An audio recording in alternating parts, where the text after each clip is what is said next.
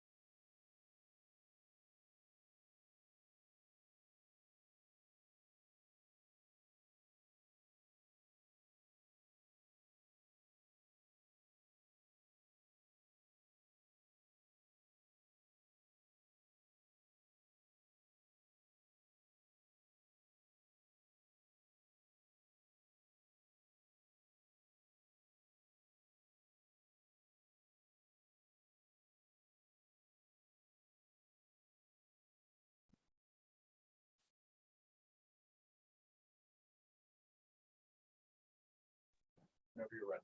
Yes, yeah. So we have the consent calendar for September 9. The first item is MRE Lot 8. So do we have an applicant for that? Michael is on Zoom. Yeah. Hi, guys. Good morning. Michael Stroh with DMHA. Hi, Michael. I think we only have three brief comments. Number A and C are shown on slide 23, I think. Mhm. I remember correctly. There you go. The comment was to study the windows proportions and the octagon, which is a little bit lower. There you go. It's on the lower left-hand side. That's the octagon right there. Do you see the octagon? Yeah, there you go. Okay, and also the entry details, which are on the top. I forgot what the comments were. I mean, why? What was? There wasn't any question about it.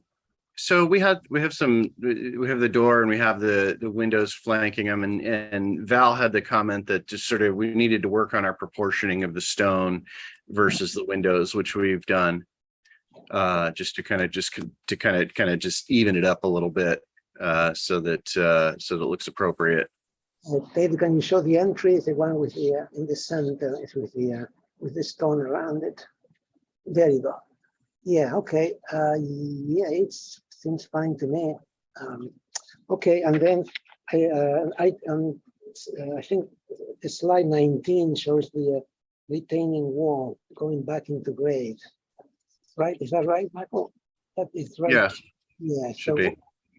And I think it's right there on the upper left. Yeah, Yeah, I'm not sure what it was before, but it seems. it was kind of just extruding out of the grade more. I guess I would have preferred it to tie back into grade or something.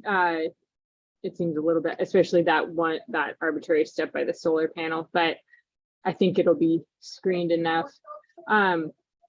Just one comment that the landscape plans are really hard to read. I don't know if maybe printed they're easier, but it's like a scan of a scan maybe. Michael, is there, can you just confirm that they're all coordinated with your site plan? Just because They are. We had to, and I know it's because our landscape architect draws by hand. Yeah, we've gone back through, and because we did have, and Alex could speak to this if necessary, we did have a couple of planning comments between the last time you guys saw this and now, where we had to relocate the fire truck hammerhead because we had the end of it sticking into the open space easement and we didn't realize it. And so it reconfigured the walls just a tad, and we also were able to pull in the grading and things like that as a result. And so yes, the landscape plans do match what we have on civil and architectural. okay. Yeah, this is Alex, and just to add to that, as you might know, with Montecito Ranch Estates, there's lots of landscape requirements and their conditions of approval with the subdivision in terms of they being within the development envelopes, having a little more flexibility, but within any of the open space areas needing to be primarily native and drought tolerant, compatible with the coastal scrub. Mhm. This project also includes a swale restoration down sort of at the, I guess it's the northern and lower end of the parcel. Mhm. And that's what you're looking at right there. But I mean, I'm no landscaper. I did landscape architect, but I did look at the plant list for the development area. It seemed mostly natives, Yeah, at least in the critical areas.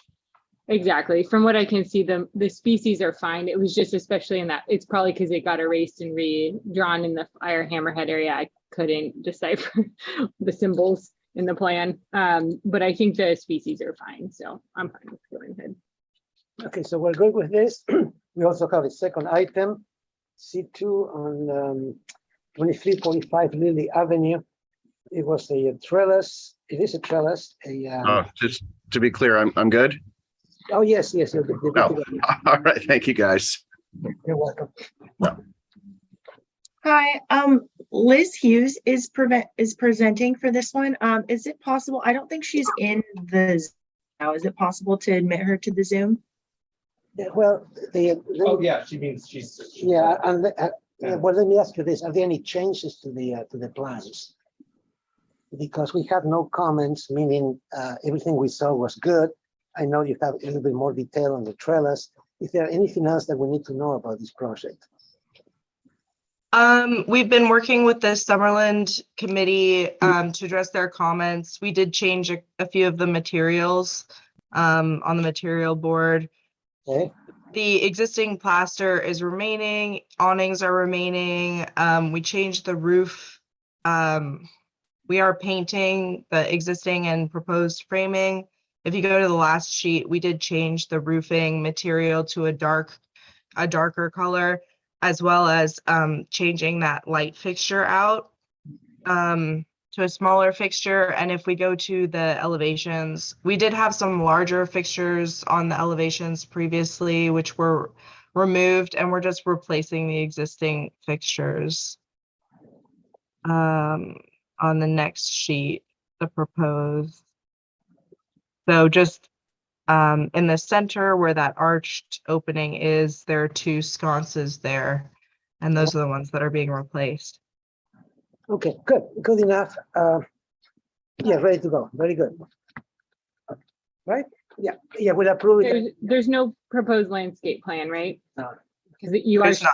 symbols, but okay, Yeah. okay. Okay, good to go. Okay, very good. So we'll approve it during the meeting. Okay. Good. Okay. So that concludes the consent calendar. And do we have a quorum? Yeah. We do. Yeah. Should we get into it?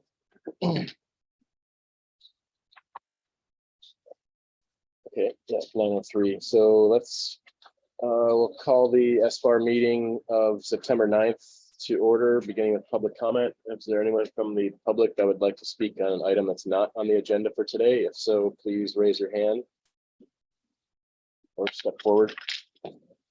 Okay, item 2, agenda status report. No changes to today's agenda. Okay.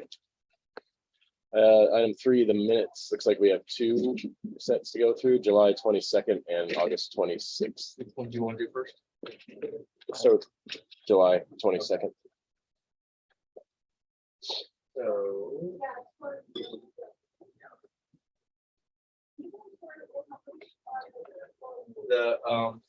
these were placed on the agenda, as I mentioned last time, at the request of the attorney for the Low project, and she just wanted to make a couple corrections regarding the public comment section of the minutes for this item.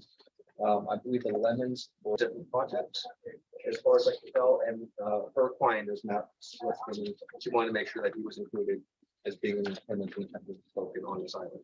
So this was a applicant requested or neighbor requested. Let's see. Okay, so that's it for all the minutes? Yeah, okay.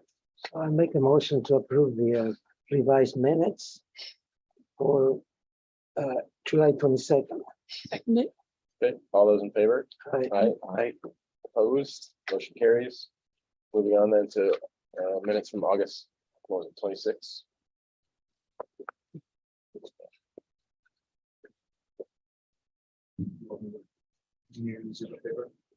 Oh, yeah, a little bit.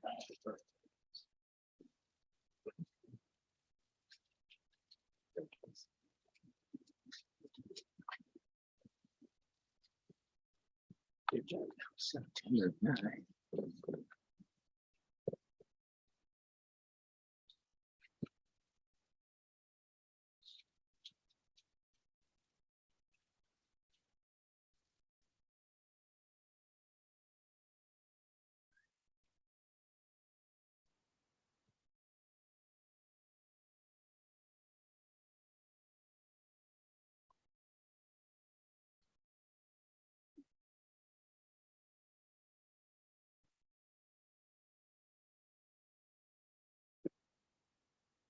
So just to clarify, on C, the applicant had already reduced lower 18 inches, right?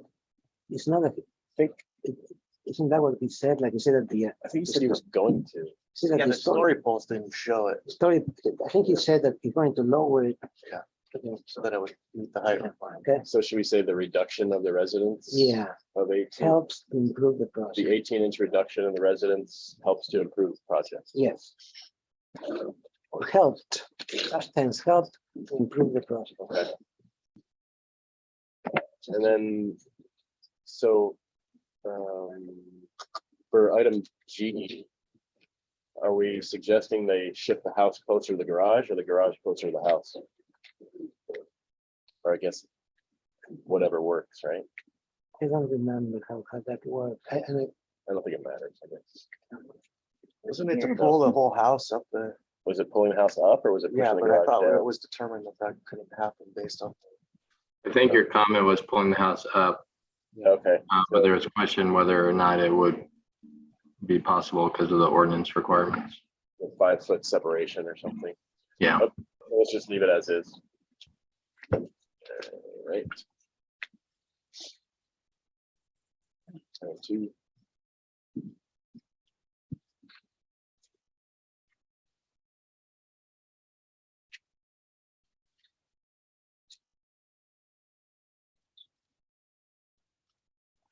I think in B, we were not very strict or completely direct, but it's more than the study the ability. Yeah. I think it's more like study lowering pad height and plate heights.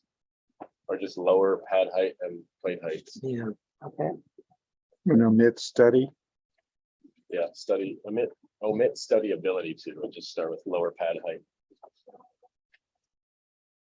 And plate heights to reduce height and massing, especially on west side. Okay. You just say take out study ability and just, Yes, Leave the rest of it. okay. Yeah. Just say lower pad height, and start there.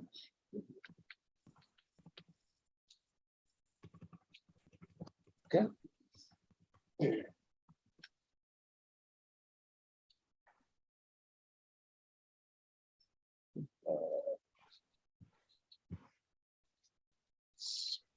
were we more specific with the back patio cover?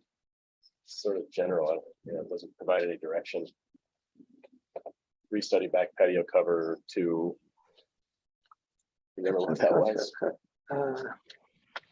What was, I forgot Oh, because the roof line. Remember that, like the gable was at the same height as the rest of the roof, and the whole. I think it was study lowering the patio cover.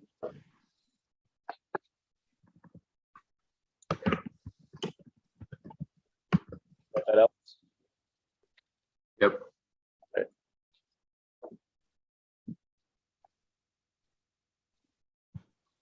Okay, 4A, just remove study opportunities to, and just say add landscaping around enclosure.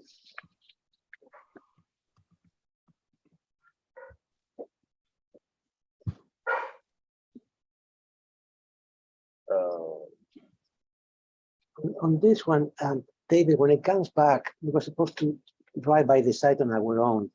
Can you tell us to do that? Because otherwise we're not. Yeah,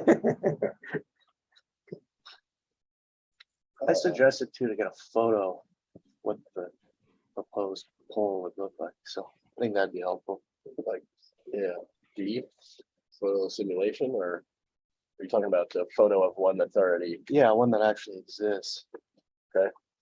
that's kind of what's along the lines of C, provide sample of foliage in person and photo of similar tower element or what do you call it? Similar installations, yeah. Is that what you're saying? Yeah, I think there was some discrepancy between the elevations and the photo sim. So I think we wanted to see exactly what it's going to look like. So yeah, so provide sample of foliage in person. So for MBAR to review color and characteristics and provide photo of similar installation to verify exact what you call it, shape and help me out here, people. Form, It's yeah. just, Form and shape, yeah. okay. All right. Maybe, oh, sorry, we're back one more. So let's switch E and F so that they install the story poles first and then we drive by. So install some form of story pole to reflect height of tower and inform S-bar members so they can drive by site on their own. There you go.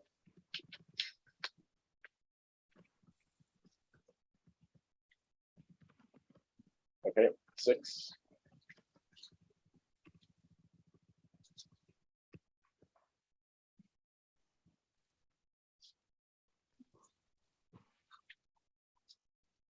Yep.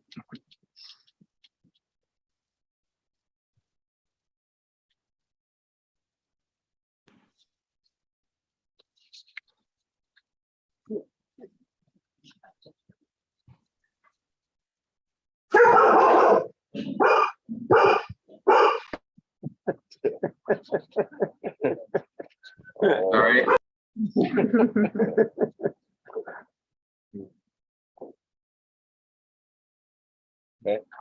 Okay.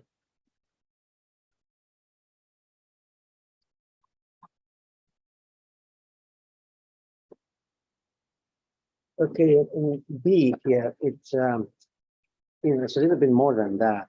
I would because it's a rather large project. It's like a 3,000 square feet. Somehow temporarily, but it could last a few years or decades. So I suggest, I think that's what we said, provide roof protections at doors and shade elements at large exposed windows.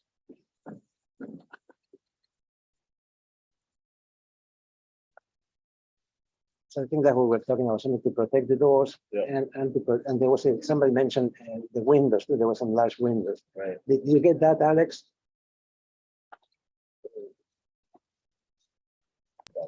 Study or provide roof extensions at doors and shade elements at large exposed windows. Yeah. The roof, not extension, in fact, protection. Provide roof protection. Yeah, meaning like with a bracketed. Window protection. then. Yeah, and shade elements for the exposed windows. Yeah. We gain flexibility, right? Yeah. Okay. Also for A, further develop landscape plan and incorporate additional trees to help shade parking areas.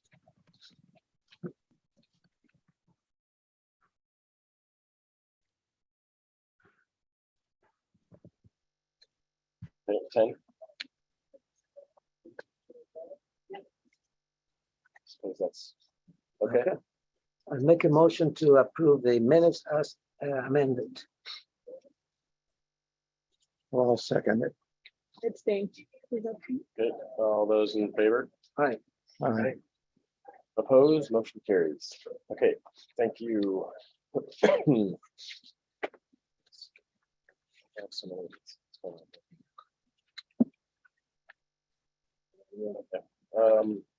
So that brings us to item number 4, S-bar members informational briefings. Josh, Vice Chair Bloomer will not be here today. I have to step down for item number 5. Anyone else? Nothing? Oh, also, I will not be here for the next probably 2 meetings. Definitely not the next one.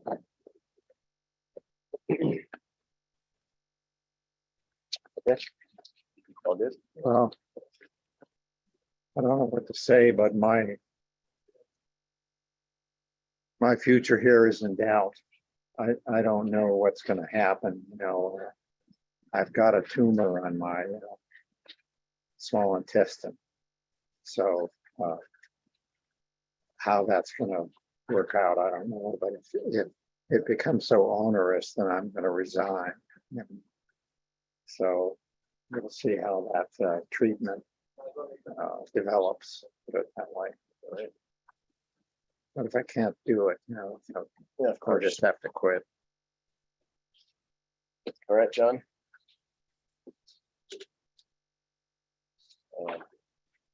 Okay, anybody else have anything? Okay, we'll be pulling for you. I appreciate that. Item 5, staff update. I don't have anything to update. All right, moving right along. 6, consent agenda. We had 2 items, 210 Montecito Ranch Lane in Summerland and 2345 Lily Avenue in Summerland as well. They were both approved. We will recommend approval of both as submitted. Do you need one motion for the whole consent? Okay, I make a motion to approve the consent agenda. No second. Ready? No, I had some clarification. Okay, so motion for approval. All those in favor? All right. Aye. Opposed, motion carries. All right, moving on to our standard agenda, beginning with item number 1. The St. George residential building, request of Lonnie Roy, agent for Ed St. George, for conceptual review of a 25-room residential building of 10,196 square feet, divided amongst 5 groups. Each group will share restrooms, kitchen, and living space. There's currently a vacant commercial building of 3,450 square feet, which will be demolished. Grading is pretty much balanced. It's a 9,994 square foot parcel, zone C2, located at 971 Embarcadero Del Mar in the Ivy area. So do we have the applicant here? Please state your name for the record. I am Lonnie Roy. I'm the agent for the property owner. Okay, whenever you're ready, Lonnie, we'll have, try and keep it to about 10 minutes. Okay. For presentation, if you could. I'll keep Are you ready? brief. So starting out with some context, it's located at the northwest corner of Trigo and Embarcadero Del Mar. The property is currently developed with a commercial building and parking, which the building is in relatively poor shape in its current condition and isn't really in the position to be rented or leased. The surrounding properties are all zoned C2 as well, and contextually, there are 2 3-story buildings to the south on the opposite side of Trigo, and then within the commercial loop, there's a number. Like a pointer? Oh. Okay. Yeah, Is it this one here? or- there you go. There you go. Yeah, so this is the property. This building here is 3 stories. That's 3 stories. This one is a 2-story residential building. This building over here, I believe, is 4 stories. And there's a number of larger structures within the commercial loop as well, just to give some context. Is it just to the north of that? Is that the Ivy Co-op? Is that what that says? There's that little park right there. Yeah, where the pointer is. I don't think it might be. I'm not 100% sure. That one is just it's just a single story structure. It doesn't have heavy development. And then I'm not sure, next to the property as well, that structure is just 1 story, but it is in a commercial use. And they're all commercial zoning, all of it C2. So I would say the uses surrounding the property, although it's C2 zoning, the uses are relatively mixed. The 3-story buildings to the south, they do have ground floor commercial with residential above. So it is a relatively mixed use surrounding the site. So we are proposing to completely clear the property of the existing commercial structure and parking and redevelop it with a 3-story single room occupancy facility, which is allowed with a conditional use permit within the zoning. So to start on the site plan, I'll go to A1.1.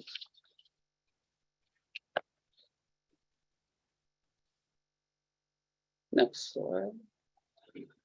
So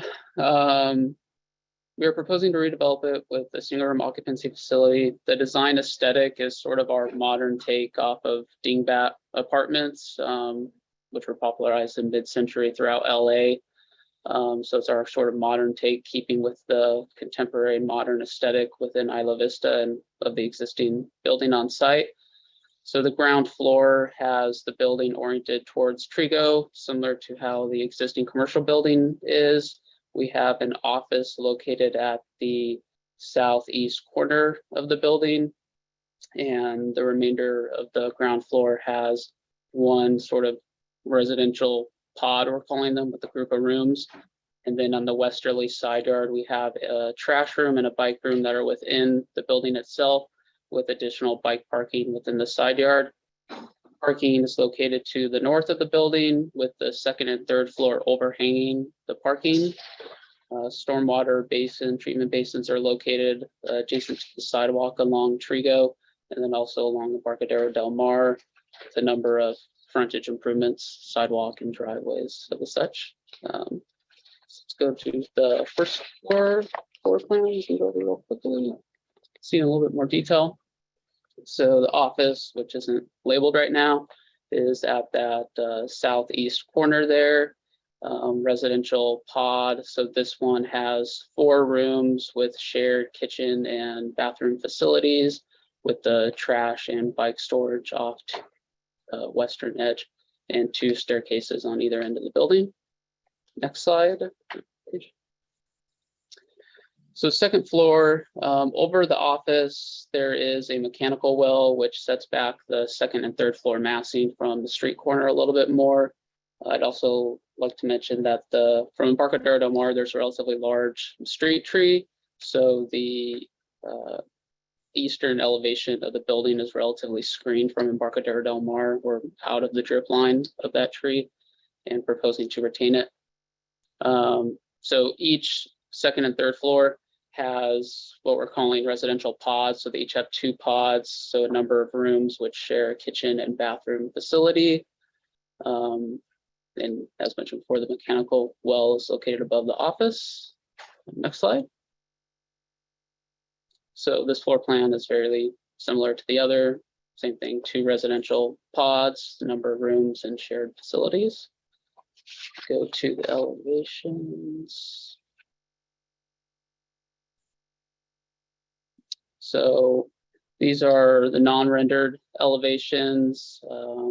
So the building is 35 feet high, which is taken from existing / proposed grade, which are relatively the same in this instance. And again, it's our kind of play on the dingbats. So the second and third floor massing overhang the parking, where that architectural typology had a little bit more simpler massing with some ornamentation or decoration on the architecture. We're more or less playing with the massing, pushing and pulling it to create interest in it. And if you go to the next slide, we have colored elevations of the north and south to give you an idea of how we're kind of proposing color, playing with that, with breaking up the different forms on the building. And I will leave my presentation at that. Okay, thank you. All right, questions from the board? Hey, I have a few. Can you go back to the site plan, please? Yeah, right there. Can you enlarge the area, get closer so we can see them a bit better? Yeah. So what happens to that curb cut? Are you going to keep it with that width? So the existing curb cut's a little further south of where we're proposing the parking, so we have to do a new driveway approach.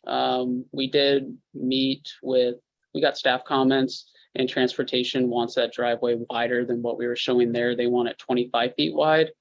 So it is actually going to push closer to essentially the full width of the drive aisle on site. That's what the width of the driveway apron is going to need to be on the street. So how much is it now? How big is it?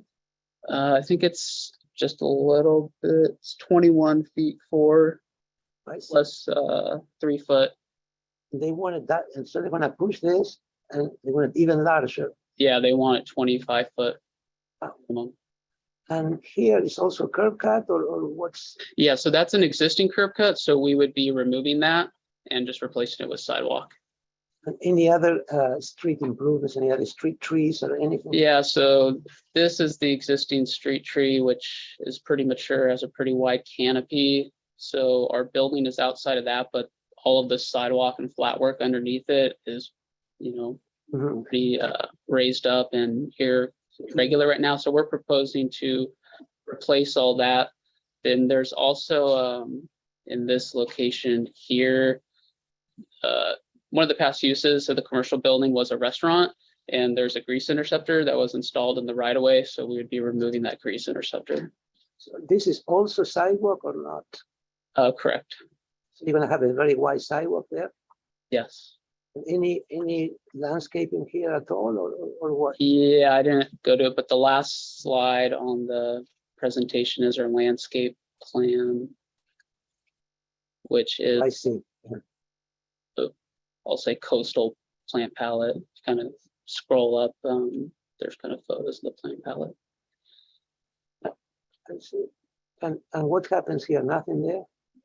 So right now we're not proposing to replace, that's all sidewalk right now. The transportation requires us to replace that portion, then we would as well. All of this is sidewalk. It's going to be sidewalk. Correct. Right now it's all existing sidewalk. Okay. Do you have any site photos? Yeah.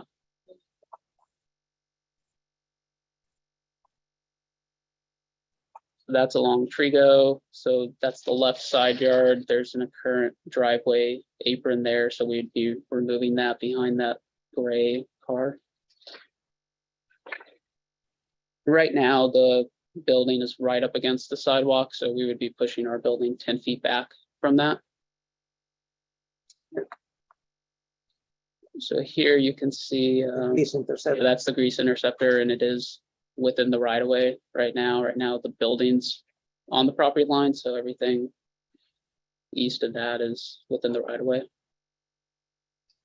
I have a question. In the parking area, is your back out and like drive aisle and back out area the minimum depth, like maxed out? Yeah, per code, yeah.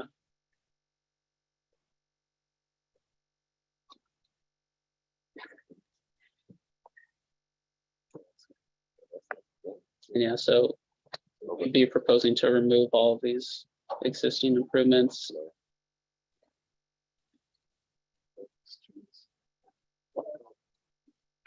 Okay, and so you have some, the lower unit, there are some that face south, right, the entrance, right, is that right? Yes, so the entrances to the pod is on the north end from the parking side. But yeah, all of the rooms' windows, they face south out towards Trigo. You have entrance like doors coming from the south or not? No, Okay, so they're all coming through the interior. yeah, correct. Another question, do you have any so-called open space or common area or balconies or roof top or anything for exterior, Yeah, currently not really. I mean, we have that side yard area which is being used for bike parking because we need a minimum of one bike parking space per room, each full occupancy. Yeah, we don't really have the Okay, one last question. Where's the trash enclosure? located right here. It's in the building. Oh, I see. So it's just going to be carts, and so we would have staff on site, so staff would wheel those out. I think it was once or twice a week. Service from the street. This office, this is where staff takes care of. Storage. Yeah, so that's bike storage right now with additional bikes here. The office is The office. and that's all kind of commercial storefront glass along the corner. It has a metal awning that overhangs it, giving a more kind of commercial aesthetic. Okay. Thank you. And so what's happening along this property line? So along here, there's an existing fence that's pretty much like a solid wood kind of wall. So that's being proposed to remain for screening purposes. Then along where we kind of have the bike storage, we are proposing to build a new CMU wall to secure the bike parking. And the gate would have a code and everything like that. And we'd have cameras that would be monitored by on-site staff to be sure that area stays secure. And this is that curb cut? That's a curb cut that would be removed and replaced with just sidewalk, as we don't need anymore. Northern property line. It's pretty similar. There's, some existing fences and bollards that are on neighboring properties, so that's to remain. We're just proposing to landscape the 5-foot planter on our side. And then what do you think about for materials for the drive aisle? Right now, we're calling that as permeable concrete to keep us within the tier 2. So it would just be a standard permeable concrete. And then other than that, underneath the building, that would just be a standard concrete. All right, any other questions? Yeah, well, lastly, the materials on the elevations, windows and plaster I see, and there's something else in there. Two kinds of plaster or just the color? Is that a different material? That's the different material. What's not really shown on there is the windows. They would be recessed slightly from the exterior walls, and then the gap that's in between the windows, that part would also be recessed. So although on the rendering it's kind of showing the body color within there, that would actually be painted or be part of the window structure itself, and that would be a dark bronze or black. That's kind of proposed for the window framing. Okay. David, can you go through the other elevations again real quick? Wait.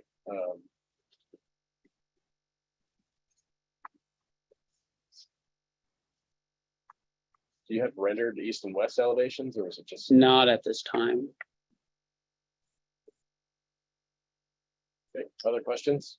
Yeah. If you park your bike in the bike area, then you gotta walk across that building to enter on the driveway side. Yeah. Is there any consideration of giving access from the bike parking area? We've tried to work it out. Something we could definitely study further. Yeah, it's not optimal, admittedly. So this entrance here is just to the office, right? Correct. And then everybody else comes in. Yeah, so everyone else, the stairwell entry for this one is right here. The stairwell entry for this one's right here. And then the entry for this unit here is right there. Now, what's the planting that you have on that far left parking space? I believe that was just some heavenly bamboo. And because of how tight it is, didn't really get much planting at the actual drive aisle portion. We're at the minimums of everything right now. There's no requirement to have like a garbage enclosure that's accessible from like a dumpster kind of a thing for a project like this. So we're staff will kind of be picking up the garbage, so that kind of alleviates the accessibility requirement from that aspect. And all the garbage access may have to come through the bicycle area. Correct, yeah. And staff would be the ones who would wheel that out to the street on pickup day. Okay. Is there an elevator? No. Allowed? Because we have ground floor units, it is, and kind of going back to potentially why there's no rooftop decks or any common space like that. If we added that on the second or third floor, that would necessitate adding an elevator, which would increase cost quite a bit. All right, I think that does it for questions. Moving on, public comment. Is there anyone from the public that would like to speak on this item? If so, step forward or raise your hand. And for those who are joining us via phone, hit *9 on your phone to unmute yourself. I'm sorry, to raise your hand. *9 or *6? *6 to unmute, *9 to raise your hand. Okay, See no hands, no one's coming forward, so back to the board for comments. Mr. Richards. Well, I'll start with the access to the bicycle area. I think there should be a better way to access the building than having to walk all the way around. I don't know if it's just adding a gate on the side of the driveway there that maybe there's limitations too. There's a car park there. It's gonna be tough to get a bike in and out of there, but it just seems like circulation around the outside of the building to be studied to kind of facilitate that somehow. Pulling the garbage in and out of the bike parking area just seems problematic over a long period of time, but that's just my take on that. I support your choice of planting. I think it's well thought out. I don't know, it seems like a lot of programming on the site. I know that it's important to get housing in this area. I also think there could be an opportunity to get some little balconies on, if you go to the elevations. But it sounds, yeah, wait, go back. Kind of like where the building tucks in there on that lower elevation. I mean, I can see little balconies gotta be fit in, which would at least add some quality other than it just being a, you know, massive building. It'd be kind of cool. People come out of their pods. But you're saying that that would require an elevator to be installed? Well, if it was common space, so if it was private to the residents, it wouldn't. I mean, to the whatever, you know, group that It is. just seems that would add a nice quality to the building where it would feel a little bit more like a home rather than an industrial building. Mm. I like the architectural style and I think it's appropriate for the area. There's other buildings that kind of reflect that style. So those are my comments. Ms. Grubb. I agree with the comment about studying the circulation. I realize it's really tight, but it seems like everyone's gonna walk through those few parking spaces to get to the stairwell. I agree that the plant palette looks acceptable. And I understand the use of Washingtonias along that north property line, but I think it would add value to have some canopy trees interspersed with that row of Washingtonias. It doesn't look like the adjacent structure is too close in some of the areas. Like you might be able to intersperse with the trees. Okay, John. I mean, I think that the your southeast corner there where you have that paving, I think that should be restudied to try and maximize the landscaping there. I mean, that's a lot of sidewalk. And if that can be avoided, you know, yes, exactly, it should be. And I think the comment about the outdoor space is important. I mean, there could be even a rooftop communal space or some sort of a spot that one could go, you know, to be outside and to have a certain variety. This is pretty well regimented, and I think trying to achieve some relief to that would be important. Mr. Peugeot. Well, I support the concept of a three-story building on this location and the concept in general, but there are issues with the design. For one thing, there's too much paving. I mean, like there's paving all over the place. So starting from that, there are some things that could be done with a little help from everybody. So this is the sidewalk right now.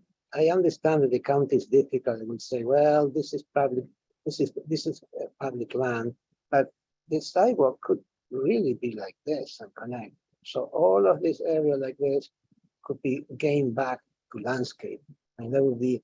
I understand that requires a little bit of political help or something. I'm not sure what. You know, it's basically using, you know, embellishing the, you know, the corner using the public land, but you know, the sidewalk only needs to go like that. You know, then it connects to this sidewalk here. So all of this, all of that, it's just a lot of paving. Of course, a single loaded corridor with a handicap space, I mean, that's a lot of paving as well, but maybe it's, maybe there's not a solution. Now, I think this should be connected. I mean, this is really the circulation has a problem right here, obviously. For circulation, for internal circulation to carry the trash or anything else, it has to somehow, connect. Also, the front door being here, it is just so hidden. I don't know. I mean, like, you cannot find it in the elevation. It's just, it seems like everybody wants to come in the corner. So there is something there that needs to be worked out with less paving, more emphasis to the main entrance, and a better circulation. That's one. Two, the elevations. Yeah, so I don't, I understand you're trying to break the height and the mass, but it is so arbitrary and forced that if you had a simpler mass with perhaps larger fenestration and some balconies or some, especially facing the street on this side, I think would be more successful. I don't think the round columns, with my point again, I don't think the round columns are successful at all. It looks like the buildings in the flat zone, and it needs to be elevated because it doesn't seem natural. I think maybe square columns and more integrated with the mass above, and without so many variations in the plane here and there, would be more successful. You can have something more fanciful on top, but I definitely the round columns in the north, they just don't really add much. I mean, if this had legs that would drop all the way to the bottom, at least the building will be sitting squarely on something. The fenestration, I'm not sure if it works. It seems like creates two lines. One is second and third story, and the first story is really kind of lost in the picture. So I support the concept. I think the architecture needs to be improved and the circulation needs to be completed, and there has to be less paving. Okay, Ms. Froscher? Yeah, I don't have too much to add. I agree with the previous comments that the circulation is not, it's not complete. You've got to have a better access to the bike parking and a better access to the trash. And I agree with the too much paving, and certainly with adding balconies and making it look more inviting as a residential project. Okay, thank you. Yeah, I don't have much more to add either, but I agree. I think definitely the circulation, and I as far as the open space, usable open space, going back to Alex's comment about if this sidewalk came out, this is kind of a prime area on the ground floor for just a little outdoor public, not public, but private space for the inhabitants. And obviously you have the park right across the street too, so that helps. And yeah, I agree. I think the balconies are a good idea, and definitely I think the circulation, you need to be able to connect. If you get off your bike, you should be able to walk through here and get to the door instead of having to come all the way around. Can we go up one slide real quick? So is this incomplete then? I don't see the entrance or anything happening. Yeah, that one's missing. It's like missing the fenestration for the first story. Okay. So when you come back, then obviously complete that, and also the four rendered elevations. But that's all. I won't add anything else. So another quick question: right on top of the office, is that some sort of railing, or is that an open space on the second floor? No, so that's right now the mechanical. Oh, right. Well, yeah. That's just a little like parapet screen. Essentially, yeah, because the 35-foot height with what the plates are designed at right now doesn't allow enough room at the Just got it. To put the mechanical. So that's all I'm going to add. We are here for conceptual review. How does the board feel about coming back? Further conceptual slash prelim, Yeah. or just conceptual? Further conceptual. Can I have one quick comment? Yep. When you return, could you put the accurate planting on the elevations? I think it'd be helpful. It's just kind of embellish and more doesn't reflect the plan. Okay, so come back for further conceptual review when you're ready. Okay, thank you so much for your comments. Thank you. Item number 2. Is it Wrought Bahaj addition?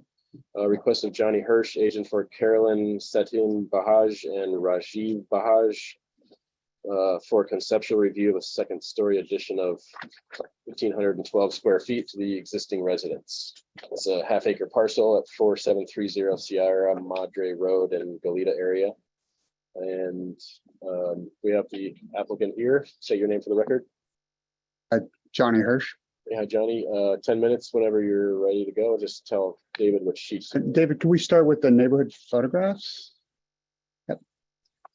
Apologies if there's duplication here, but I just wanted to introduce the neighborhood and the varying styles that exist.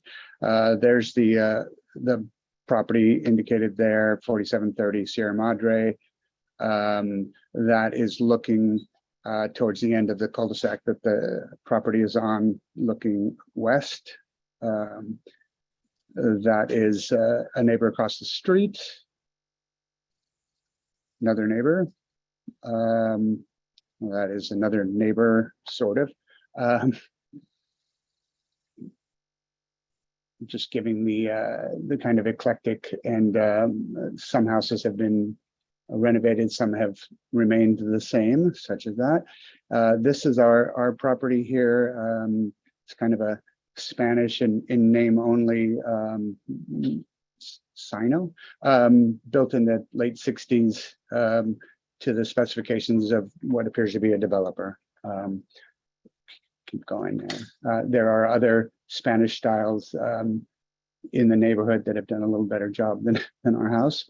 Keep going. Keep going.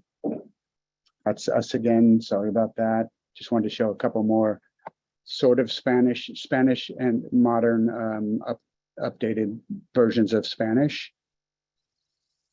Keep going. Another, oh, keep going. Sorry. There's a 2-story peeking its head above the grade there down the street. Keep going.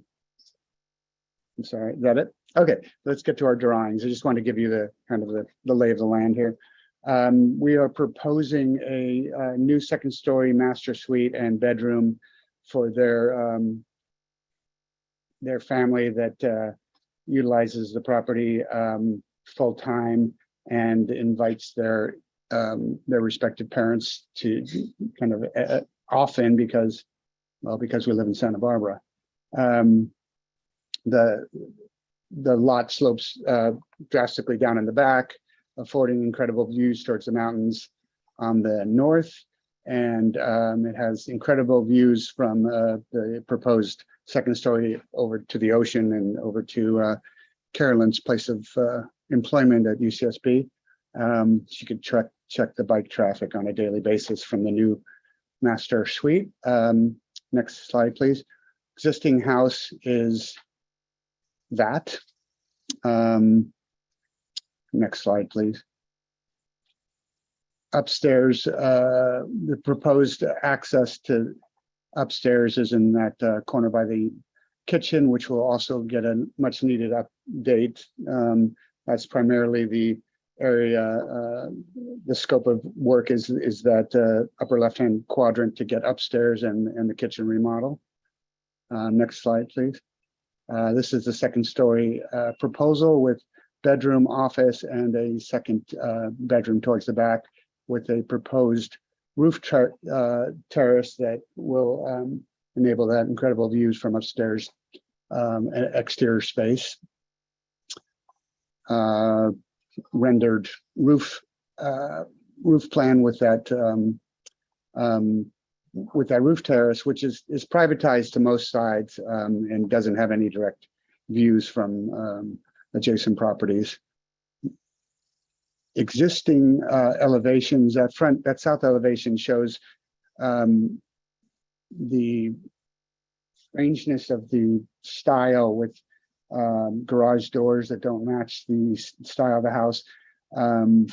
A colonnade which has a slump stone base, which I don't understand, which we will be cleaning up, and the rest of the house, which isn't much affected other than, next slide, please. Here is the new proposed semi-rendered elevations with new garage doors and new simplified, but I think improved colonnade, arches with the upstairs nestled in, kind of varying massing at the office and the upstairs master suite, and other elevations showing stair circulation. I guess I should be doing this with the tower, with the skylit tower for the stair circulation, and trying to be respectful to neighbor views. If you can go, so this is the east elevation. So there aren't, this is all existing. So we're trying to mitigate that. That's a very high window. There wouldn't be views into that or out of. This is a bathroom which would be obscured glass just for light at that upstairs bedroom. This is west elevation showing the proposed roof deck, master suite. There's that stair, that circulation tower with the skylight. Next slide, please. That's it. Oh, sorry. Can you? I have a supplemental package that has. So this is just kind of a feeling for the house. It's a more contemporary, but still massing in materials and sensitivity to a Spanish style. This is just an example of what we're going for. Next slide, please. We don't have a landscape designer on yet. We will, but the landscape will be drought tolerant, more native plantings with bougainvillea, maybe some palo verde and the requisite aloes and Santa Barbara daisies. But we will have a landscape designer next up. Next slide, please. So material palettes, we have some exterior tiles that we'd like to introduce, and a wrought iron work in various strategic points. Next slide. And there's a rendering of the front as it might appear. My thought is that the garage doors, gates, and main entrance, which is through a courtyard there, might be a blackened or burnt wood finish to kind of soften the look and not have a faux stained wood finish. And that's it. Great, thank you. All right, questions from the board? I have a few. So how tall is what's the second floor plate height? Plate height is what's a 9-foot ceiling in there. So from ground is No, it's just 9. yeah. And what is this? It's just like, what is that? Is that it? That is a bathroom with a tile inset finish. And I'm trying to pick up the arch language of down below and kind of tie it together. This is your existing gate or something like that. It's not existing. That's It's not proposed. There is a gate there and there's a fence and a gate. I'm pulling the code finish. Elevations. Yeah, I got some questions on the elevations, yeah. What is that curve right here? What is that? That's a wrought iron. If you, one of the inspirational images, it's a trellis, it's a light trellis at the, yep, go down. Kind of like that, but there won't be growies up on the, there won't be anything growing up on that second story. Go back to the elevation. So this is one piece of steel that round and goes down here that way. It's a hasn't been developed yet, but it's a wrought iron trellis. If you go to the roof plan, it shows a view of that. Right there. It's kind of a gridded trellis. Okay, and go back to the elevation, and these are new windows, right? Pardon me? That's a new window, right? Yes, that's a That story. repeats the shape right here, right? You know, you're following that kind of a shape, right? Is that Yes, that all right? that's the gate, right? Very good. Okay, thank you. Ms. Rosher? Do you have something that shows where the neighbors are on either side and which elevations are looking? Yeah, at your neighbors. And that's all that? sure. If you go to that the first neighborhood, very first page. So this is east, there's the neighbor. This is west, there's the neighbor. So the view from here up to here, I can show you on the east elevation architectural drawing. So that's, Footprints on your site plan? pardon me, The neighbor footprints on your site? it's not a, But go ahead, and you were gonna say, oh yeah, so this is the view from the east neighbor, which this is existing, so their fence line comes along here. And like I said, there's no view in there. And that's obscure glass at a bathroom. So trying to be sensitive by not putting any views from that side. On the opposite side, the neighbor's house doesn't have window views in this quadrant, so they're not going to view here, and it's set back, the topography steps down. From what I've established here, there isn't direct views from that neighbor into any of this. Okay. I will be happily put the neighbors on this. Mr. Rodiak, questions? No, Ms. Grubb? no question. Mr. Richards? I don't have. Okay, can you go up one, I think, to the other? Yeah, so on the south elevation, you have the bathroom with the big window. How does that work with privacy? Let it. Across the street. Well, that won't have, a third of it is tiled and obscured. The rest will be privatized through the glazing of that. The idea is that at a certain level, they'll be able to see their view towards the ocean, but the view from below is obscured to a certain height It would be via the glazing. like a frosted glass? Well, probably a textured glass. Okay, how does that work at night? Should be fine. Um, I mean, as long as someone isn't pressing their, items on the glass? yes.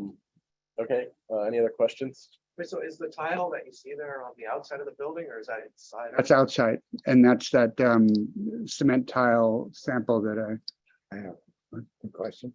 You know, what's the head height of your windows at the second, that's 7.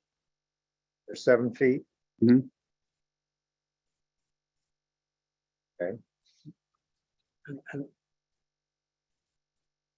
And that is 9 feet then, is that what you're saying? Sorry, That's 9 feet right here? 9 feet to the plate. and it springs up. There is a vaulted ceiling in that bedroom. And anything happening on these walls? Now, what I'm doing currently, that roof comes down and covers that colonnade. What I want to do is take that roof off and create a open to the sky beamed loggia there. Now, and then grow Bougainvillea up to create, it will end up growing up and over that. And, Get high fire zone? No. All right. So on the walls themselves, those will just still be white. currently they're white. I mean, we want to put a bench. On everything from. Hey. Okay, all right, I think that does it for questions. Public comment, I know we had a couple letters, and then if anyone wants to speak, we have some forms in the back. If you didn't fill it out, then do it after. Otherwise, give it to David and step forward when. How many public speakers do we have for this item? So if I want to speak, I need to fill out the form. You can do it after. Okay. So if you're ready, go ahead and we'll have 2 minutes to address the board. And please state your name for the record. My name is Karen Long, and I live at 4707 Sierra Madre. Good morning. I think the Bajas are wonderful neighbors. They're friendly, pleasant, engaging.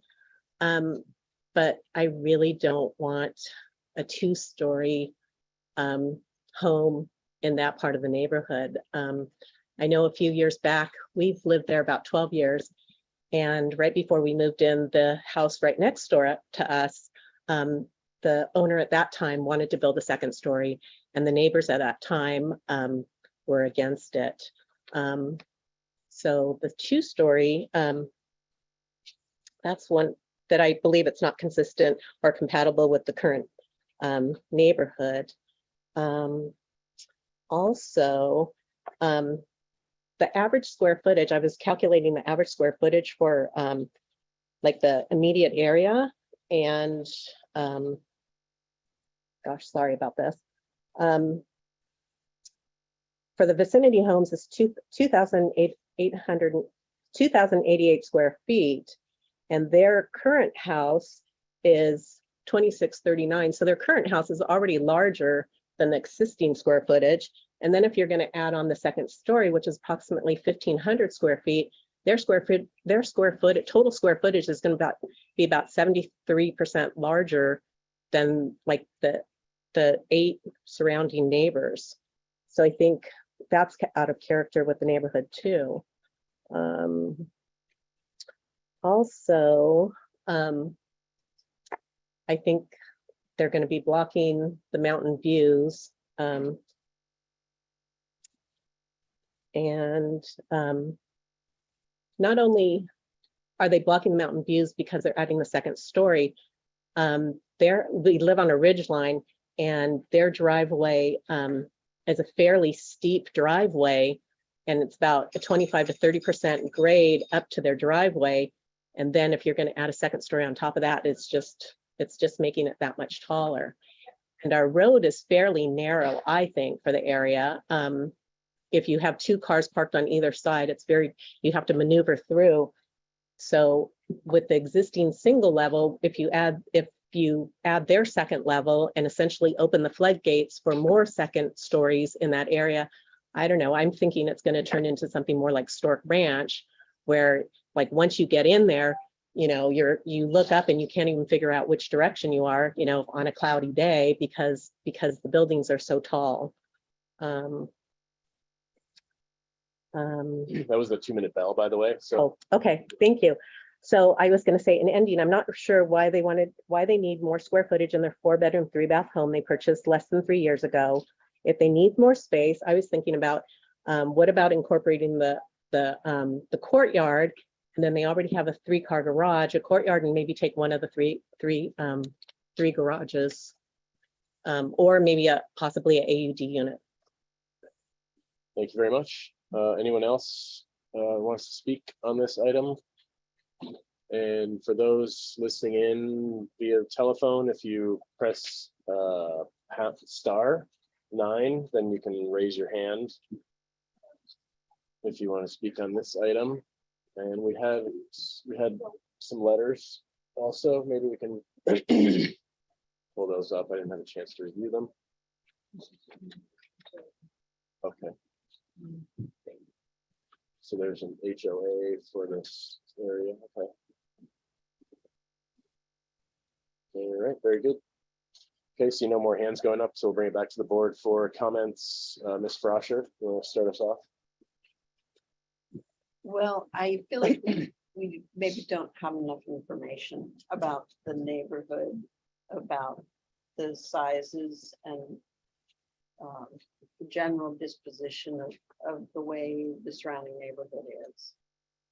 And it may be worthwhile for us to do a drive-by of this location. I think your architecture is interesting. I think it's a, you know, nice update, and you know, trying to give a sense of style to this Mediterranean, whatever it is. But it's very possible that if two-story is the way that it goes, that the plates should be lowered. I mean, if you have volume up in the bedroom, you could have an 8-foot plate and it'll still feel nice. So, yeah, I think I want to see the profile of the neighbors, you know, in a drawing, to give a sense of context of how it's sitting in there, and then more information about the immediate neighborhood, and then I think maybe we should drive by it. Mr. Pujol. I agree with those comments. I think usually we have like a site plan with adjacent neighbors in a smaller scale, drawn like that. Sometimes some site sections, like here, that you have to put in site section. You know, with the ones across the street, you know, showing, you know, and then a side section showing, you know, so how it impacts the ones across the street and behind. And then I have some questions, basically comments regarding the architecture. I think the pictures that you showed, your inspirations, I think they're good. You know, this is Santa Barbara. We know how to do Spanish architecture. It's, you know, I think any of us have done many of them. But keep going on the elevations themselves. Yeah, okay, that's existing. Yeah, the existing has a lot of problems. You solved some of them, you created some others. I believe that the proportions are a little bit off. It seems like the second story is more imposing than the first story. I think all of that extra space was right there, and you see it more on the next elevation, the other side as well. Yeah, this is a lot of blank walls, this is a lot of mass. If there's a way to break it down into smaller elements, then there are questions about design. I mean, this is not a Spanish colonial revival of any kind of type or form. This could be fixed. If all of these forms originate from this mistake, you should not repeat it all over the place. This is a mistake. And then you keep, you know, doing it. There is no consistency between elevation, fenestration. This form does not relate to that, does not relate to that. These three are more or less okay. The rest are not. These are more or less fine, but they're awkwardly located. There is a roof that is not, a gable that is not centered on anything. The windows do not relate to the roof. This roof kind of ends in the middle of the window. Go to the next one. It's all existing. Top. Okay, you have those kind of, I mean, here the windows are, the fenestration is much more part of the family. They all relate together. This arch here is a mistake. I think it's fine as an arch. A real colonnade will have wider post and a little bit more meat on the top, but you know, it's existing, it's fine. But this form right here does not add anything and conflicts with everything else. I think this is good. This is not good. This is not good. There's too much space in here. This is looking good. I still don't understand how that arch works. Anyway, so I have issues with the way the Spanish colonial revival style is executed. Those are my comments. Member Verbiak? Well, I agree with the previous comments. I think if you have a 9-foot ceiling, the head height of your window should be 8 feet. You know, if you have a 8-foot ceiling, you have a 6'8" head height. And so what's happened here, you're creating sort of awkward scale on your elevations because there's too much space between the window and the roof. And you know, that sort of thing, you know, has to be studied. And I agree that on the east and west elevations, there's a lot of mass there that has to be dealt with. And you know, I appreciate your effort to try to make it a Spanish colonial house, but also, you know, that needs more study. It needs more discipline. You know, that I think that Alex is right. These half round windows just are awkward, and it just needs to be quieted down. Anyway, that'd be my comment. Thank you. Member Richards? I don't have much to add to the comments on the architecture. And I look forward to seeing on the landscape plan. I guess the question, does somebody have to climb up onto the top of the building and clean the glass? For the skylight? Yeah, skylight. Yes. You climb up on top of the blades. Tile roof, yeah. Yeah, that sounds like a maintenance problem. And the privacy looking into the bathroom, I think that was already part of it. Okay, Member Grubb? Almost the stick to landscape when that comes, but I was just looking at, when we're talking about the mass of the second story, if it's possible, I was looking interior spatially, if it's possible to pull the second story away from the west elevation, to step it back a bit, I think that would help that west elevation, that large mass right there. You got a second story or second floor plan, Yeah, David, please? Yeah, right now it's such a massive wall with little articulation. And you have those double doors interior. I'm not sure, you know, program wise, what you guys need inside, but if that second story wall was able to step back, I think it would help with the mass, since you're very close to the next door neighbor there. But that's Okay, thank you. Yeah, I don't have too much to add, but I do agree with most of the comments. I think a site visit was probably in order. And also, I think 3D renderings, I think, would help you if you're able to bring something like that back, because you have a lot of sort of ins and outs, and the elevations don't always show what the feeling of the house is. Also, when you come back, show us with a neighborhood study, like where are the other 2-story homes, and maybe a square footage study too, so we have some sense of what the neighborhood is like, because we are looking at neighborhood compatibility. And yeah, I think that is about it. To me, it's, you know, the primary bedroom looks enormous, and then you have the vestibule, and then you have something at the top of the stairs. There's a lot of square footage. And so I think that could really be, maybe not very drastically, but trimmed down. And I think pulling, as Kaylee mentioned, pulling that in from the west side would help. And I'm looking, I guess, at this little hallway that leads to the office. You know, if that could be brought back in a little bit so that you have a little bit more play in the facade facing the street, that might help too.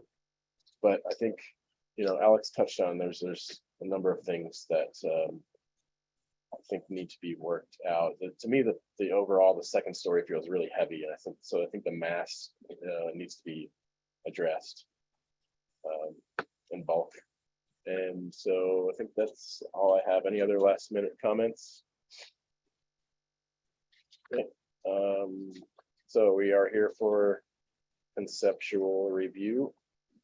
right? Yes. How does the board feel about returning for their conceptual? Yeah. Yeah, because we don't have a landscape plan yet. So whenever you're ready, come back for further conceptual review. Do you want it with a site visit or? On our own? I think on our own, maybe. Yeah. I don't know. I mean, I feel like maybe you should take another stab at it first Mhm. and then go look. But I guess just for us to get a sense of the neighborhood, I think we could do this site visit whenever we're ready. So yes, drive by on our own with reminder. Yeah. Okay. Do you need any clarification on the comments, Alex Tuttle? Got a lot. Well, probably the only one that I'm maybe a little less confident on are all trying to boil down all of Alex's comments. So my attempt at that was that the architecture lacks consistency, and the arched window and half arched window on second story aren't successful. Yeah, I- I would just say unacceptable, more than successful. And the fenestration lacks consistency, not just the style, that's one, but two, it's one of each. It seems like it should be like one type of window, or one style. May I make one closing comment? Several of Alex's comments had to do with the existing house, ridge lines not being centered, fenestration and doors, and without costing our homeowners too much. There should be a note that the house as it is has inconsistencies and sort of asymmetries, and maybe that's not something that has to be addressed in a entire house remodel. I mean, The trouble is that you're doing a massive remodel. no, You're impacting the whole house not to get that second story on there. not exactly. Well, I would be a big impact. So agreed, but I don't want to impose, the necessity to pull off the whole roof, and basically is what I'm saying, because 75% of the house is not affected. Of course, I'm working within what we have. We'll try to make it as, consistent. And I hear all of your comments. I agree with all of your comments. I just want to, for the record, that many of those statements had to do with existing. Okay. Fair enough. Thank you. Thank you. Okay, moving on. Item number 3, the Klopp Trust Residential Edition, request of Antonio Zekas, agent for Diane Klopp, for further conceptual review and preliminary approval of the first floor addition of 150 square feet and second floor addition of 656 square feet to the existing residence of which is about 1,500 square feet with an attached garage of 410. 0.14 acre parcel located at 5077 San Vicente Drive in Goleta, last heard March 4th of this year. We have the applicant here. Please state your name for the record. Here I am. My name is Tony Zekas. Can you hear me? Yes, hi Tony. I have great. several comments. From Yeah, so we're continuing from March 3rd, I believe. so And we had a couple comments. I don't know if you want to read those off or you want me to go through them. I'll read them off here. Okay. And then I'll hand it over to you and for Okay. your presentation. Our SBAR comments from last time. A, some concern for privacy and shading from second story. B, need to provide landscape plan. C, round top windows do not match architectural character of structure. D, windows should be wood or clad, not vinyl. E, consider covered porch on south elevation to break up massing. F, window proportions and placement need further study. G, restudy color and consider more contemporary color scheme, provide a color and material board. So Tony, whenever you're ready. Okay. So the first one, we're talking about the shading and so on. So the sun is at the back of our property, so it's shining directly to the north. So the only shadows we would cast would be out on the street, on the front lawn. And I think we kind of talked about that last time. That's on our site plan, so you can see the north arrows down towards the bottom of the plan. Let's see, the next one, we have a landscape plan. We have, I have Ricardo Castellano here with me to talk about that. Let's see, the number C. Yeah, we at the front elevation, if we go back to sheet 5, I think it is.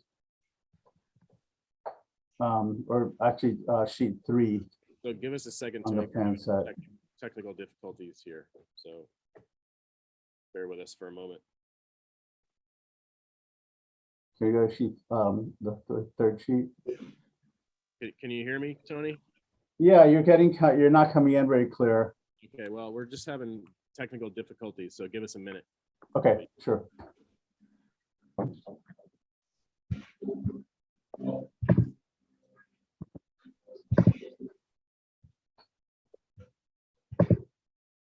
Okay, so which sheet did you want to go to? Okay, sheet 3 of the plan set that you have.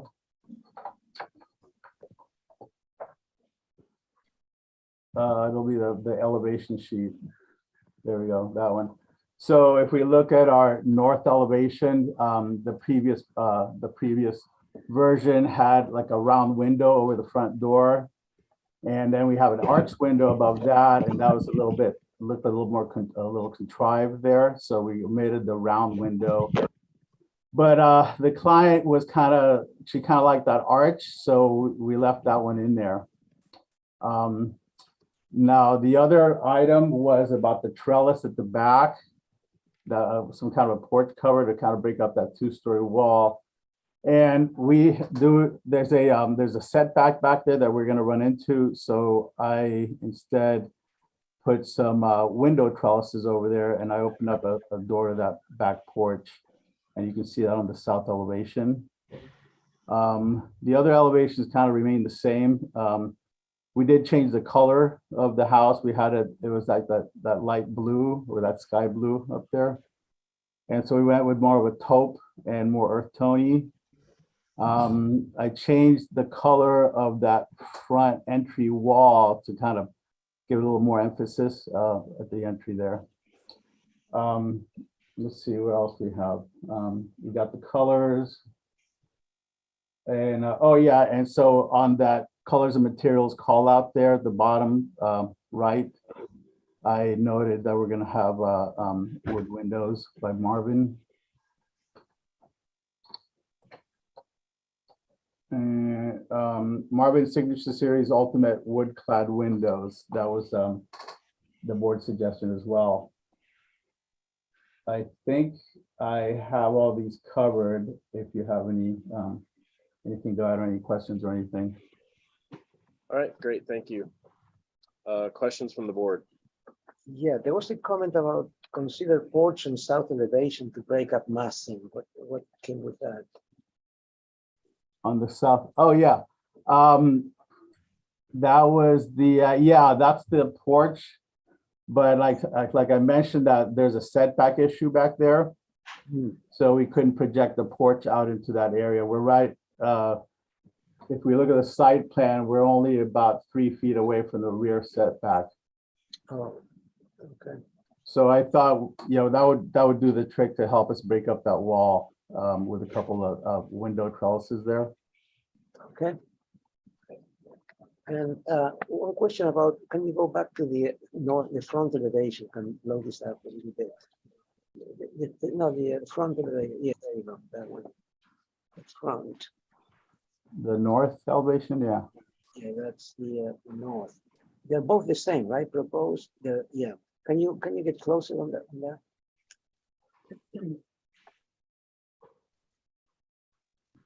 So. Oh yeah. That's just that was just comparing it to what's existing there. Yeah. And I have a sheet with the existing and proposed elevations side by side, if that helps. Right, but okay. And you said that the owner wanted to have a round top window somewhere. She kind of favored that arch style, so we thought we'd leave that there, but we did get rid of that round window right over the front door and squared that up. It was a round. Okay, so there was a a round window here. Is that Yeah, it? there's a round window right there before, so it's a bit much, I think. And Okay. And the plate of it, this is an 8-foot plate or a 9-foot plate? What is that room there at the entry, that's a 9-foot plate. It'll be vaulted. that too? Upstairs? Oh, the upstairs, the upstairs is 8-foot plate. 8 foot. Okay. All right, very good. Okay, other questions?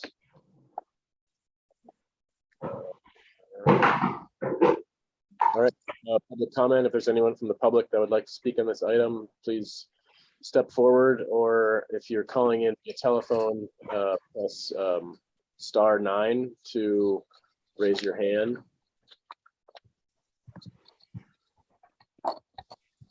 Okay, I see no hands and no one coming forward. So go back to comments from the board.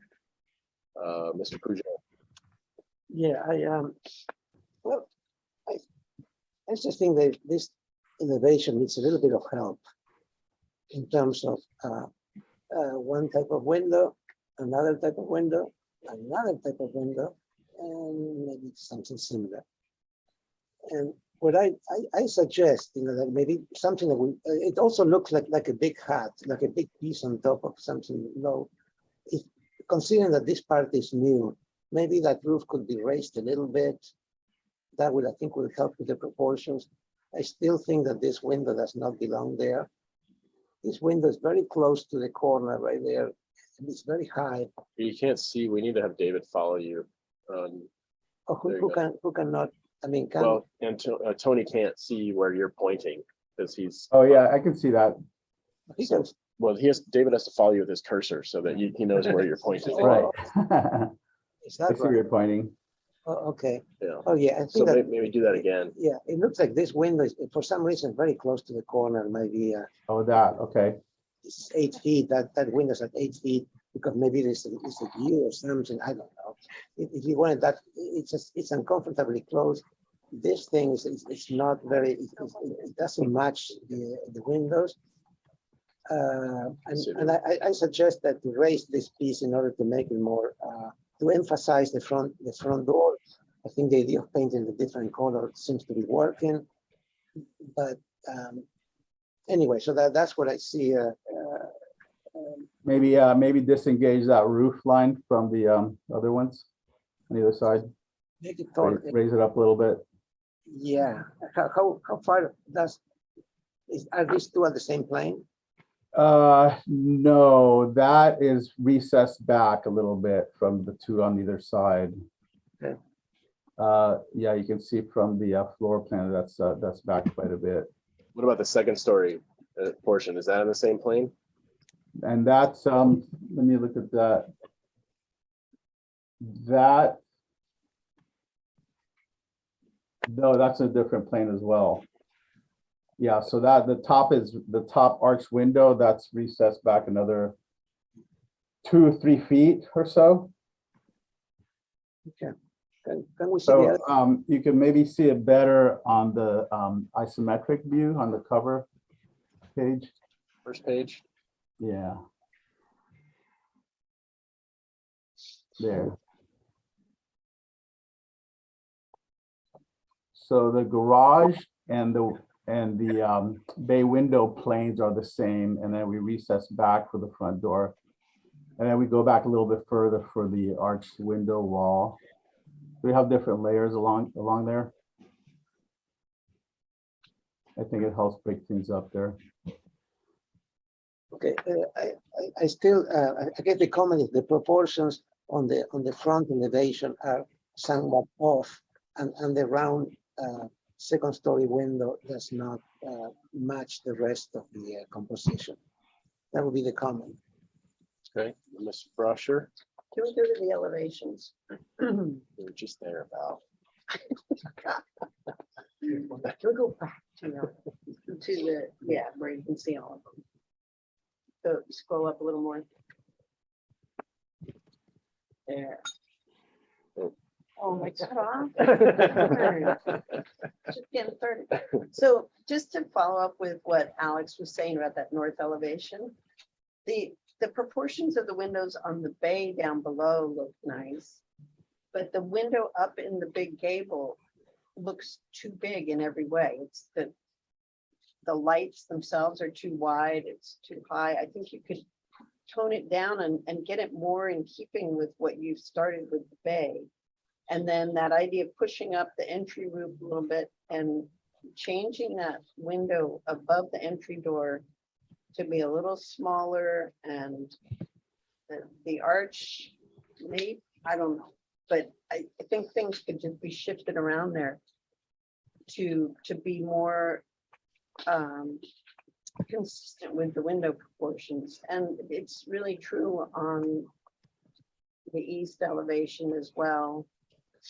And actually what concerns me the most is the south elevation, second story, where you've just got that wide gable with two small windows spread apart. It's just not very resolved. So I'd like to see you work on that one too. I understand you can't do the trellis, but those eyebrows certainly have helped it. But the upstairs is still real plain and real big. Okay. All right, That's it. Mr. Verdia.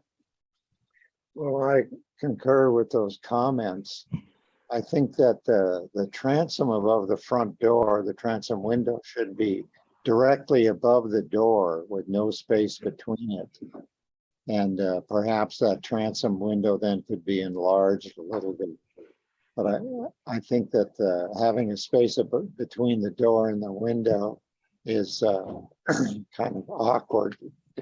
The lap siding that's on the on the original building could be repeated both on the north elevation and on the south elevation up above there, which will help that awkward space there, that large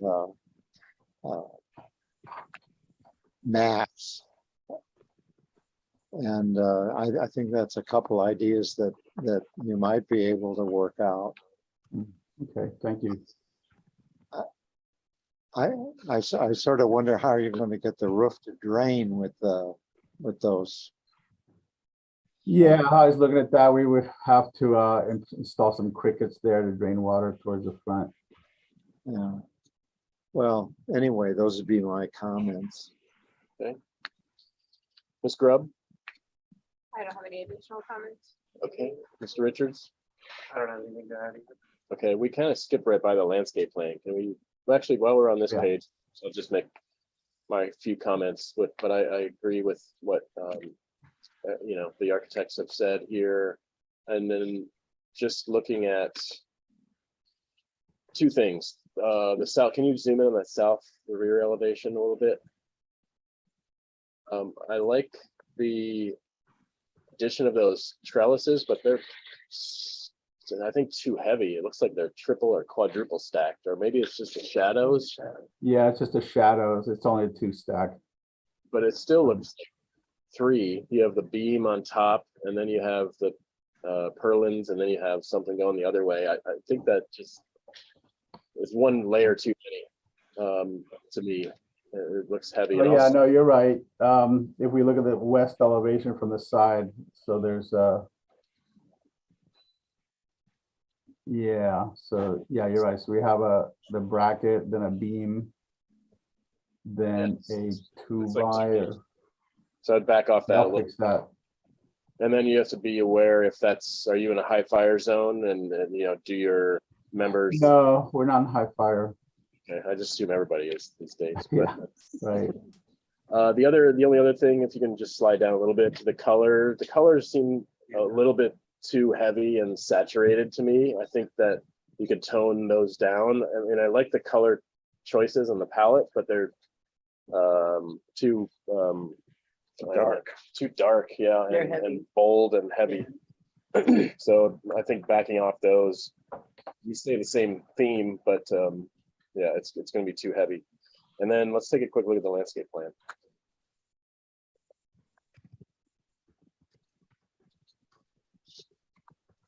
Did you guys review this? Yeah, Okay. Okay. Okay. Very good. So any other comments from the board? No. Okay, so we're here for conceptual and preliminary. we didn't ask about any exterior lighting. Maybe we should, Okay. when they Tony, are you showing any light fixtures? No, not at this point. We're trying to get preliminary this time. Okay, well, when you come back, please bring what you're proposing, and how does the board feel? Return for preliminary final, if he resolves, give him a chance.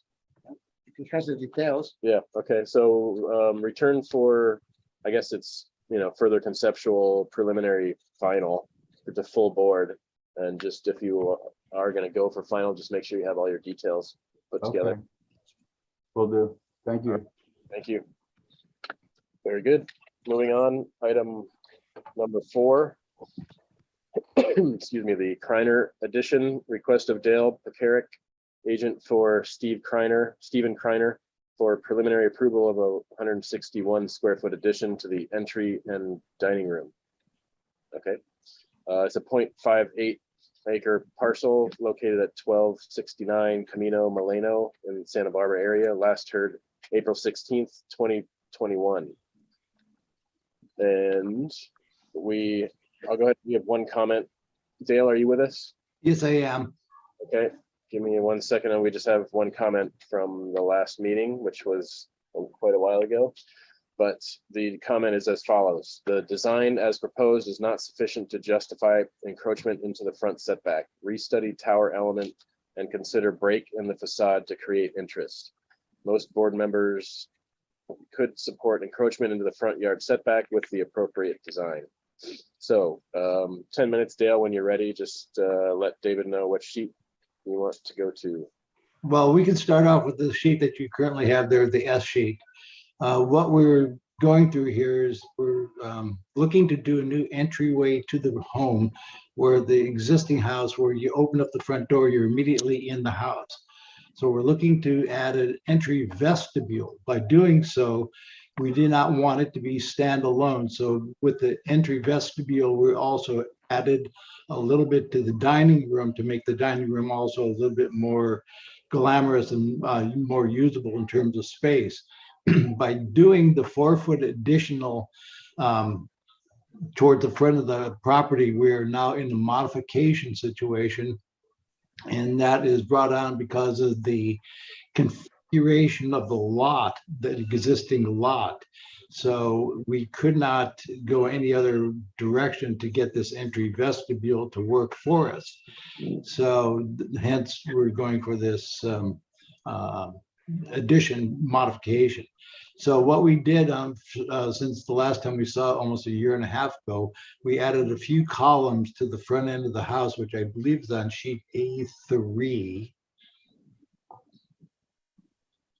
right here. And we added the stone columns that stick out approximately 2 feet from the face of the building. And those are, once again, there's no usable space within them. Those are sheathed with a ledge stone type of stone that goes up the columns, and the windows in the dining room is to the left, the entry door, the window above. And we have an 11-foot plate. We brought the plate heights down so the new roof does not exceed any part of the existing roof. And then we have a taller plate in the dining room area that we have. We have 2 windows that we're introducing into the dining room, which is the large one centered on the east elevation, and of course the one on the south elevation, which is partially obscured by the jogging of the existing garage to the entryway there. There's very little landscape change that's going to be going on. We have dark light fixtures, dark sky fixtures placed on the front of the building, and all other material are going to match the existing house, what is there now, both windows, exterior plaster, stucco, roof color, etc. And that should be basically what we're looking to have the board review and hopefully approve. Great, thank you, sir. Back to the board then for questions, anyone? Why did you decide to keep the roof line over the dining room as tall as it is over the entry? That was the choice of the clients to do so. At one time, one iteration, we had the roof line down lower over the tower stood alone, in other words. Right where you see the column, you can see just barely a profile of a dash line where the roof protrudes out forward. And we just wanted to get more height in the dining room. Does that new roof cover the entire dining room? Yes, it does. Okay, that's my question. Other questions? Okay, public comment. If there's anyone from the public that would like to speak on this, please step forward or raise your hand or press *9 if you want to raise your hand from the phone. Okay, see no one doing anything, so we're back to comments. Anyone? Val? Well, this would need us to make a finding of good architecture for the modification. I certainly cannot do that. This just does not look like an architectural solution to the front of the house. The amount of wall above the window in the dining room, the way the roof sits kind of floating like a small hip up in space. It's not a good entry solution. You've got to come up with something better. We cannot make a modification finding for this. Okay. The addition does not match the style of the house. So that's already, that's a problem, that's problematic.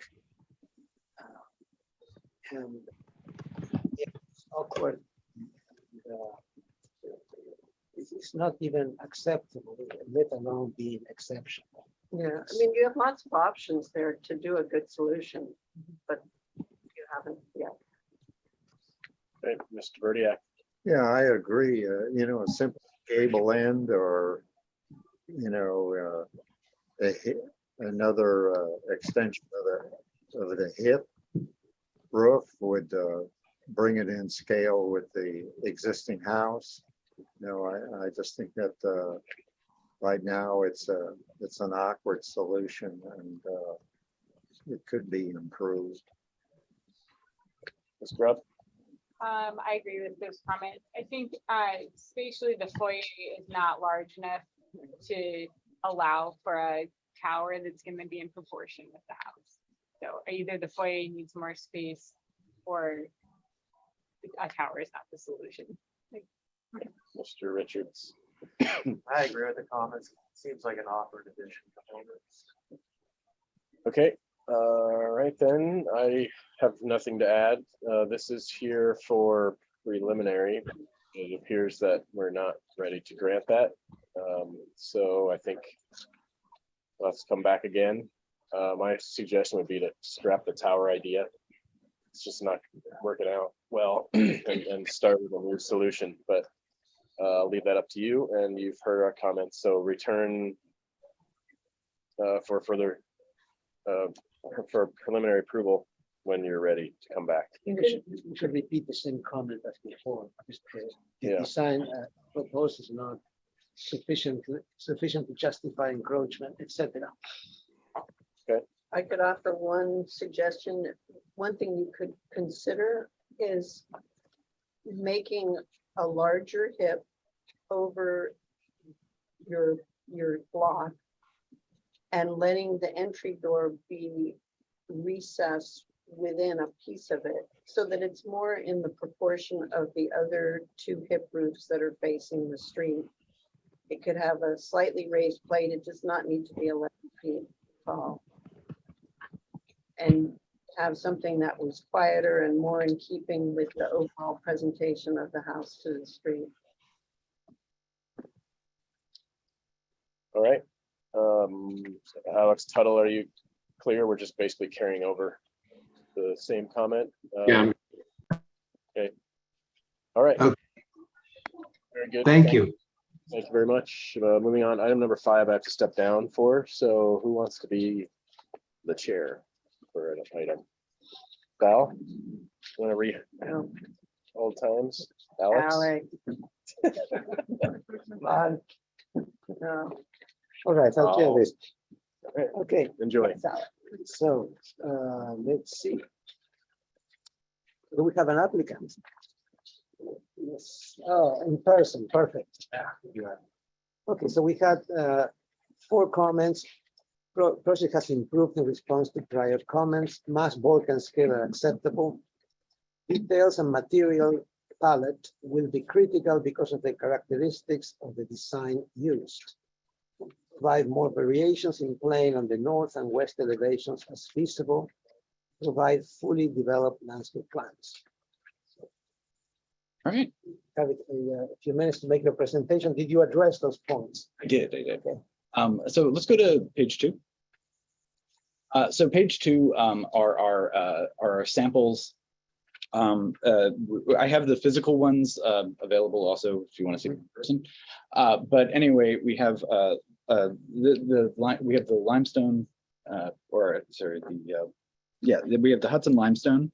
And then we have our hardy board rain screen panels, which are vertical in most applications, but in distinct sort of accent places, you can have it. We have it horizontally. Our stucco color is this light gray, and then we're doing it as a Santa Barbara finish. It'll look good with the expanses of wall we have, and then also the labor's plentiful for it here. Did you say you have the materials here? Yes, I have the physical sample. I mean, might as well just look at them, right? Yeah.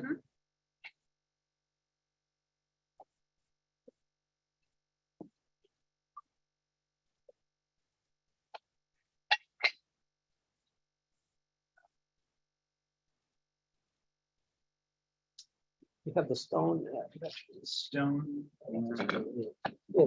and then the stucco is like this. Not that. Usually the window. Yeah, the windows are very similar to that. And then that's also the paint color for all of our accent trim.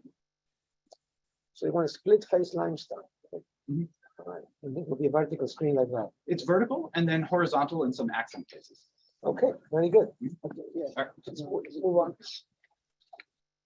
And then the one thing I don't have a physical sample of is our only sconce on the exterior of the building is just this horizontal just very simple box, downlight only. All the other lighting will be under a soffits, a recess going down for where we need lighting. It's not going to be visible. Okay, let's go. Actually go a couple more. Okay, let's go to the elevations and Yeah, let's go to the elevator. sections and details. Let's go to the start of the window schedule. Go down real quick. The next page. Sorry. Okay. I just wanted to point out some of the changes we were making. One of the things on the west elevation was about the expanse of it. Kind of with the diagram of the nature of the contemporary building that this is. It was difficult to add pieces. So what we ended up doing was we extended a little bit of the stair here to make the stone a little more expansive. So it was a little bit more balance between the stone and the stucco. It's a minor change, but to sort of address that point. And then the other point, there it goes. The other point is on these columns here, we had those we had those more recessed because it was the north side, it wasn't getting any sun. And we had it closer to the property line. We matched them to the front of the front detail for the same piece and moved it out 6 inches from the property line. And then and Large list, to get more of a much larger.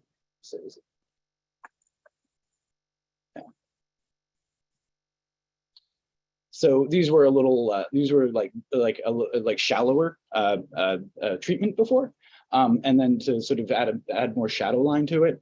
And then I looked at doing something more in here, but we'll see it in the elevation. Right now it's a 3-inch sort of a material setback, but there were most of the changes we did, you'll see in the elevation, and in order to sort of break up and more with use of material, and then the main physical change was these got deeper, and we got 6 inches away from the property line a little bit more.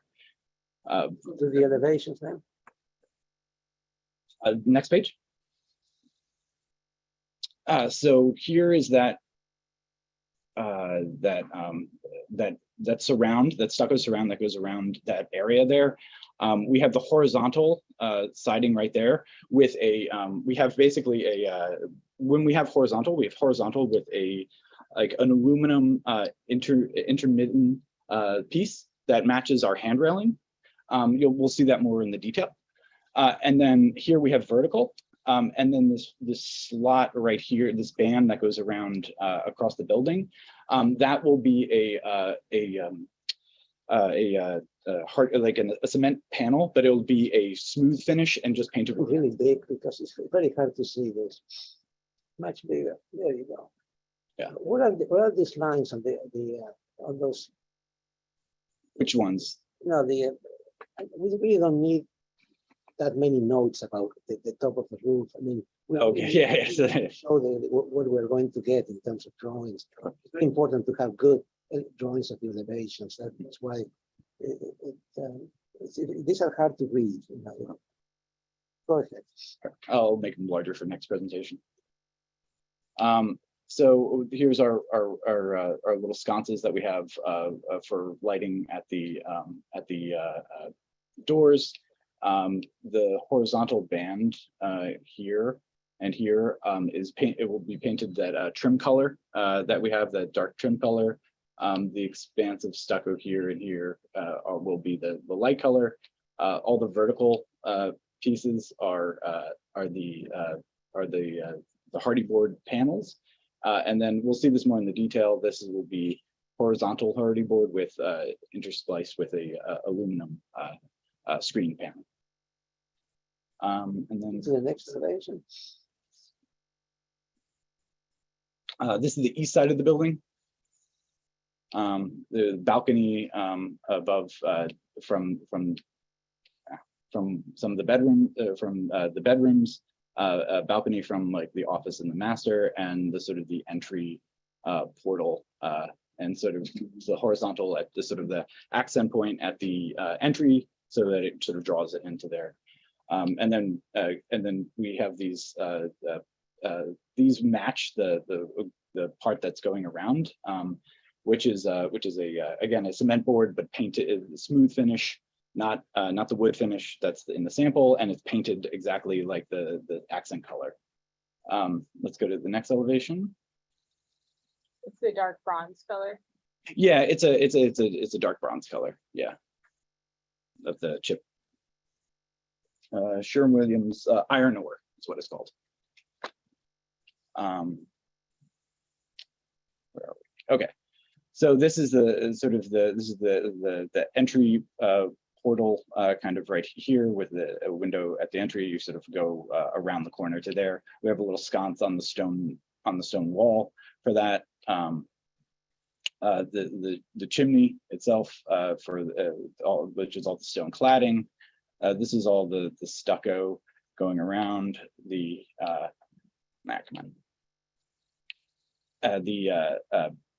and then the banding again is all the accent color.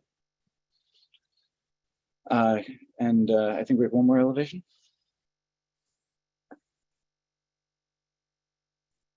Yeah, and so this elevation was really, the only change is this scooted one step to be a little larger. That was pretty much it. I'm sorry, I can't hear you. Could you Oh, speak sorry. a little more? This elevation, basically, the only thing that happened was this got a little, this stone area got a little bigger to balance out the stucco to stone. But that was the sort of the change we did for that one, for that side. All right. And then let's go to the landscape or details. Let's go to details, which would be a couple pages down.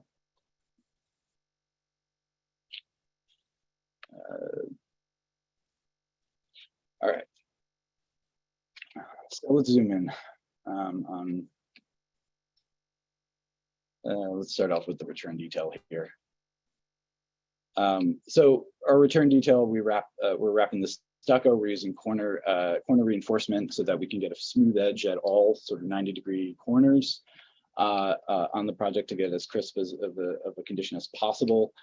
This is the top of that condition, where we're using a stucco finish cap along the on the main portion of the building. Enlarge the details so you can see number. That one, a little bit larger. There we go. So that top piece is plaster or steel? What do you have? The top piece will be a stucco wrap. So it'll Just be wrap the stucco on top. yeah, it'll be wrapped with stucco. There'll be like a flashing tape that goes across it, and then it gets lathered and stuccoed over. All right. They'll go down to the next detail. This is just below that detail at the base of the building. And so the way we're returning, we're using the stucco sill, wrapping with again like a flashing tape to do the sort of the full return stucco, and then we're sort of notching the concrete in order to sort of get our sort of falls and spaces from like the wood, and then and return with the concrete as our base detail. Next detail, I think, scroll down, but maybe it's to the right. Yeah, it's to the right. Oh, that's okay. And then we have oh yeah, this is a good one. So this is above the right side of the house, or the east side of the house, with the lower roof portion. And in this case, we are doing the cement board that is smooth finish, and it is painted the same color as the accent color, the iron ore. And this one we have a metal flashing cap on top of it. It's a lower profile, so we can't do the same. I don't have enough space for the waterproofing to do the same return detail, and also it makes sense architecturally to have it as a separate material. And then scroll down. And then this is the balcony, the walkway between the building. And so we have basically we're keeping this 18-inch sort of profile everywhere, vertically and horizontally. And so we have the railing sort of affixed to this. This is just a rain screen. This is all cement board that's adhered to it. We're doing our draining within a slot drain along the edge, and using it as a tile finish on top of that for the decking. So to make it as low profile as possible. Luckily, there's no span. The majority of the spans are less than 15 feet in this project, so I'm able to keep the wood members pretty low profile, and also like where I need the most space, it's roof. Anyway, next detail down. And then we have a fountain at the front, and so this is just the fountain, like concrete sort of the detail that is a concrete ledge step that you could sit or whatever, but this is just like the size of it and how it the attachment of the house and how it sort of interfaces with that as well. Yeah. Go down to the next page. That's okay. Yeah. So this is the banding that we have that goes around the house. So that horizontal band that goes around the house. In the elevation, there's vertical lines that we're indicating as our joints for where that's broken up. And it's either stucco above and below, or it's in one location it's the vertical paneling. Come on. Okay, this is our entry sort of condition. So with the same sort of cement board fascia, and then it returns 6 1/4 inches, same as everywhere. And then it goes to a plaster. Okay, that is good. Let's just concentrate on the elevations and the landscaping. Okay. We added a gate to the project. Okay. So this would be the entry gate. It's stone to match the same pilasters before. Horizontal metal or metal tubes match the house, the railing, all that stuff. Go down to the landscape plan. Where will that go? I don't see that. It's in the landscape plan. Okay, I don't see it in there. It's right here. Yeah. Right down there. Oh, down there. Okay. Yeah, it's at the base of there. So the gate would be accessed for both this property and the next property. Okay. The property owner owns both parcels. Where's the gate? Right there. Right at the base. It's showing right Scroll down a little bit or zoom out or It's right. right there. Okay. Right. Oh, right there. Yeah, so the gate's right there. Okay. So it's sort of an entry. We had this sort of privacy screen of hedging that goes along there. There's like a retaining wall and the side of a driveway. It's not very nice to see. Provide like a little bit of a larger planting there to provide some privacy, because it slopes down quite a bit, so you can kind of like look down on someone's front yard, which is technically their backyard in this situation. And then what we did is we used asphalt paving that's the same as the rest of Ahe Drive, but at the sort of the border of our property, we changed it to these concrete pads, and then we're going to do those as a permeable paver substrate to allow for the drainage and stuff like that. And then, so basically the idea is that we have either the concrete pavers, the stone pavers where there's a walking surface, or we have a what's it called? A gravel with a metal edge for the walking spaces around like the perimeter of the building. Is this all paved? Is this all paved? No, just the Some of it's on there, but there's. this is paved, and then this is all planted. This is a turf area, so that's all yeah. It's either artificial or Another drawing that shows the permeable spaces, isn't?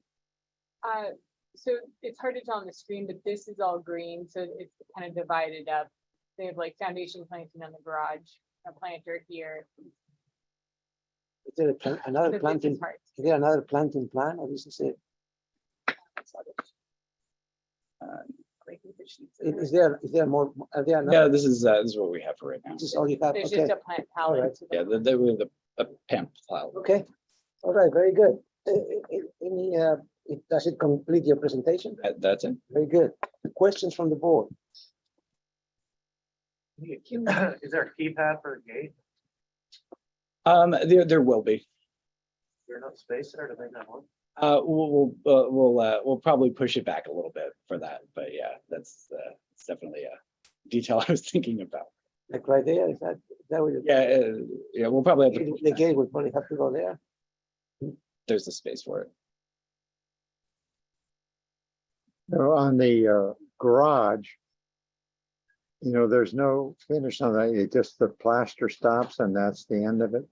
I mean, on the elevation. Oh yeah, let's go to the elevation to that. I mean, it seems rather austere to me. Go up a little to the elevation sheet. It's in the upper right-hand corner of that elevation sheet. So yeah, So it's only, it's a like a 10-foot, 10'6", total height. So it's, Oh, I see. so it's pretty low. It's only got it's got the vertical siding, same as like the house.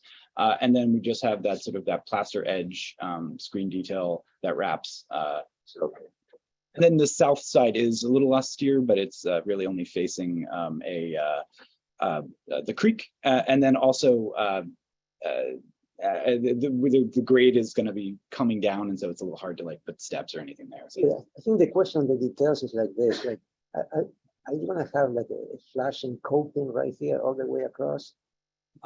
this for the garage, it will have it'll probably have a flashing coping on it. Because usually what happens, to make this, I mean, that was a question about the details, because this is an expensive detail. To make it look good, you don't want, 3 pieces of flashing overlapping each other.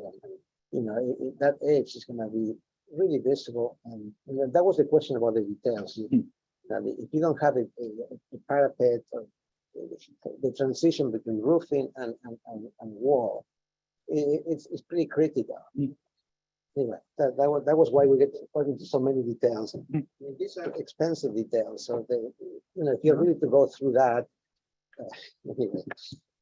Yeah, your short plaster across that parapet, I've had experience with that, and if I were you, I'd restudy that. I mean, that could be metal across the top, because what happens, there's just too much expansion and contraction in the sun there, and the plaster falls apart.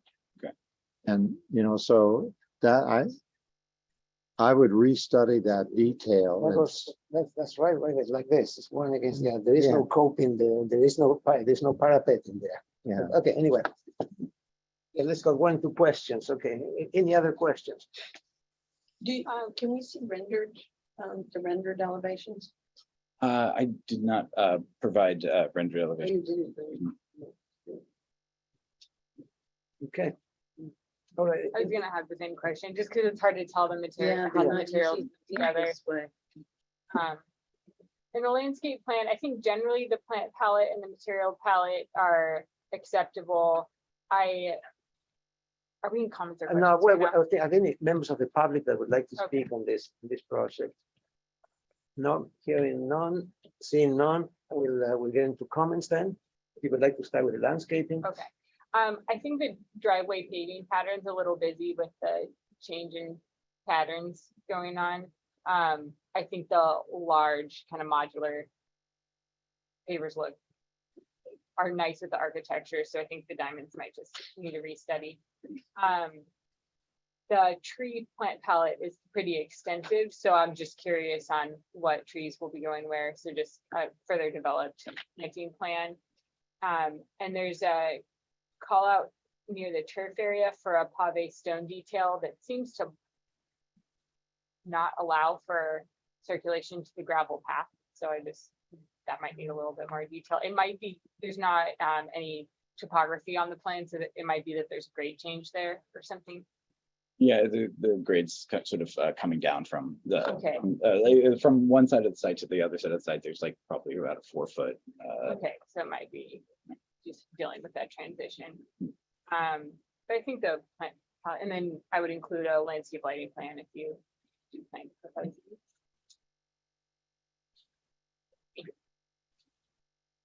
Robert, any additional landscape comments? To me, there just isn't really like space and like an outdoor patio in the design. I mean, you guys feel that there's a need for that? Like for me, the natural space for that would be like off the living room, kind of between where the turf area is, and right now you've got like a little, looks like a concrete walk that takes you from the living room to the turf area. I would just say that maybe to the left of that. Yes. That, I mean, I don't see like where you connect your indoor and outdoor space in any way. I mean, the only space I can really see that as like meaningful patio space is kind of like the driveway, but so if that's of value to the owners, then I would say maybe look at that, and I think there could be an opportunity to create that kind of relationship between the living room and the turf area, where maybe there's a little patio space, or you put some furniture there and, you know, look out over your nice garden. In general, I support the landscape plan. I agree with the comment that the paving pattern could maybe be simplified. And I made the comment that the entry gate is probably gonna need a keypad. I like the design of the entry gate. I support that. I think it works well. Oh, the water feature, maybe could you explain what that is? It looked like there's like a sculpture in it or something. Yeah, we were proposing to have some sort of sculpture object in it. There is like a little bit of an overhang right here where the what's it called, the walkway is, and so sort of in this sort of the center, we're planning on putting a sculpture of some sort and lighting it from above using that space, and then a little bit of pond lighting, which needs to be developed, or found lighting, not pond lighting. I mean, just looking at the scale of that water feature relative to other landscape features here, I mean, maybe some of that could be scaled back to create some kind of patio space, but I don't see like where I'd put an outdoor chair or something. Maybe that's my thought. Yeah, is that, let me interrupt. I have a hard time figuring out where the planting goes. I mean, if this plantings here and there and here and around. I think the colors are tough to It might read be, on do you want this. me to pass my computer down? Oh, It's there's easier such to a see thing. the green and gray on. No, but It is hard to see on the yeah, screen. and there, yeah. Yeah, you know, it's, There's not a planting plan yet, but at least you can. okay, no, but it's a hardscape. I guess the question is the hardscape, is there too much hardscape? That would be my question. I think the point about not having an outdoor sitting space or that, you know, I think that's an important piece, that there should be some relationship to the, from the indoor, outdoor space relationship. Currently, a lot of the hardscape is dedicated to cars. There's a lot of room for parking on the site, and I think maybe making sure all of that is necessary, so you can prioritize some hardscape for outdoor living. Here, let me see there's some redundancy in the paving too, the way you got right here, you got this pathway, and then you got this going on. So I mean, some of this be reduced, and some of this water feature be reduced. There might just be some redundancy. Yeah. Well, there is a need for extra parking being an interior lot, so they have 1, 2, 3, 4, 5. Is that it? Yeah. 5. And you know, so there's a lot of parking there. You know, okay. But I think that that courtyard that's been created there is really nice. I mean, it sort of sets this particular project in a special category. I think that you know, how this project has evolved from the beginning is really good, and it's come a really long way, and it's, you know, it has some really nice spaces and characteristics. So I want to compliment you on that. Are you complete? Are you finished with the comment? Yeah. Okay. Anything else you would like to say? No. Okay. Okay. Valerie? Yeah, I want to just agree that you really would probably enjoy some kind of patio, outdoor patio space. And I also think maybe this gray, it'll probably read pretty white outside, and that you could step it down a little bit more and you wouldn't mind that. Can we just see the elevations? Real quick? Can you pass it down there?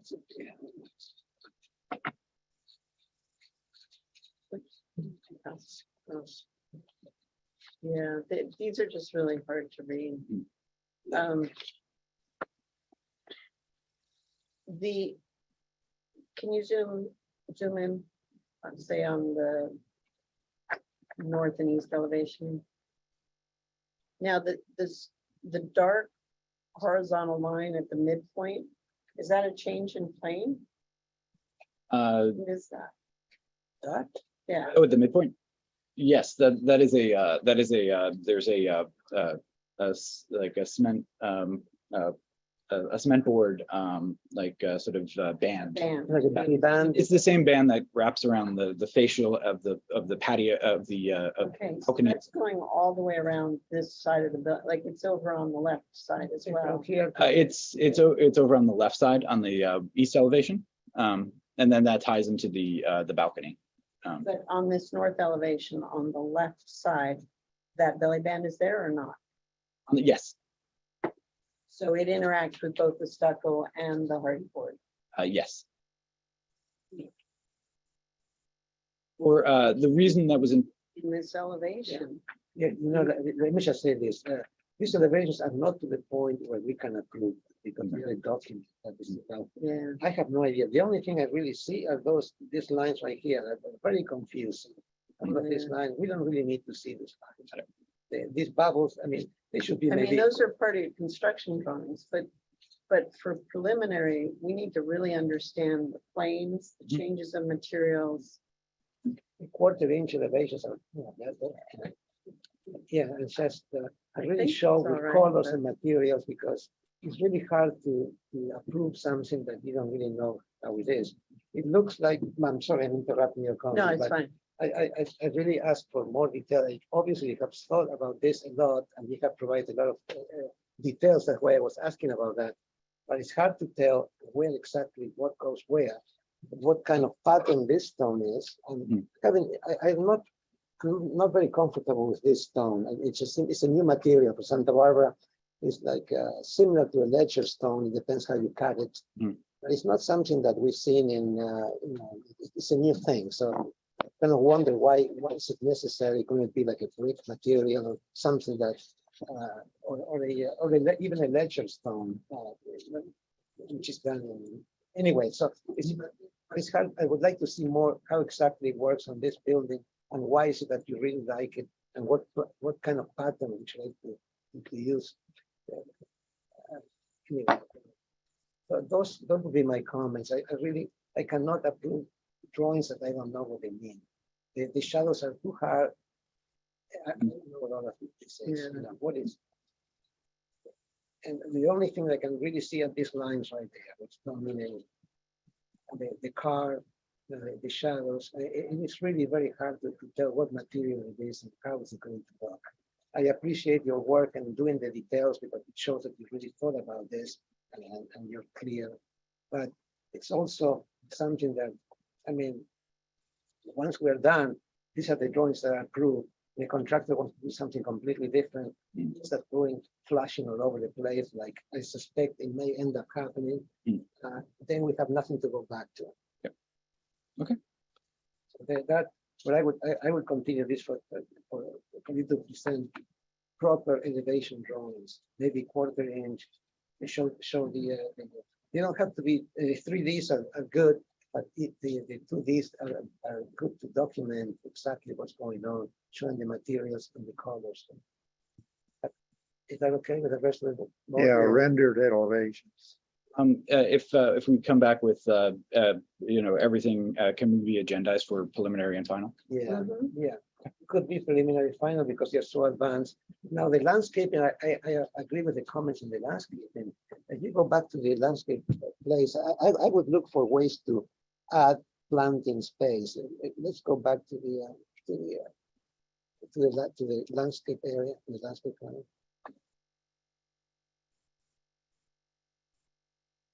Yeah, good gate. The gate is very good. I appreciate it. Like for instance, this space right here. Usually we have, in situations like this, we have, we try to maximize in places where the landscape is really tight. We try to maximize spaces where you can put a little bit more planting. So that's why I was wondering what exactly, because it's tight. You have a tight lot. You want to put a lot of parking. I understand why, but it's hard to tell where the greenery is, and I would try to maximize that. Okay, so I think those are the comments. Alex, do you have those comments? Alex Tuttle. I think so. Okay, great. So we continue this for a preliminary and final on those comments. Okay, I appreciate it. Thank you. thank you. Material. Oh, yes. Yeah, here we go. Yeah. There you go. Thank you. Good to see materials in person. Okay, so we have the next item is the Muerte Trust Edition. Should we announce whether we're doing lunch today or not? So Oh, people yes, waiting that's right. on that. What time is it now? 20 after 11. Not that we need to leave now, just. We probably have maybe one or, it depends how quickly they go. We can have a Yeah. couple more, maybe 3. We're not gonna finish them all before That's lunch. not to me. We should warn like items 9 through 12. That'll be after lunch. I concur. Okay, all right. All right, Mr. Chair. Thank you, sir. Moving on then, item number 6, and it's 11:20, so we'll probably get through 6 and 7 and maybe 8. So if there's anyone here for item 9, 10, and 11, we will more than likely not get to it until after lunch, around 1 o'clock or so. So just FYI. So let's move forward with item number 6, the Muerte, no, right? Yeah. Yeah. Muerte Trust Edition, request of Kyle Dennis, agent for Muerte Trust, for conceptual review of an addition of 423 square feet to the existing residence, which is 14,000 square feet. No grading. This is a 6.1 acre parcel located at 4565 Via Huerto in the Hope Ranch area. Last heard August 26th, which we did not hear it. Yeah. So the applicant here, please state your name for the record. Kevin Moore, architect for the owner. Hi, Kevin. Also, we have a planner memo for this. We can pull that up first, and then I'll turn it over to you for presentation. So planner comments, a finding for the modification is that it is minor in nature and will result in a better site or architectural design as approved by the BAR, or will result in greater resource protection in the project without such modification. Please provide comments on these items. Note, the project has to get preliminary approval prior to going to hearing with the zoning administrator, but should return for final after the hearing. So whenever you're ready, you keep it to about 10 minutes. I will try. So as the memo says, we're here specifically to get a height exemption for this little piece of the structure that's being proposed. So if we could go to the site, well, I guess photos is a good place to start. So this is a pretty eclectic structure with lots of landscape coverage around it. The street is fully, view from the street is fully obscured by a pretty substantial hedge screen, and the house is set back pretty dramatically if you can scooch down to the site plan. So the road up at the top, that's Via Huerto. There's a circular driveway that's existing, and you can see the house is set further back than the required front yard setback. And the area that we're proposing to add on to is that proposed enclosed area of exterior deck. That's the scope of this project. So you can see it's at the very rear of the house, and additionally, it's about 70 feet off of the side property line. So this enclosed area on the deck is going to happen on this deck area that was previously permitted, along with those other previously permitted additions.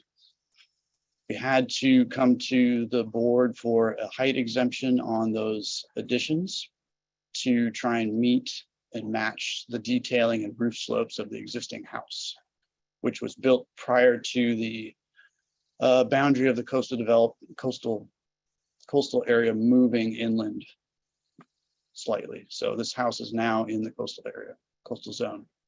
Can you speak a little bit louder? We can. Right. Okay. So this house was the existing house was permitted and built before the coastal zone was expanded to include this property. So now all of the existing ridge lines are actually above the height limit.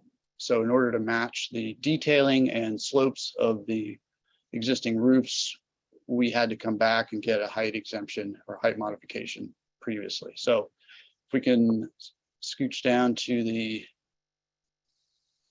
I guess, elevations would probably be a good place to go. Try and keep it short and sweet. This is the, on the top, that's the elevation facing the street. And that area, this area right here is the scope of our addition as viewed from the street. You can see this little area was the previously approved height modification right there. And then you can see the existing ridge line is right there, which is above the height limit, which is this line. Okay. You can scroll down to the, here's the west elevation. So facing the side property line, this is the scope of the addition. You scroll down a little further. Next page, you can see the south elevation. So facing towards the ocean, away from the street, this is the scope of the addition. Everything else was previously approved, the deck, the railing, all of this scope was done, gosh, maybe 8 years ago. Okay, scroll down again, a little section through. So you can see we're trying to match some of the eclectic nature of this house. There's a lot of steel detailing at the house currently, so we're trying to bring some of that there. If you can scroll down a little to the next, keep going, keep going. There we go. You can zoom out a little bit. So just some 3D views of the proposal. It's important to note that this has already been through Hope Ranch design review and has final approval from them. So we're here to get your comments regarding the height. Clarify again, what about it was approved previously? And when was that? And what? So if we go, it's been about 8 years since we were here for, I gotta choose this scope, this edition. With the pitched roof, that was new 8 years ago. Yes. Okay. And over here, this edition. So It was also done 8 years ago. it's also done 8 years ago. And what about the part that you're talking about now? And the deck that this is proposed to be built on was also approved at that time. So it was a roof deck Yes. at that point, and now you're adding this story onto it. Correct. With that little roof. So is that in effect 3 stories? It's a tall 2 stories. It's accessed off the second floor of the existing house. Can you see the floor plan again? Because it feels like 3 stories, so I'm trying to understand. Go up one more. One more. There we go. Zoom in. So in order to access this, you come through this space, up some additional steps to an existing, what they call the observatory, and then up 2 more risers to get to this deck level. So these steps, this height change was previously approved and constructed As a deck. as a deck.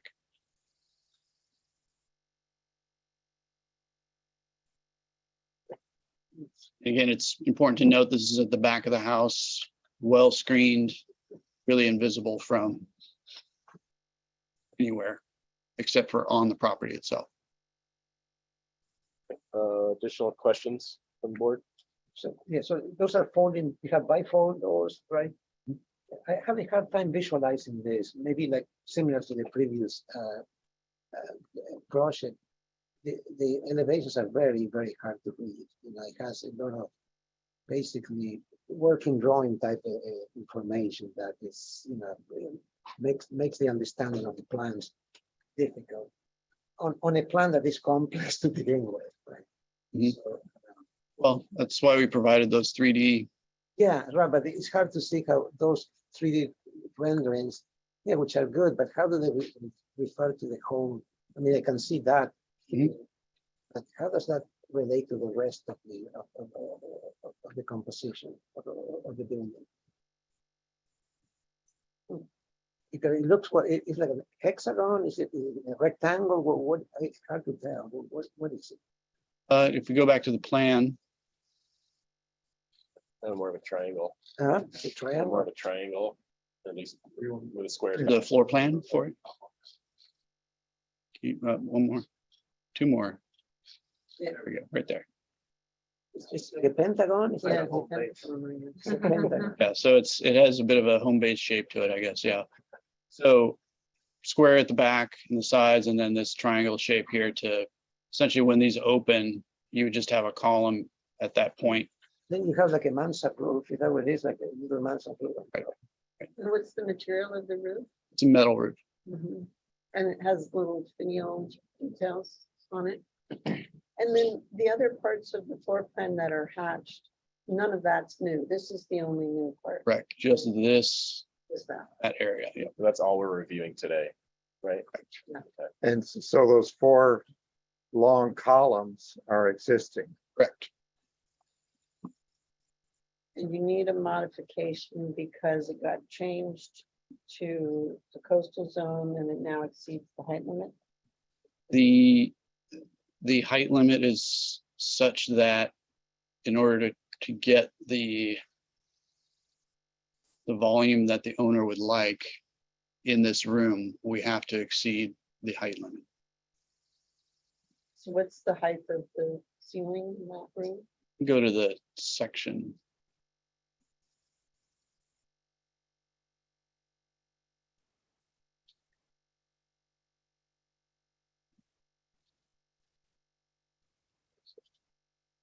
Right there, yeah. You can zoom in on that courtyard elevation west.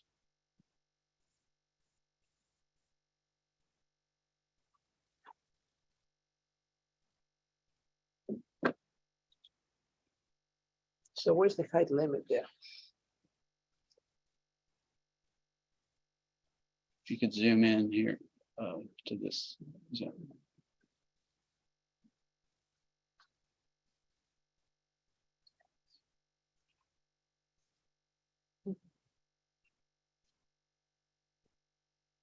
So here's our existing deck finished floor. We're trying to minimize this roof structure as much as we can, which we also have to do for weight purposes. So we have, I believe it's a 10-foot floor to ceiling height.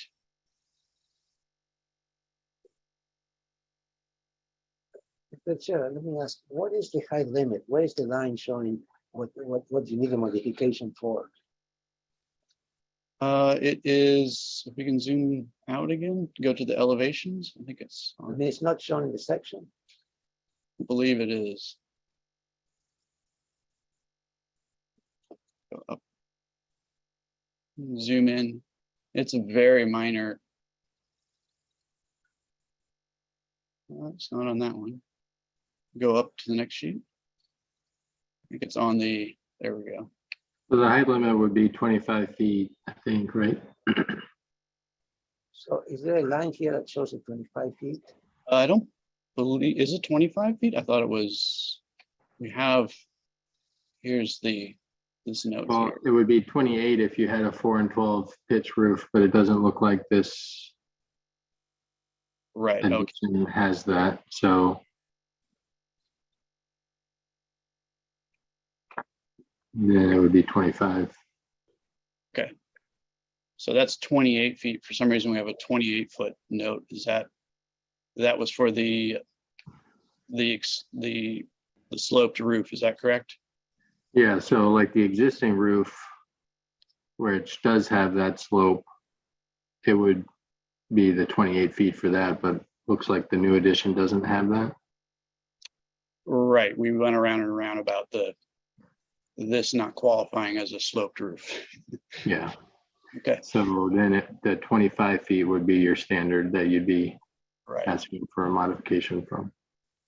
So we're probably 3 feet over to the top of this. Just around the, right around the bottom of that roof, maybe? Correct, yeah. 22, so that's 22. Somewhere in here. These drawings are really hard to read, you know. And Mr. Chair, I think we would like to have a new set of drawings that shows what we need to see without all this additional information with the line, showing the line, and then we can make a determination. I think that's a fair thing to do because these drawings are incredibly hard to see. And I'm just looking at, we've been looking at drawings for many years. Sure. These are almost impossible to figure out. I think we need a document that surely clearly shows what is being asked, what is the modification about, so we can make a determination and make it official, and it cannot be contested. Yeah, sorry. No, I mean, just to make a clear and official determination. Yes, the board agrees with this, or it does not, but it has to be like a proper question. Like right now, we see lines all over the place, but none of them relate to the height limits. So I would like to have this project continue. I mean, is where the roof stops here. Is this the gable end here? You know, is that the gable end? There's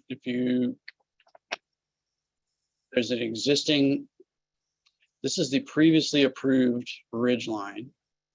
Constructed. It then drops to this other ridge line that you're seeing beyond. Well, so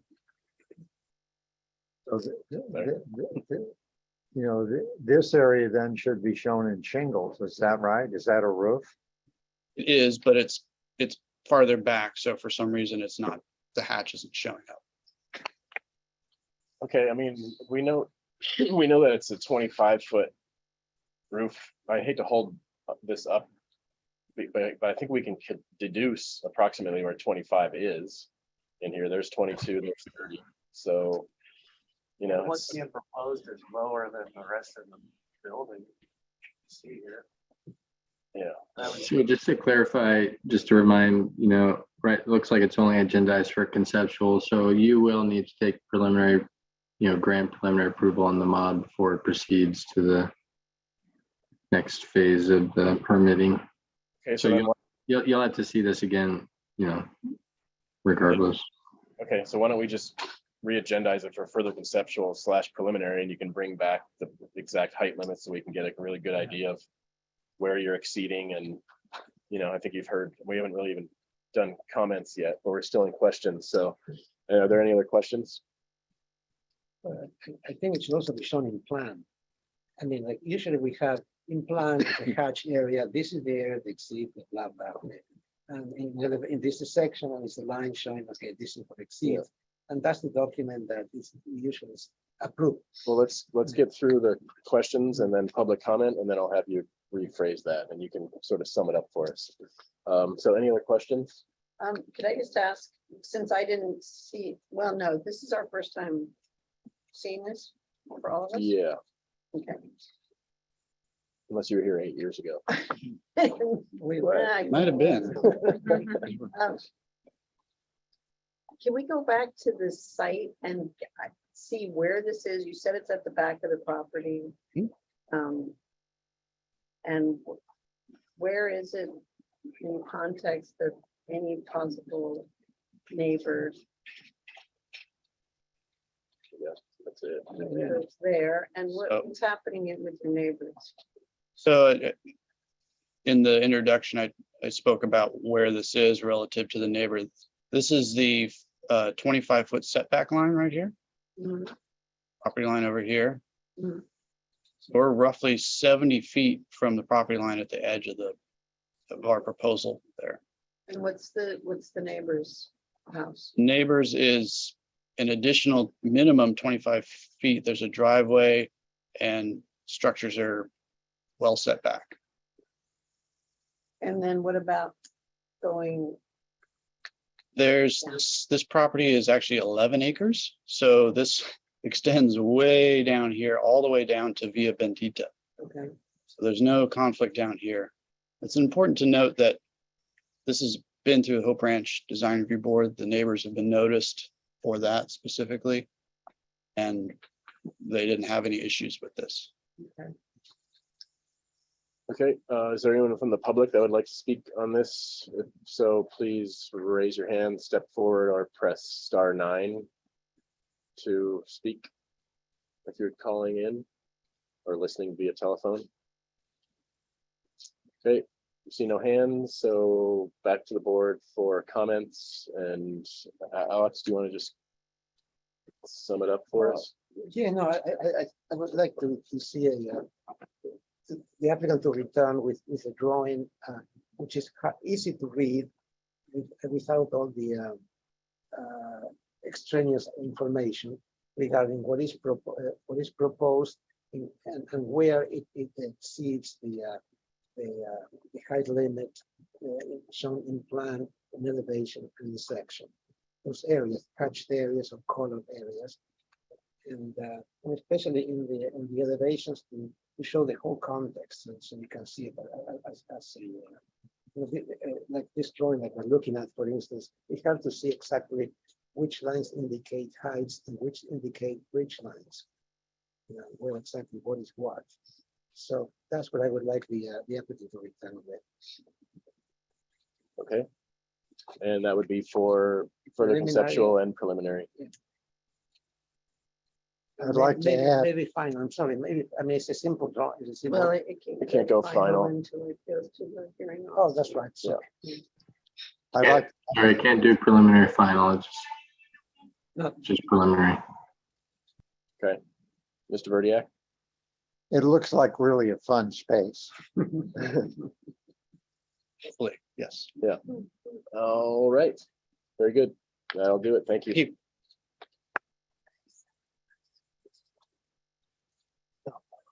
no, I'll bring it as Brian. No.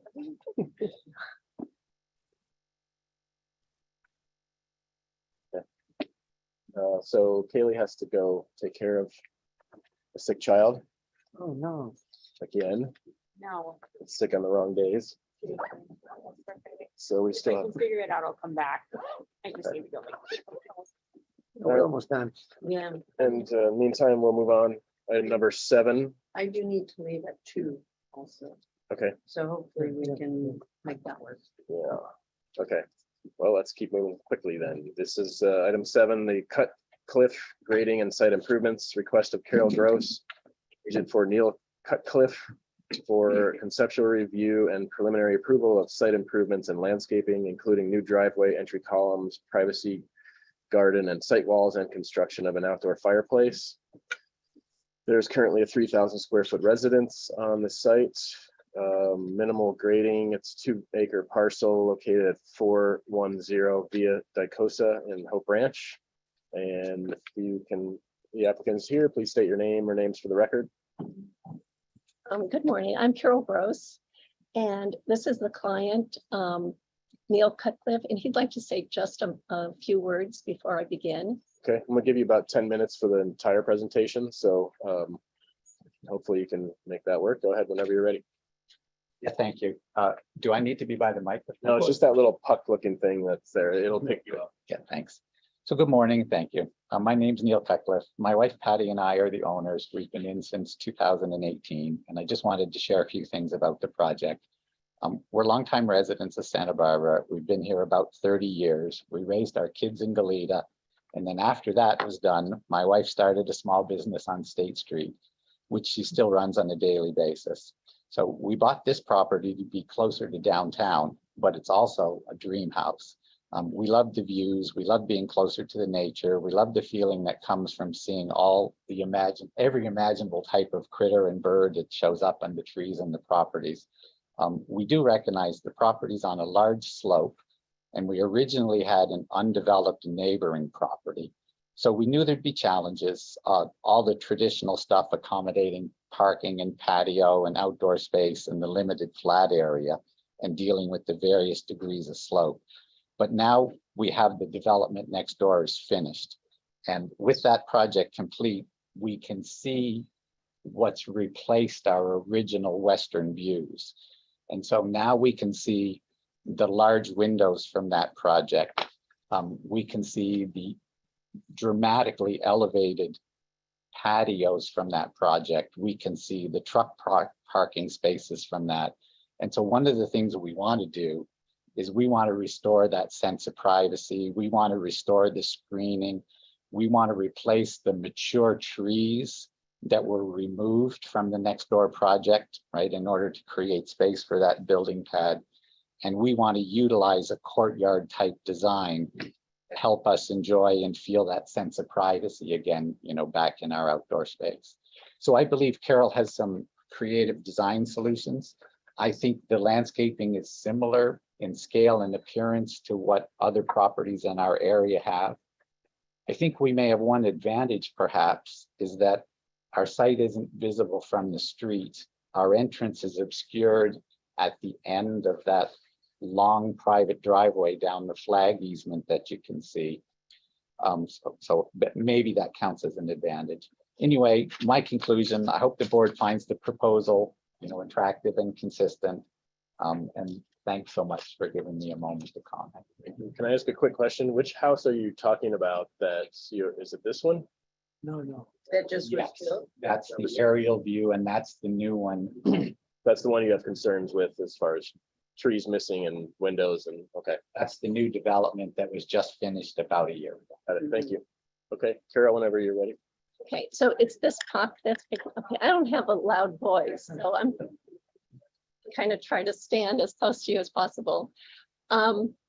Okay, so we're starting with this. So you want to start with the well, okay, we'll start with this. So you could see this is 2 acres and most of it is slope.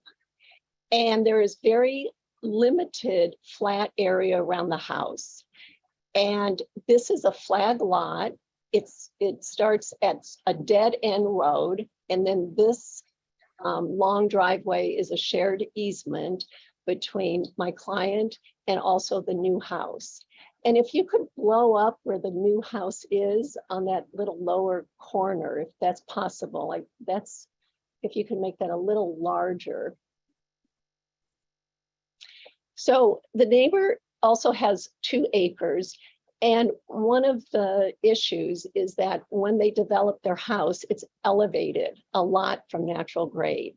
And so my client is on the right side, they're on natural grade. And you could see how limited the flat area is around the house. And so when the construction was finished, we really started talking about how could we create the privacy. They do have windows that are looking right down into our house, my client's house. And the only outdoor entertainment area now has big balconies on the north side that are peering down, that are looming over and peering down. So all the outdoor spaces that they once enjoyed when they first moved there is no privacy. It went from 100% privacy to 0. But we came up with some solutions. So if we could look at the pictures. Okay, no, not that. Okay, so this is the frontage. This is at the end of Via Dakota. And then the bottom picture is looking at that long easement next, you could just scroll down kind of quickly. And so at the end of that easement, this is the house, and you could see that the view is really on that north side. There's no view other than that, but those views are magnificent. Now this is, if you're standing where that first picture was taken, but you turned around, now you could get a sense of the neighbor's house, how elevated it is from basically natural grade. And that side has an elevated parking area with a considerably high retaining wall. And so if any cars parked there, the experience from my client's property is that this vehicle is in the air. It's like elevated 15 feet. And we're not saying anything that we're looking at a new house. It's just that the cars and reflection is there. Now this is on the north side. You could see in that picture, there's a tiny little, let's pause here for just a moment. There's a very small Sautillo patio on that little left side, right there, perfect. And that is the only outdoor space that is available. There's a gravel path, and then the slope starts going down soon after that. We did have an original proposal that we had a very low 3.5 foot high retaining wall to extend that out, but that was rejected by planning staff. And they basically said, redesign so you could only use your flat area.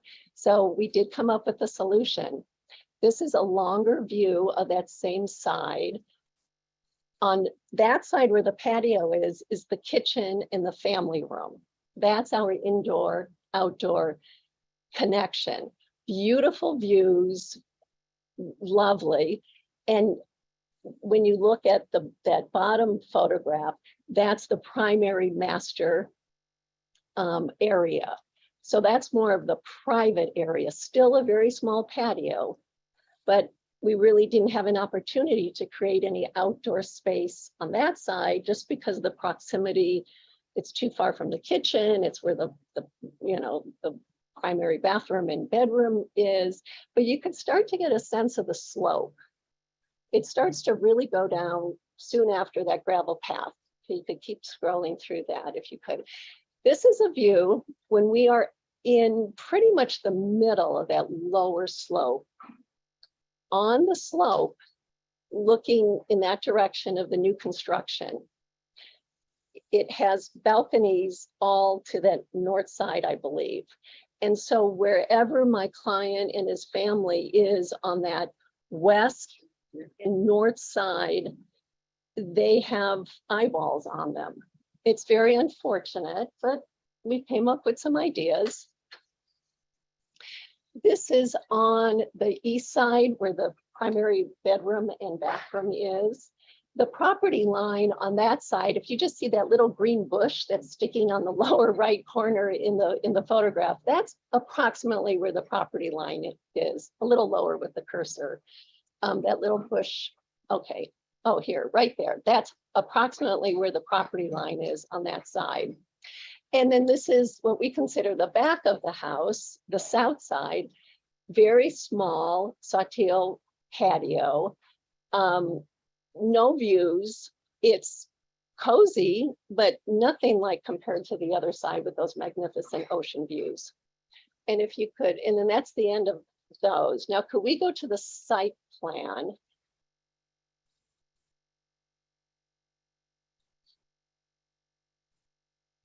Okay, so let's walk around.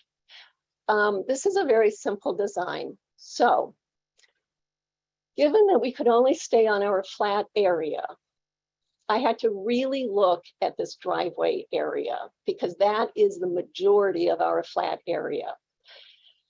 We have a septic tank, right? Oh, I think we need a battery change here. Oh, yeah. We have a septic tank that is at the end of the easement in the landscaping area on the left side where there's a circle. You might be able to see that. And so, yes, so looking at the septic tank, looking at our 3-car requirement to have that. We have a 3-car garage, the 3-car requirement on site, that's 6 cars total. This is the end of the easement, so fire department has required a minimum turn rate for their trucks. And I really looked at every square inch of where do I absolutely need the circulation for the vehicles, and then we turn into outdoor usable space. So we reconfigured the driveway, and we have 2 of the guest parking spots available there. We have another one lower right there. And so this area, again, this is the kitchen on the left side of the, does anybody have a pointer that works? No. Yeah, got it.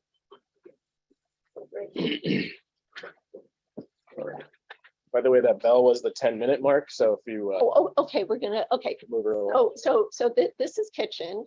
And so what I've done here is this is a wall. It is a 7.5 foot high wall.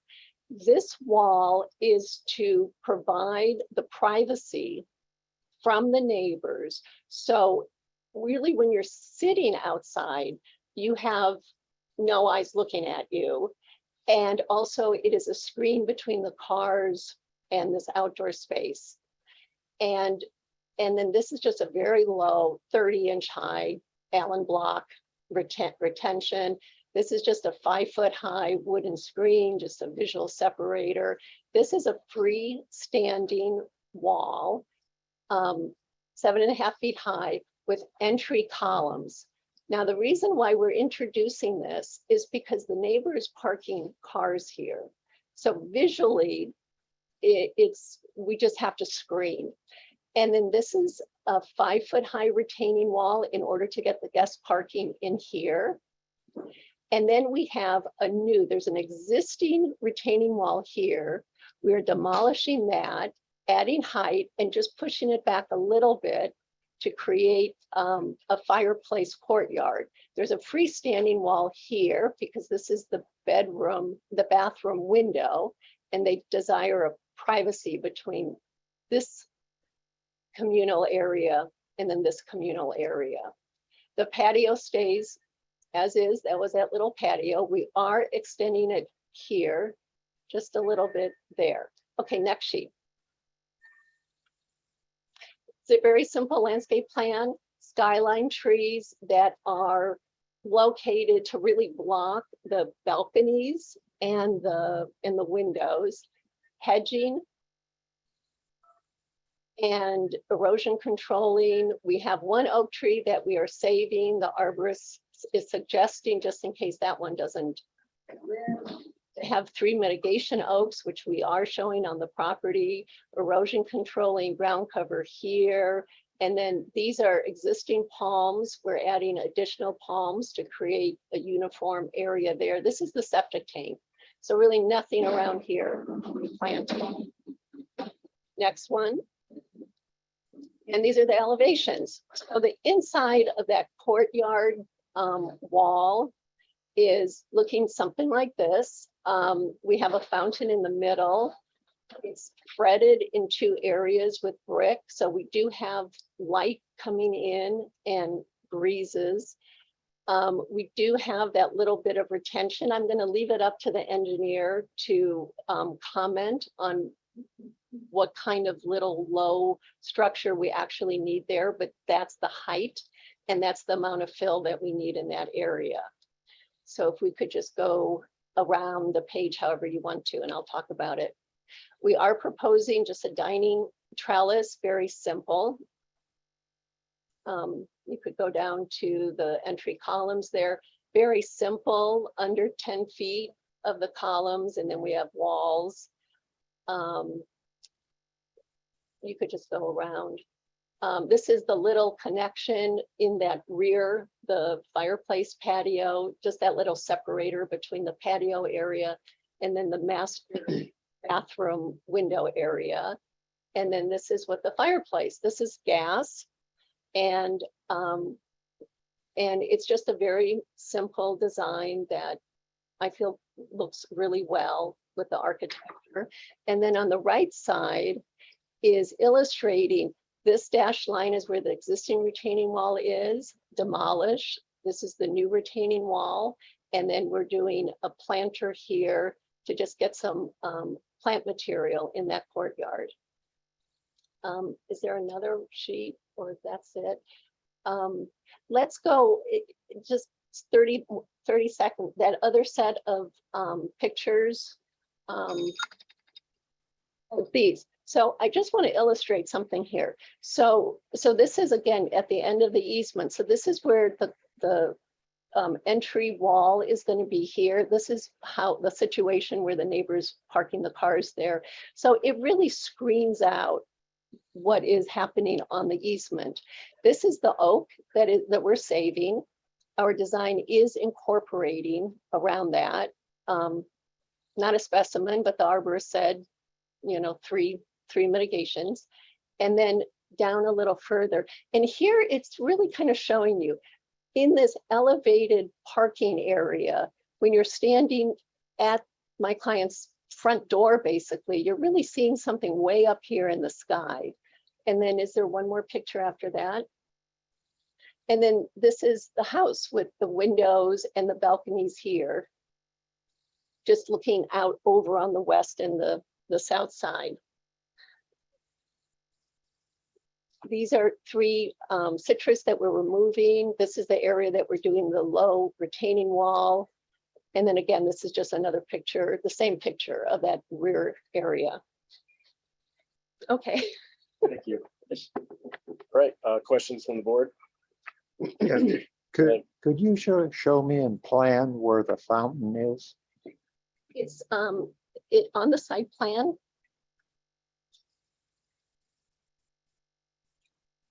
Okay, the fountain is right here, right in the middle of the wall. So it's kind of like a courtyard that only has 2 sides. It makes more sense and actually was the only way of maximizing that area is to be parallel with the driveway, with the property line, opposed to being parallel with the house.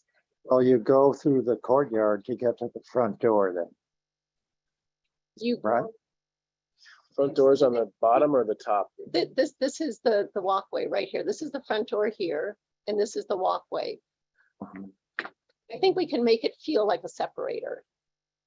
What is the materiality underneath that arbor and for where the fountain is? Decomposed granite, All DG throughout that area? yes. No additional planting?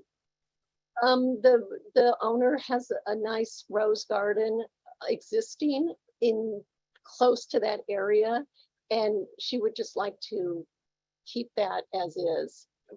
Other questions?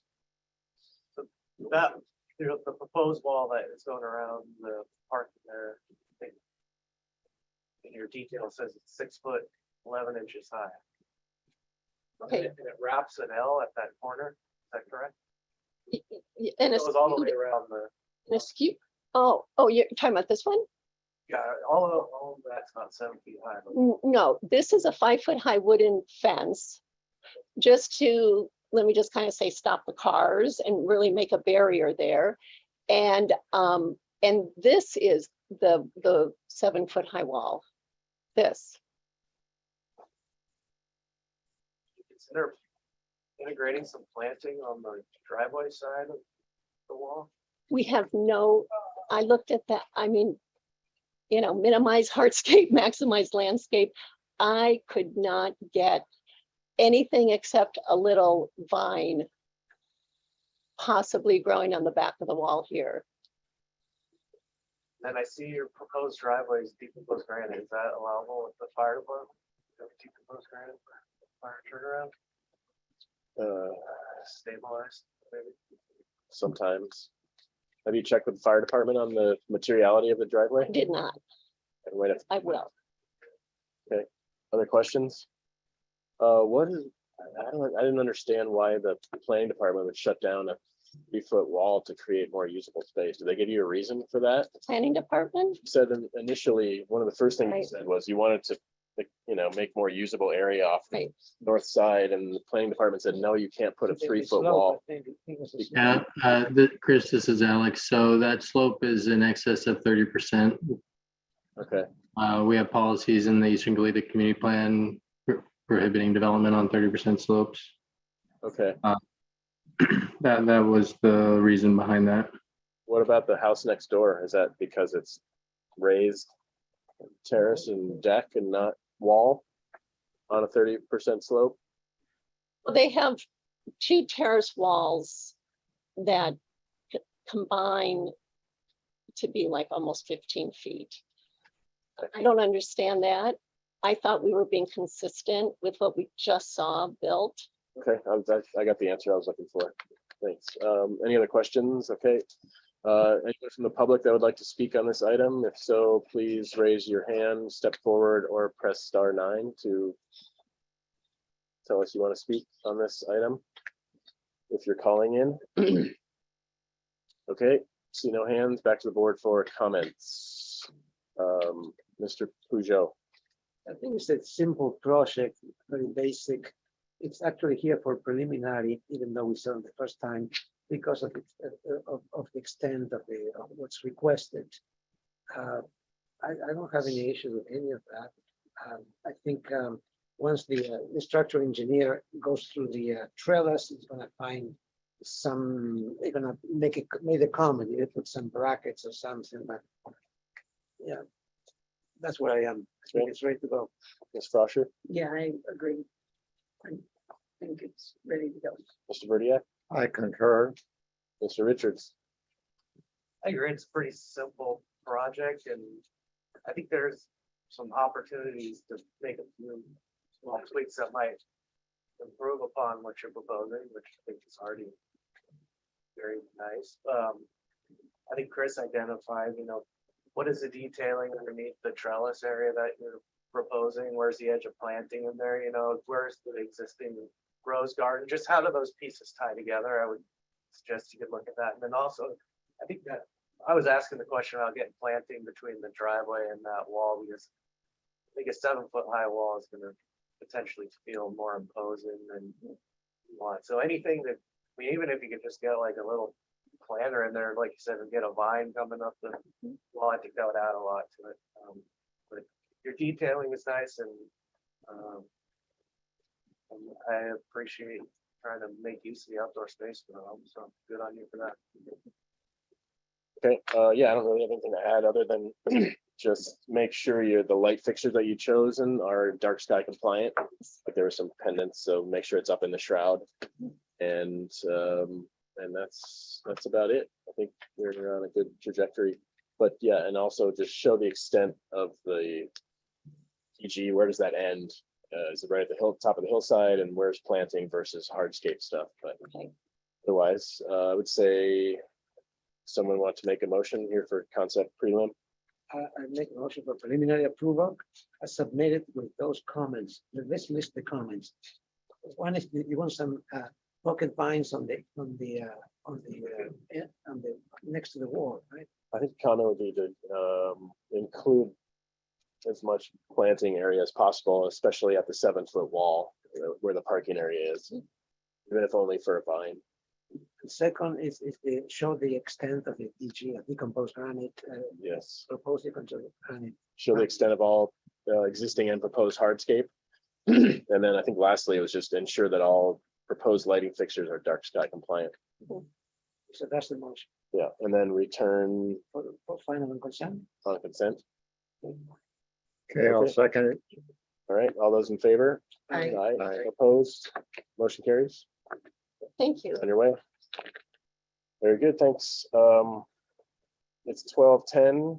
I think we have room for one more. So you have to leave at 2. Right? Yeah. You have to step out of. No, 1, 2, 3. Do you guys have to recuse yourself from anything? So 1, 2, 3, 4. Yeah. Oh, okay. Oh, okay. Great. Oh, okay. So, sir, are you here for item number 8? Yes. Okay, well, you've been here all morning. Yeah, why don't you Let's come on up when you're ready. So this is the item number 8, Gallo deck.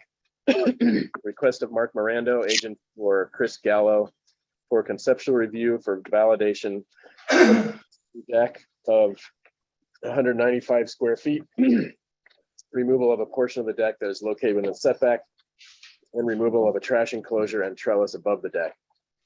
A new 8-foot privacy wall is also proposed on the deck. And there's a 3-story, 3,000 square foot residence currently on a 0.22 acre parcel at 832 Cheltenham Road and Mission Canyon. And so your name for the record, sir? This is Roger Perry, and I'm at 834 Cheltenham. Oh, Mr. Gallagher is. oh, I see. Okay, so do we have the applicant here? So please state your name for the record. Online, Mark Miranda. Hi, Mark. Okay, so whenever you're ready, just tell David which page you want to be on and give us, we'll give you 10 minutes to present. Yeah, if you look at that, okay, if you look at this picture right here, that's from Cheltenham, looking up at the deck right there on the left side of the house.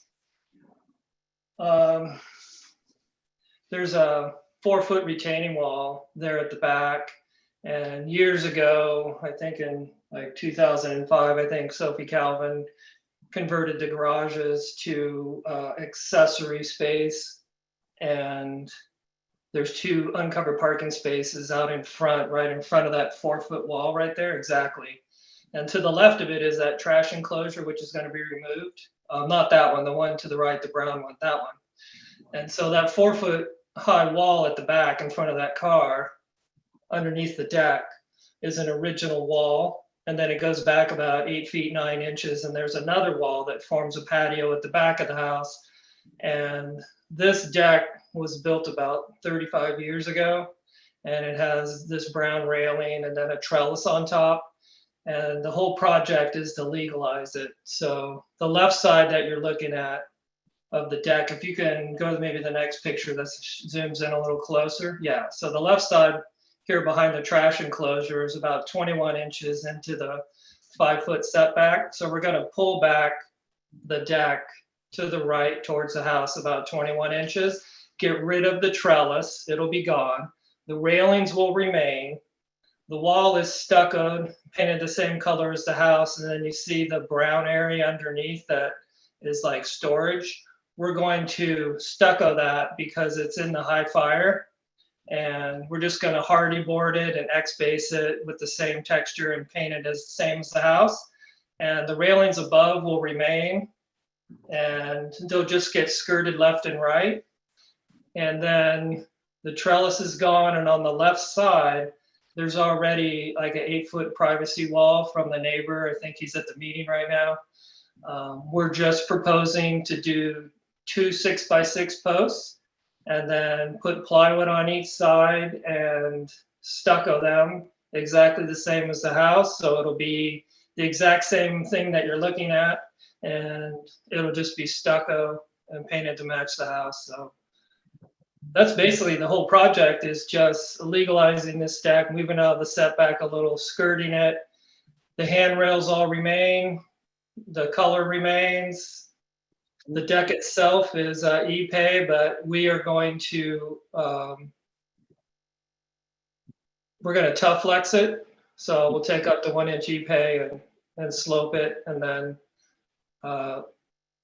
just tough flex it. We're not going to tile it, so it'll be waterproof, and we'll be able to get the water off the deck. And that's pretty much the whole project. That little gate right there is to remain. Yeah, that right there. And that is the deck that gets skirted, and the e-pay is removed, and it's tough flex. And this brown trash enclosure is gone. That's the neighbor's trash enclosure and deck there. And that's the deck we're talking about from the back side. And there it is looking towards his property, where you see the privacy screen on the left side. We're just going to take that all the way down. Instead of having the railing, it'll just be a solid 8-foot piece. And the trellis is gone. And there's Charlie. That's pretty much it. If you have any questions. Okay, thank you. David, can you go to the photo mapper for location real quick? It's like 62 feet back from the front property line, and they have a shared driveway with the neighbor. All right. Yeah. Good. So questions from the board? No. No question. So why does the trellis has to go? The trellis has to go. It doesn't have to go, but the place is already screened by these giant oak trees. So that those photos were taken at 3 in the afternoon, and it's completely shady in there, and it's really cool even on a hot summer day. And the trellis, since it's in the high fire, would be pretty astronomical. It'll have to be all 8 by 8, so it'd be ridiculous, and it wouldn't look right, I don't think. Okay, good. Can we see the site plan again? We didn't really spend any time on that. There we go. Maybe zoom in there. So this is existing and proposed. Yeah, the left side, you see the trash enclosure, and then the little piece that's being removed at the end of the deck, about 20.5 inches. And Where's then on the right is the 5-foot setback line, and we're just squaring it off to that. And then you see the concrete patio behind it with the beautiful Santa Barbara sandstone face rock wall at the back. But you can't see any of that from the street. You really just, you see mostly the trellis. So where does the trash go now?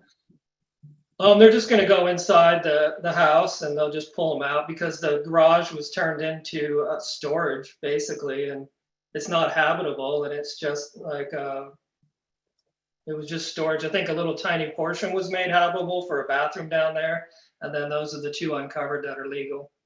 Okay, any other questions? Okay, public comment. I know we have one gentleman here for public comment, so whenever you're ready, sir, just you can sit or stand, and you'll have 2 minutes. Say your name for the record, and then Roger Perry. We're an incredibly patient commission. I'm impressed. Some days we're more patient than others. I've sat on city commissions and would never tolerate the length you guys just went through. First statement I want to make is I bought the house next door in '96. That deck did not exist at that point. It was built sometime after I moved out of the house and made it a rental. So I don't know exactly when it was constructed, but it's not 35 years old. Areas that I'm concerned with is there's a number of violations with that property right now. Most significant is rerouting waterways that was corrected by the county and then reinstalled after the county approved it. They're back investigating it again. And it's frustrating to be next door to that. I now have 2 12-inch pipes pointing at me. An 8-foot wall as I walk outside that's already been elevated 4 feet from the retaining wall below and another 6 feet from the deck. That's an enormous visual barrier. It's going to affect light more severely and just general aesthetics from my property. My last concern is the plans that have been provided to me do not properly represent the property line. It actually sits on the top of that wall behind the trash enclosures, not 18 inches behind or beyond it. Okay, that's it. Thank you, sir. Appreciate it. Anyone else would like to speak on this? Please step forward, raise your hand, or press *9 if you're calling in. Okay. See no additional public comment. Back to the board for our comments. Ms. Froscher. I can see that they're remedying a series of things that have been in the setback, not built to fire codes. I think, they need to determine where the survey property line is. That's not for us to get in the middle of. And that 8-foot wall perhaps could be lower and have planting instead of a solid wall all the way up. But that's a little hard to tell from the information we have. Okay. Otherwise, I see they're remedying old problems, and that's good. Okay. Mr. Berdiak. Well, I think we would need to see, is there a discrepancy as to where the property line really is? I mean, he just brought that up. I mean, that would be Yeah, I mean, something it's fine, you'd have to sure. look at. Yep. Okay. Anything else? No, Ms. Pujo, Nothing to add. okay, Ms. Grubb, I agree with Val. I think the 8-foot privacy wall could very easily be a planter with a hedge in it or something like that. It's just kind of looming. Like, especially because it doesn't have the trellis ground in it anymore. Also, I think if you're gonna plaster the section that's currently wood on the, to get the elevation, on the south elevation, you either have, I think my recommendation would be to either remove the stone like wall cap transition if you're gonna plaster the whole wall, or change color or material above that stone. It seems odd to have that stone cap running through and plaster on top of the bottom. Yeah, I wonder if they could put some like hardy material instead of Yeah. plaster. Because I it think kind of they looks want like, it to the wood. looks nicer the way it is, It brown, does. you know? And it seems like, yeah, I agree with that comment. Maybe either, I don't know, some hardy, you Yeah, know, it would be a hardy material. hardy material, board and bat or something like that, same color as the railing. I think that would look nicer. okay, Mr. Richards.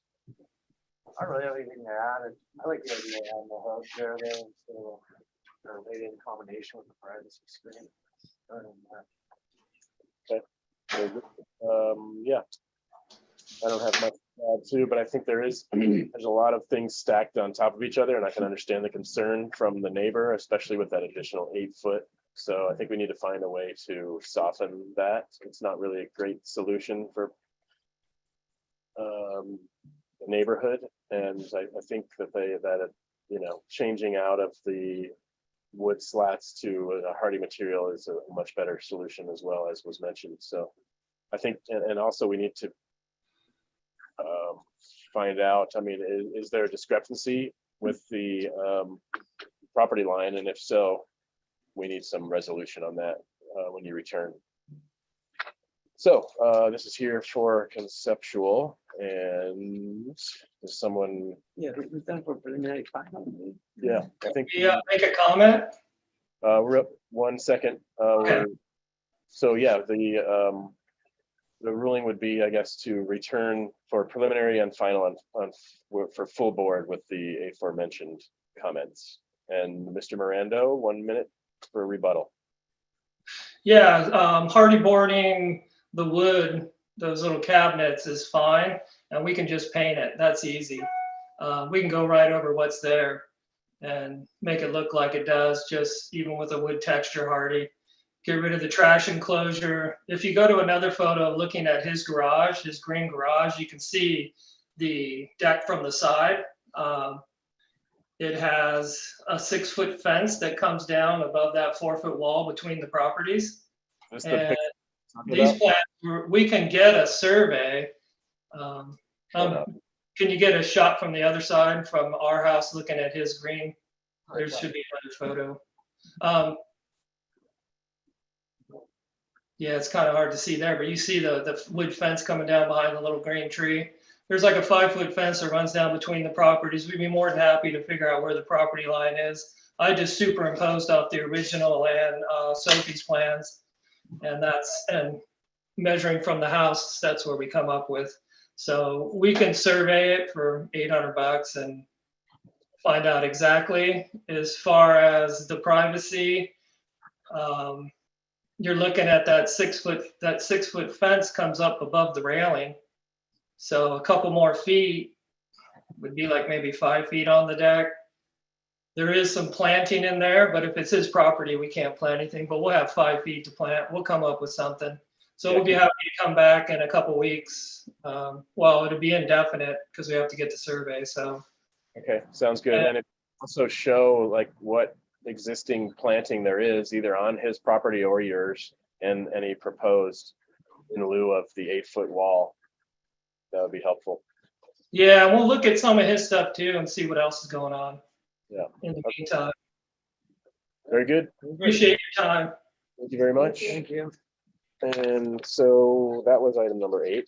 We have 3 items remaining, but we are going to take a lunch break. It's 12:25. We'll return at 1:30. How did you make that last item for them? This one was for prelim final full board. Yeah. So items 9, 10, and 11 will be heard at 1:30. And we're off to lunch. Thank you all. Are we off the record? Hold on. one second. Pretty good.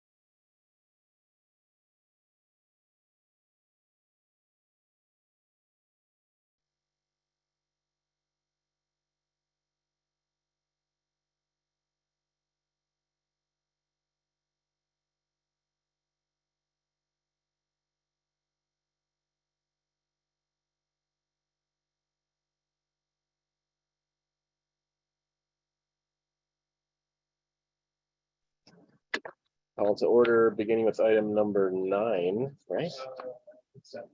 Yeah. Oh, right here. Looks like it. It's working. Here. Yeah, it was just delayed. Oh, I see. Okay, item number 9, the Agonius edition, request of Esteban Bilikian. Agent for Jillian Agonius for conceptual review of an addition of 300 square feet to the existing residence and new decks. This is a 12,196 square foot parcel located at 2851 Vista Elevada Street in Mission Canyon area. And so we have the applicant here. Please state your name for the record. Esteban Bilikian. Okay, and so we'll have 10 minutes for a presentation. And can you, before we start, can you clarify, I guess there's some issue with the plan set. So we have a set of plans in the box and you have updated plans? Yeah, we did some more work on the project since then, so there's more information on the updated. Okay, so we can view those plans, the updated plans, but you can, as you're going through your presentation, you can kind of tell us what's different so that we have some sense of what's on the new. Is it a completely? There's very little has changed. Mostly it's just renderings. So there's kind of as well. It out. We can't look at them, but we can look at renderings. It's concept. We don't really have we can't look at big plan set, but if you do have just renderings on, they all on full size sheets. What's that? They all full size sheets too. Yeah. Okay. Well, let's just yeah, let's look at the material board and maybe we can just pass the renderings down briefly. Okay. Yeah. Okay. So bring those over and we'll do the best we can to look at as much as we can. Here's the material board. I have 3 sets of renderings. I just want one passed down. Yeah, sure. You have the same? Yeah, they're all the same. Okay. So 2 sheets on each of these. Okay. Thank you. Appreciate it. Okay, 2 and 2, okay. Got it.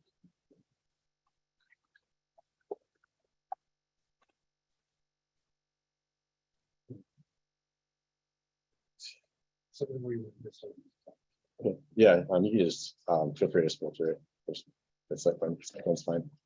So this shows, the site plan shows the proposed roof plan on the parcel, and highlighted are the changes that we're proposing is an addition. The dark lines is the addition to the footprint of the house on both levels, the 2-story house, approximately 300 square feet there.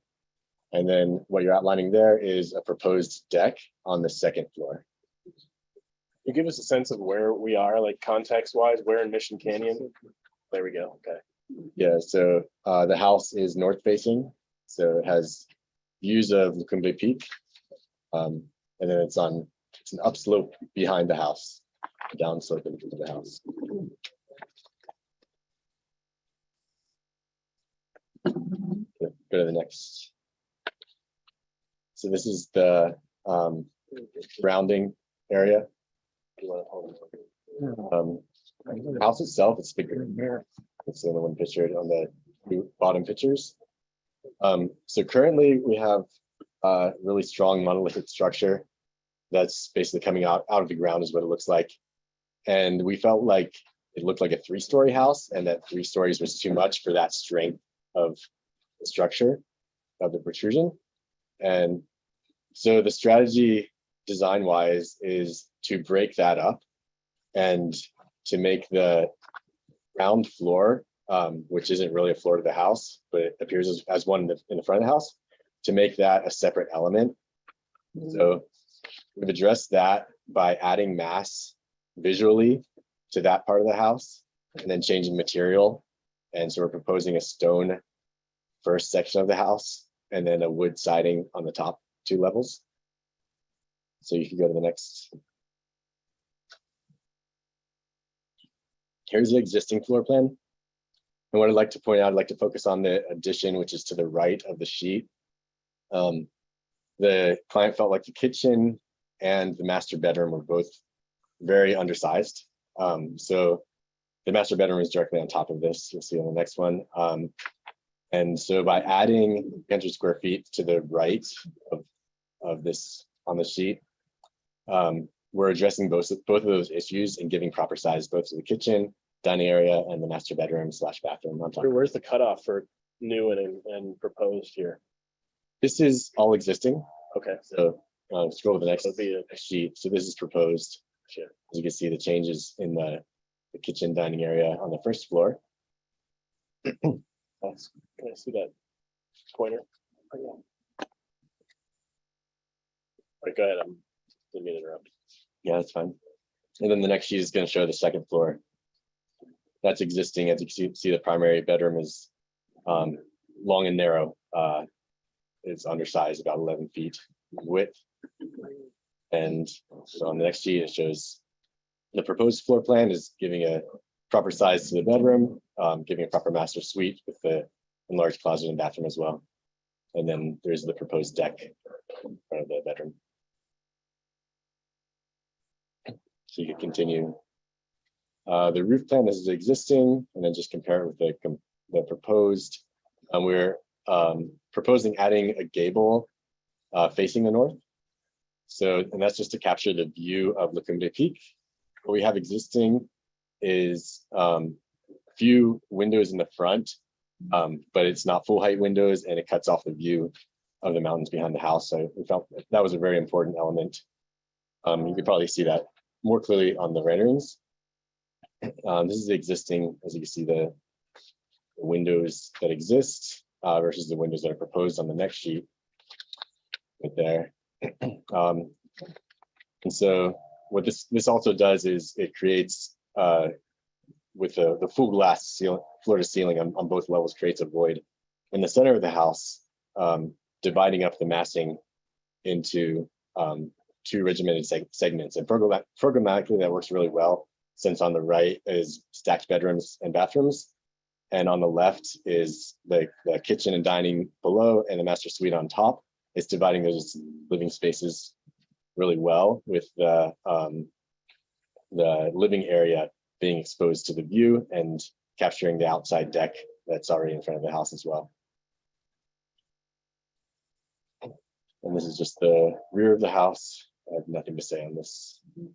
This is the side, the rear proposed, and this is what we believe is going to have the most impact to the view of the neighbors behind us. So that was a primary concern. We addressed that with all of the neighbors behind us who we felt the view was impacting, and they all responded positively to the project. And so this is with an overhang of a roof, with an addition of a deck as well, is proposing. There are no changes to this elevation, I believe. This is existing, and then the proposed, the only thing that you'll see is some additional fenestration on that side. There's no house on this side of where we are standing, so additional fenestration doesn't impact anyone.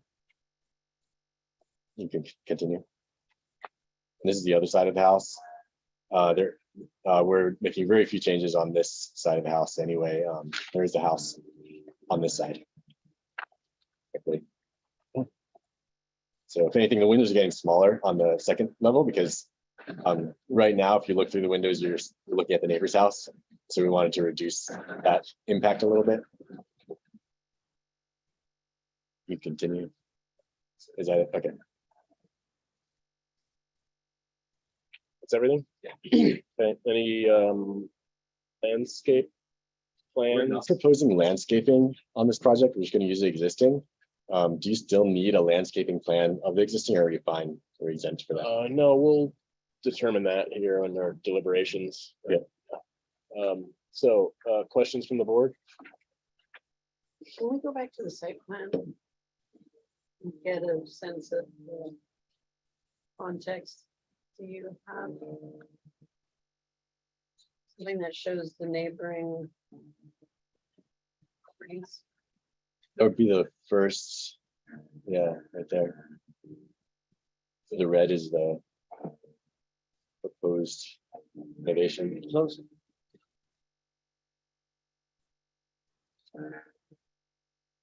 So your addition is going off to the right, Correct. and you're not doing much at all on the left end of the house there. No addition there, just changing some fenestration, reducing the size of the fenestration. And the deck is to the north, right? The views are to the north. Correct. Yeah, there's an existing deck on the first floor to the north. The proposed deck is going to the northeast and to the north of the second floor. Going back to the site plan, North and east. the lighter hatch is the proposed deck. I think. So those retaining walls new? No, those are existing. Or just- We were making a change to the staircase though, that you can see that curves around. Existing stairs are, and you can see this on the existing floor plan, but the existing stairs just go direct to the driveway. And they're really steep and it's just railroad ties that are all loose and everything. So we're proposing to change the staircase to give it the proper run and of the treads, the tread length, the rise to run ratio. A question on materials. The renderings show a lot of stone and some kind of wood. Okay, so okay, this is the answer. Okay. Now on the rendering, you've got these double steel columns that come down out of the railing. Those we're putting out are wood. So the upper deck is all going to be wood framed, and the just Railing? sorry, Including railing. yes, including the railing. That's what we're proposing. And then those posts are just going to run straight to the ground for supporting elements. Because you're in high fire, right? Right. So if you use wood, you gotta have heavy timber for deck posts. They're very bulky. Mhm. So I don't know, I mean, it looks super light. Those are 2x6. Yeah. Yeah, that they won't accept that. Okay. Do you know the bulk, the dimensional bulk of the? Well, like posts that are supporting a deck are like 8 by 8. Right, and structurally, those are also can be joined together by bolting two 2x6s together and putting a separator in the middle of them. So structurally, it works as a much larger massing. So it's similar to 8x8. I don't know the exact comparison. Well, just it's something, I mean, it's an interesting look, but it just, you gotta make sure that you can do that. We're looking at the rendering. I think there is a mistake on the rendering of the railings, but we have the uprights going all the way to the ground. That what we intend to do. Yeah, do you want to? Yeah, that's kind of what we're correct. questioning things. Yeah, so this is gonna tie into the stone wall up here. It's just this one.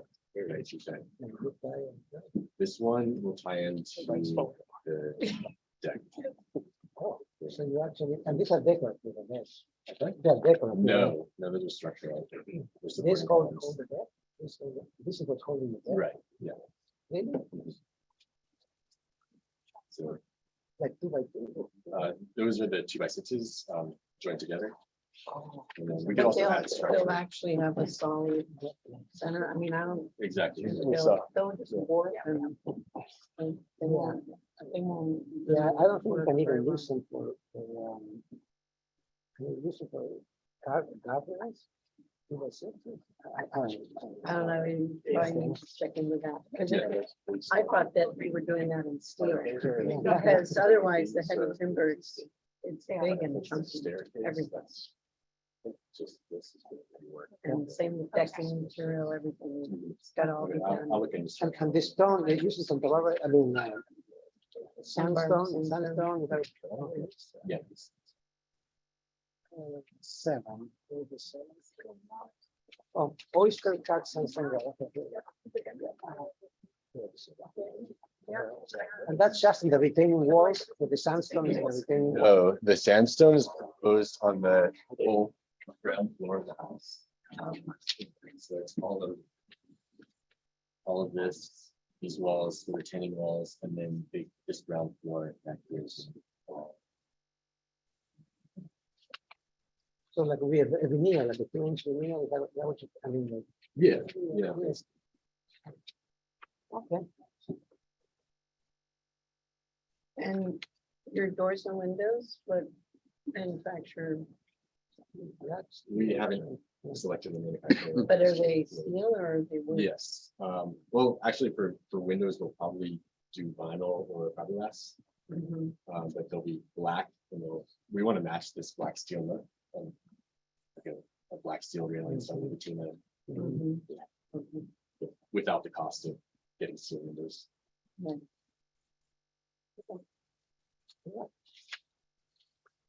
Okay, other questions?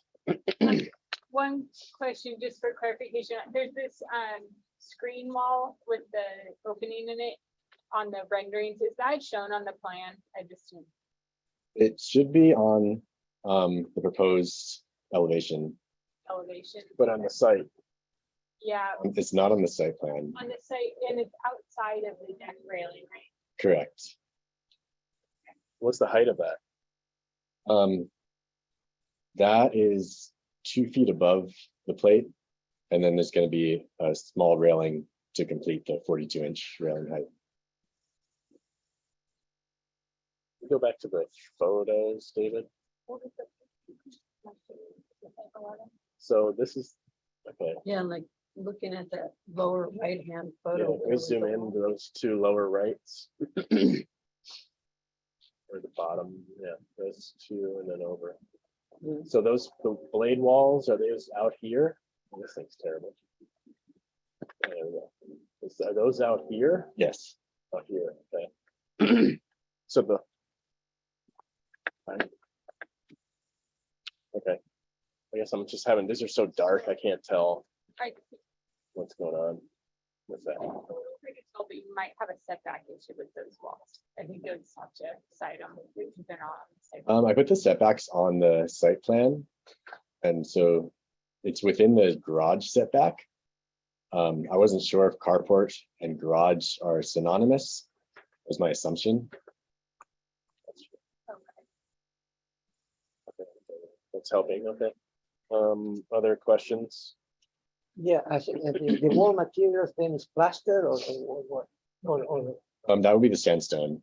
So the first floor of the house, if you define it as a 3-story house, the entire first floor is sandstone, and the 2 upper floors are the wood that's on the material board. Vertical side, okay. Vertical sign, correct. These screen walls here, is the driveway to the left of that? Are the screen walls to the right of the driveway? I think they will be like right here, right? Yes. Yeah, On this side too, right? Yeah.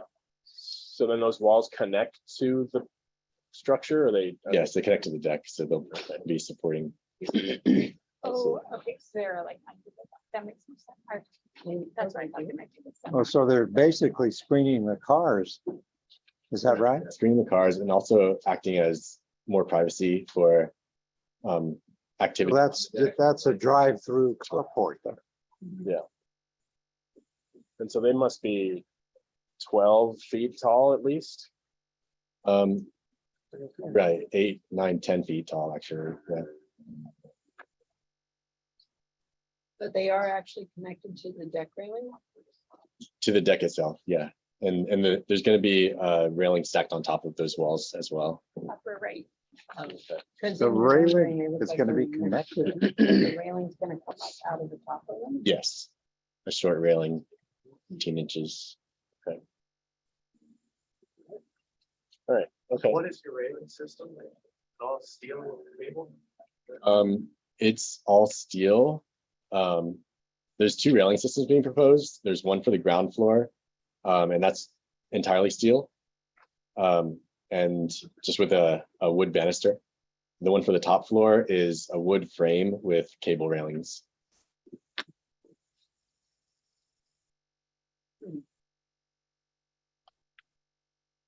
Okay.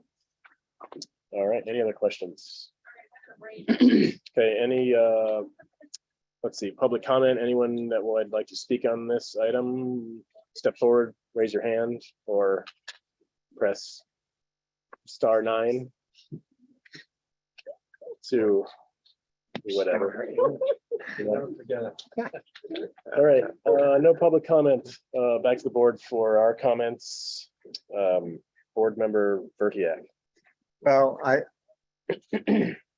I like what I see, what I can tell here, but they're so dark, I really can't understand exactly what they are, and that's too bad. But what I can gather from it is that it looks like a really good project.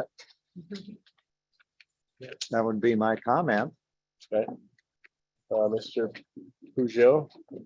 Yeah, I agree with that. I have a good feeling, a good look for the project, but it's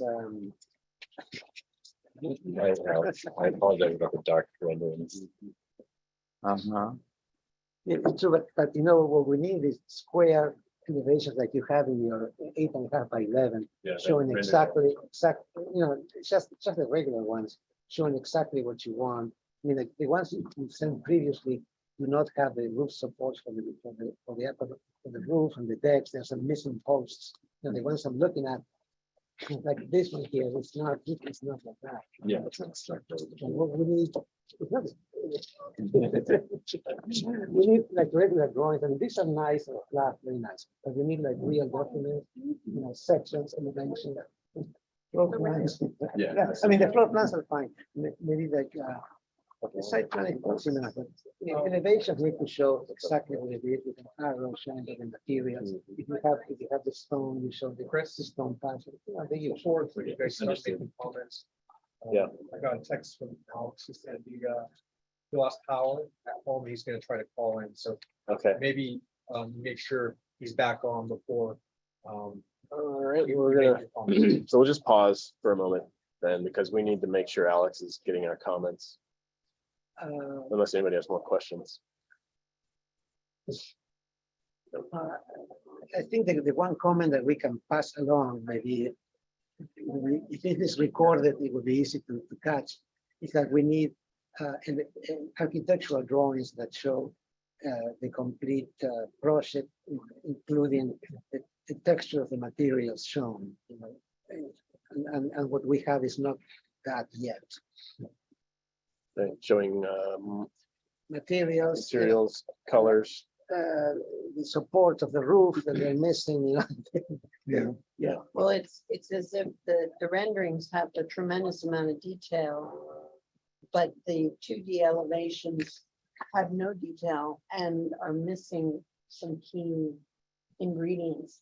And same with the site plan too, actually, that, we need to see where the walls are in plan view and where the railings sit on the walls, both elevation and plan, in the context of the site, because on the rendering, there's a lot of stonework. It's hard to tell where all it's occurring, going up next to the house. And it may be too much, but we can't even tell.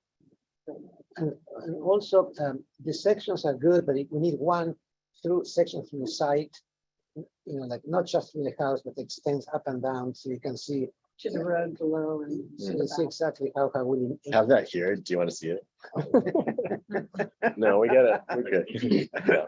You're gonna have to come back anyway, so I think just have some more clarification to. I think, as Val alluded to, we need more developed everything, I think, except for the renderings, but the elevations, the existing, I would encourage you to put existing and new on the same page, because it's hard to remember what you just saw. jump back and forth. Yeah, jump back and forth. Also, your existing hardscape layout, like what does that look like on the site, and where are the changes? You mentioned that a staircase was going to change, but we need to see the existing condition also, and also showing the neighbors. I'm not fully convinced that there isn't an impact to the neighbors to the south.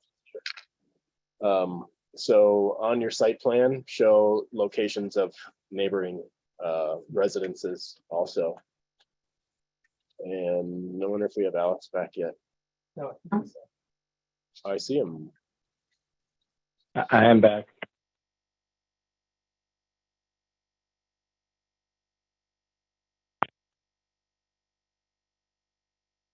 I'm back. He's back, but I don't know if you caught that, but I'm back. yes, we did. All right. Okay, so comments. I'm done. Did you get all that, Alex? No, I'll try and summarize, I guess. So, I Alex, think I got it. Elevation, site plans lacking detail, show existing proposed elevations on same sheet. Site plan needs to clearly show difference between existing and proposed and show adjacent development. Need site section through the site. Architectural drawings need to show complete project, including textures, materials, and colors. okay, you're just fooling around with this. All right, so that's you two. Yep. You went already? No, that's enough. Yeah. Okay. Ms. Grubb. I'll put a comment in there that I think that architectural elements generally look nice and beautiful for the style of the house. So look forward to more detail. And just to, and further clarification on if the existing landscape really will remain specific commentaries. Mr. Richards. Yeah, I agree with the comment. If you're gonna do all this nice stuff to the home, looks like your landscape could be an improvement as well, so. But, aggressive, improvement. I love Yeah. the renderings, like, cut some elevations from the renderings. Label them, and tell the story really nice. Yeah, I think, I mean, as far as the landscape goes, just that ivy island right there. It looks to me like these freestanding walls must be at least 12 feet. I don't know what your plate height is underneath, or maybe it's 10 or 12, 11, whatever it is, but you can probably get some planting in front of those so that they're not just, two-dimensional. So to Robert's point, we're back. Oh. Okay, good. And so stuff. And the only other thing I was going to say is it's hard to tell where with the roof plan, but it seems like a very grand extension of the roof. And so but I'm having a little trouble seeing it on the plan. So I think just clarify exactly where the new roof projection is in relation to the old, so we can get it. Do you have a sense, like how far out are you extending that roof line on the second, third floor? I don't remember the dimension. It's not that big. Look. I Existing. think it was 8 feet. And proposed. So Can we those scroll through to the, This looks like. yeah, I mean, if you look at it 17 on feet. that, It looks like 17 feet. This one. It extends 7 feet. so I mean, I was looking at it mostly from the elevations. So if you go to the next page, Yeah. you can see, and maybe it's because the railing's not there and the support posts aren't there. So I guess you already have the comment, and let's sort of update and bring everything up to the level that you have your renderings to, so we can get a better sense of the project. We're here for conceptual, right? So how does the board want to proceed? Preliminary. Okay, return for further conceptual / preliminary when you're ready. Okay, great. Thank you so much. Thanks. Sorry, it feels a little discombobulated. We can take some of this. Yeah. You may want to keep one of it here, or sometimes they get lost. It's better if you keep them, because sometimes you don't get them back. Okay, no problem. Thank you so much. Okay, item 10. Via Real LLC development, request of Laurel Perez for preliminary approval of residential development of 25 single-family homes averaging 3,247 square feet in size, 15 condos at 1,240 square feet, and demolition of existing structures, 11.5 acre site located at 3250 and 3282 Via Real in the Toro Canyon area. Last heard August 12th. Of 2022. We have a planner memo. There it is. And it states that the project has received approval at the county Planning Commission is working towards final map recordation and issuance of the approved permits. The project was last before the SBAR on August 12th and has addressed some of the comments received during that meeting. And the comments from that meeting are as follows. A, project has responded well to prior comments. B, landscape plan is well designed. C, restudy right elevation on 3A, plan 3A. D, consider more variation in roof material and color throughout the project. So. Great, thank you very much.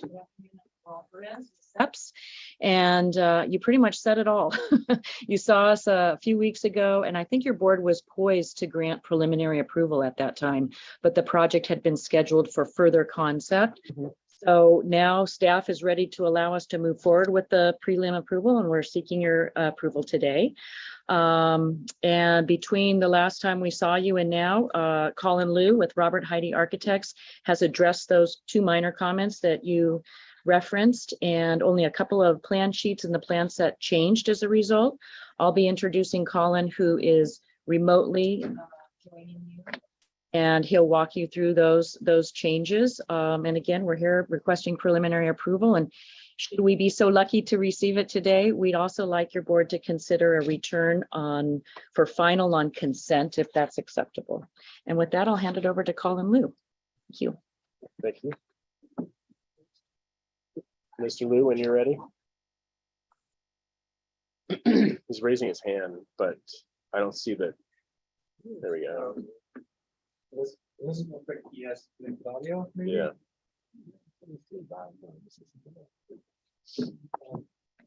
Colin, if you might want to leave the meeting and re-enter if you know, get your audio settings just right, you can affect your Can you maybe text or call him, and because we didn't trust. Right. Let's see. Well, I might be able to walk you through the changes. I think really what we're looking at is the plan 3A right elevation, which you made. Hello? Can you hear me? Hello? Yes, Colin, give us 1 second.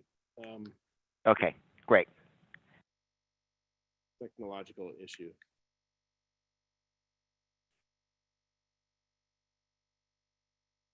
I would say you can go ahead when you're ready. And Okay. Okay, great. Well, good afternoon, SBAR members. Thank you again for your time to review our project. I'm going to go through these revisions that were made in response to your comments received on August 12th. David, if you could go to PDF 1 of 2, sheet 31 of 40. So this is the plan 3A right elevation. This is the floor plan. As you can see, the wall that is in question is actually on the left side, on the garage side.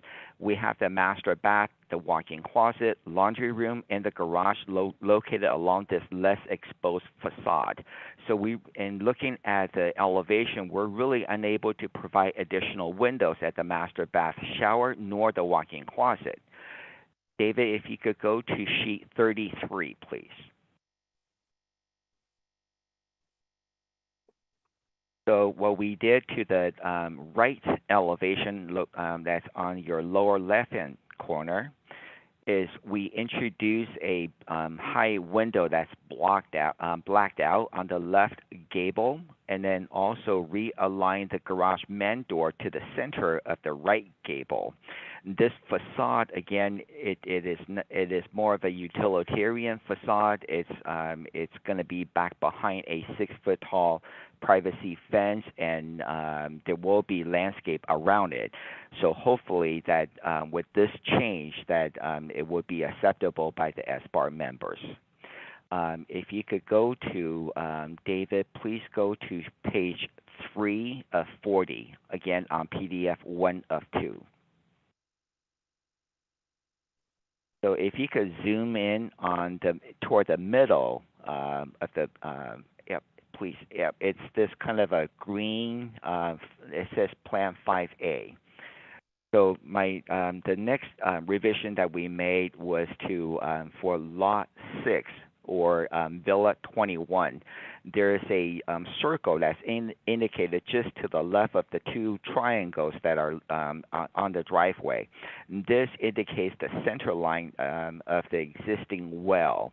And as you recall from the last meeting, we're trying to design in lieu of a single story, we're trying to design a two-story house that's staying 15 feet away from the center line of this existing well.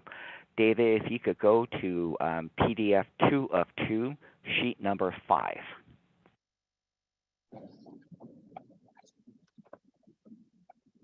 Last time we had some technical difficulties, so you weren't able to see the actual floor plan proposed. So on the right-hand side is the actual first floor plan with the center line of the existing well indicated. Again, this is predominantly a single-story plan with master bedroom, an office, and majority of the living space is located on the first floor. If you could go to the next sheet, please, David. The second floor has all the secondary bedroom suites. They are located in the center of the plan. And if you could go to the next sheet, please. So this is the lighting selection plan. Go to the next sheet, please. And these are the proposed elevations for this one particular lot. The first floor walls are with horizontal siding that wrap an entry foyer. Going toward the left side, it's the great room and office, and then transitioning to a board and batten at the master suite on the right side, as well as the second floor. So this is the revised two-story plan for Lot 6. Now, in response to providing roof color variations, David, if you could go to the color material chart and go to page 3, please. So in addition to the charcoal comp shingle roof, which is a dark cool gray, we introduced a Nantucket morning, which is a lighter shade of cool gray, to Villa's color scheme 1 and 4. So 70% of the Villa's roof color will be of this Nantucket morning, and 30% will be a darker charcoal color. So, and also, I just want to point out that even though that the same color roof will appear to be different based on the different roof orientation. So I think that this is what our attempt to provide varieties in the roof variations. So that's really all the changes done to the package. All right. Thank you. So because we're still having technical difficulties, and I don't think you'll be able to hear. I'm sorry, I cannot. Yeah. Or me. All right, we're gonna have to switch over. Like, when I'll mute and you guys make your comments, and otherwise you're gonna be yelling into mine. You won't be able to hear it from far away. Well, maybe you can use Robert's. Like, we'll just group together, 2, 2, and 2. You're not on either. All right, well, just yell really loud. So thank you for the presentation. Questions from the board? Maybe I can just pass this up and down. I don't have any No question. That's easy. Well, I guess I do have one. John has a question. You know, going back to the Plan 3, which I complained about before, is having too long a stretch. I don't understand why that long wall couldn't be broken up with some, just changing the roof shape, helps, to be sure, but it still has that, it's going to have that long definition, which is what I was objecting to before. Isn't it possible to break up that plane somehow? So David, if you could go to PDF 1 of 2, sheet 31 of 40, please.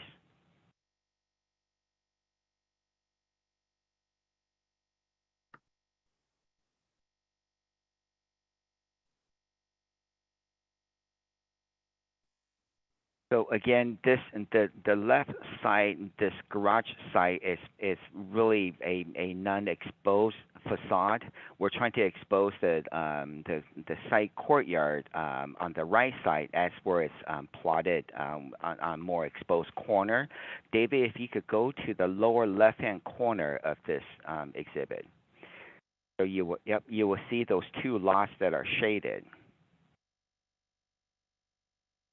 So the lot on the right side, it is 10 feet away from the adjacent dwelling. And then the lot that's on the left side, there is a 15-foot easement, utility easement there.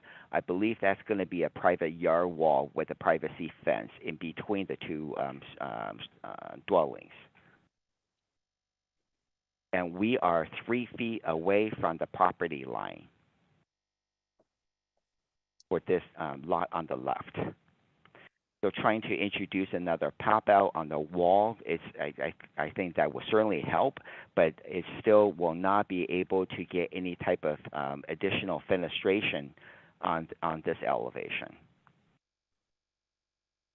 Okay. David, if you could go to page 33.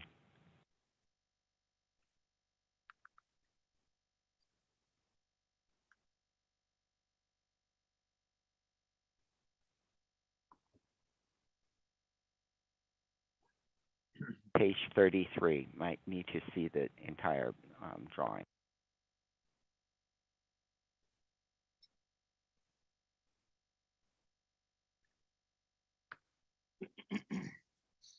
So even if we're to introduce any projection on this elevation, it will still not change the overall building massing, though. Well, I understand that. I just don't think that it's that successful in elevation. You know, it's, I've grouped that in with the parking and at the condos, that's not successful either, but Okay, I don't know what to say about it. all right, other questions? Okay, no questions. Public comment, is there anyone from the public that would like to speak on this? If so, raise your hand or press *9.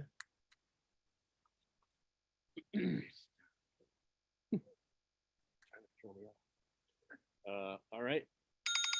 Let's see the presentation. Okay, comments. Ms. Froscher. Can we go back to lot 6? And I first have a question. You said this is a Wait, we change. don't need to. I first have a question. You said that this was a change to go to a 2-story. Is it? No, there's no change to this particular plan 3A. This is it has always been a single story. No, The I'm only talking thing about in lot. common is on the right elevation. It used to be a blank wall on the left gable. We added a window at the No, up sorry, high. I'm not talking about this building. I'm talking about in your presentation, you showed a modification to a 2-story. I thought you called it lot 6. What Yes. was it? Yeah, that's what I want to talk about. Okay, David, page? if you could go to PDF 2 of 2, sheet number 5. Yeah, there it is. Well, go to the elevations.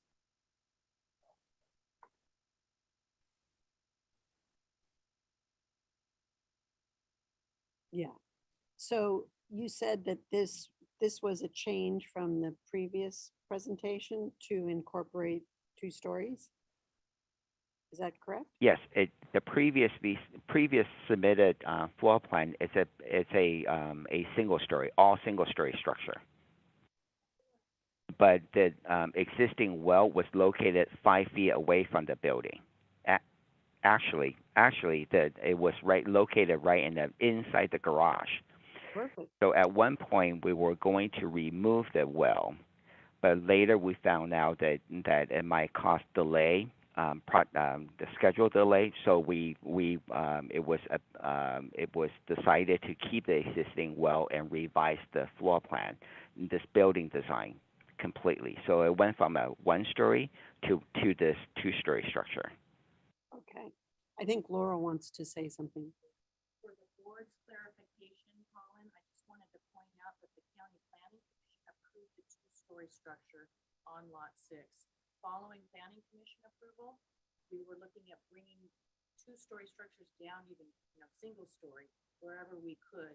And so we made that revision to lot 6, bringing it from an approved 2-story to a single story during your EAR process most recently, and then went back to the 2-story. Okay. Okay. So with that background in mind, I just have concerns on the front elevation. I feel like the center portion reads kind of awkwardly. I know you've got the popped up dormer with just little ends at the corners. I don't know. I think it could use some work to feel more integrated into the rest of the building. So it reads awkwardly to me.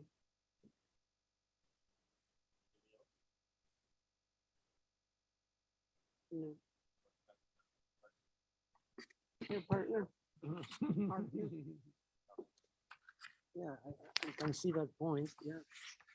It does seem like sometimes you see buildings downtown that have an addition. Yeah. And the left elevation shows that piece jammed against the gable, and it does seem like odd. I'm not sure if it bothers me that much. It is odd, but It's just front and center. It's the centerpiece of the building, and it doesn't complement the 2 wings. David, if you could pull up the previous package that was submitted back on in August, I think that there is a 3-dimensional sketch that was shared with the SBAR team.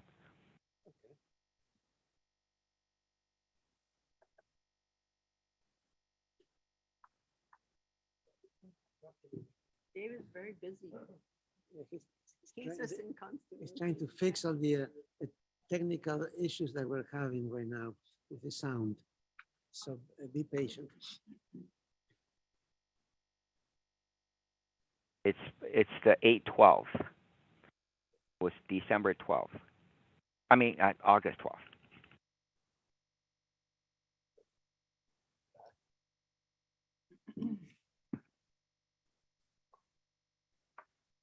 If you could go to, no, it's the volume 2.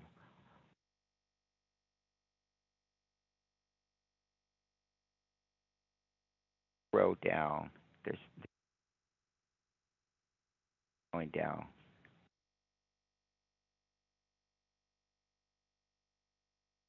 Yep, keep going down. So, yep. Okay, stop right here. Yep. So that was the original sketch. This is what we shared with the SBAR team last time. That 2-story element above the garage is meant to appear to be a large dormer with a 4 and 12 roof pitch, and then the left and right side of it, the second floor is it has a steeper say their 10 and 12 pitch roof.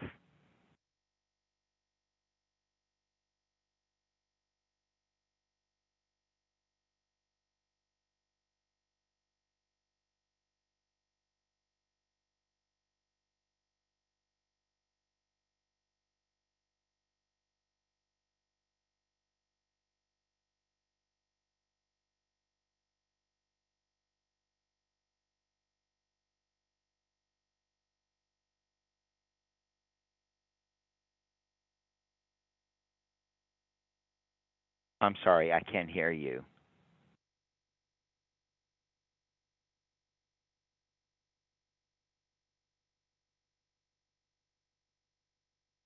I'm sorry, I cannot hear you.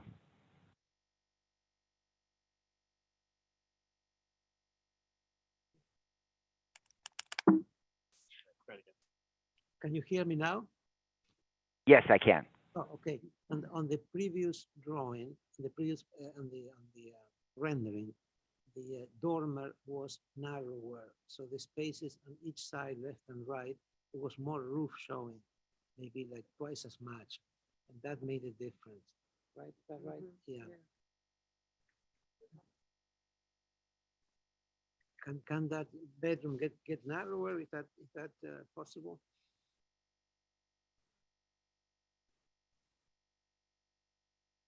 We could certainly look at the floor plan and see if we can narrow the center the dormer portion. We could certainly try to do that. I think that was a big Yeah, difference. that's part of it. I think that the shed to the left of the center. I'm sorry, I can't hear you. Yeah, you have to come closer. Yeah, yeah. The shed roof to the side of that central piece was also, it was Yes. more in the sketch, so there was more wall showing. I mean, we're talking kind of subtleties, but maybe just take a look at the difference between that original sketch and where the shed roof is hitting the side of the building. It's crowded. Okay.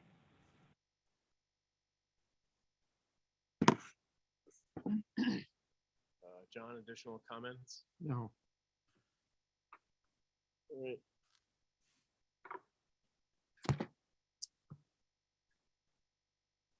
I don't think I have any additional comments. I think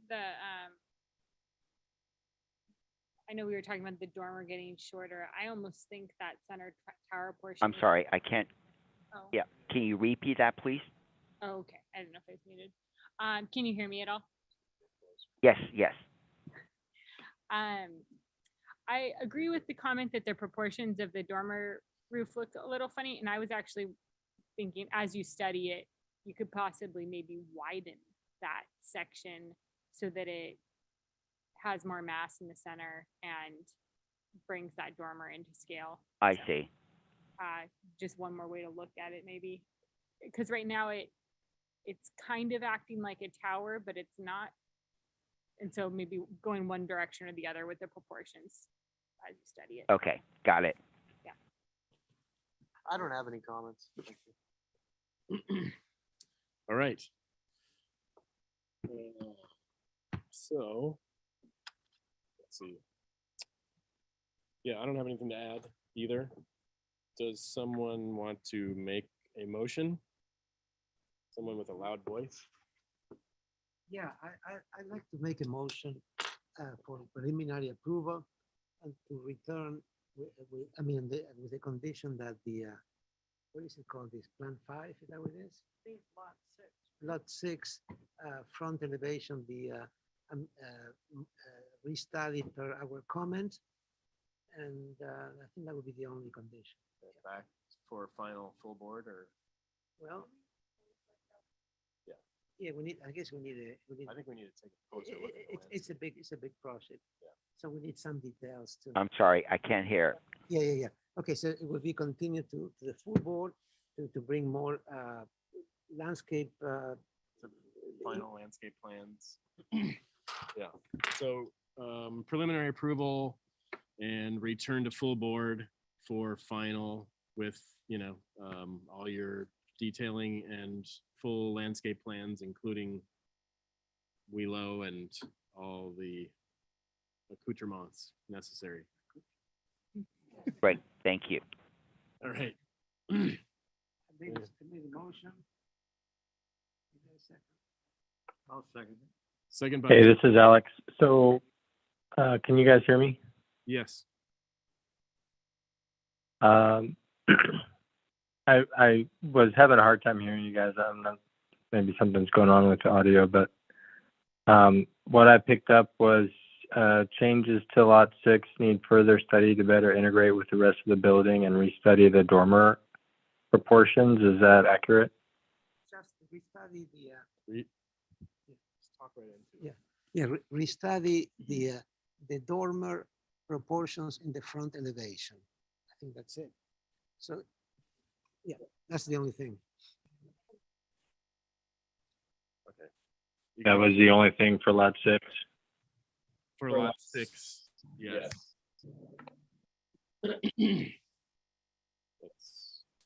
Hold on. Oh, and the other. Okay.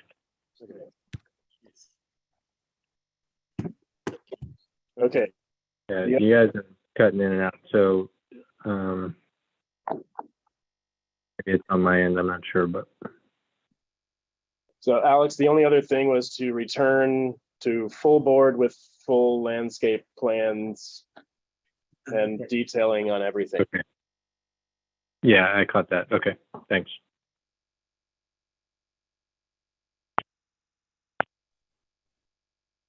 Alex cut out. Okay, I think he's got it. All right. This is fun. Great, thank you. No? Do you want to? All right, so we have a first and a second. First by Alex, second by John. All those in favor? Aye. Opposed? Motion carries. Thanks. Thanks for bearing with us. One more. Okay. Bye, Val. All right, final item number 11. Request of AB Design Studio, architect for John Garcia for conceptual review of a new 2-story residence of 4,870 square feet with attached 3-car garage of 750 square feet and detached guest house of 600 square feet.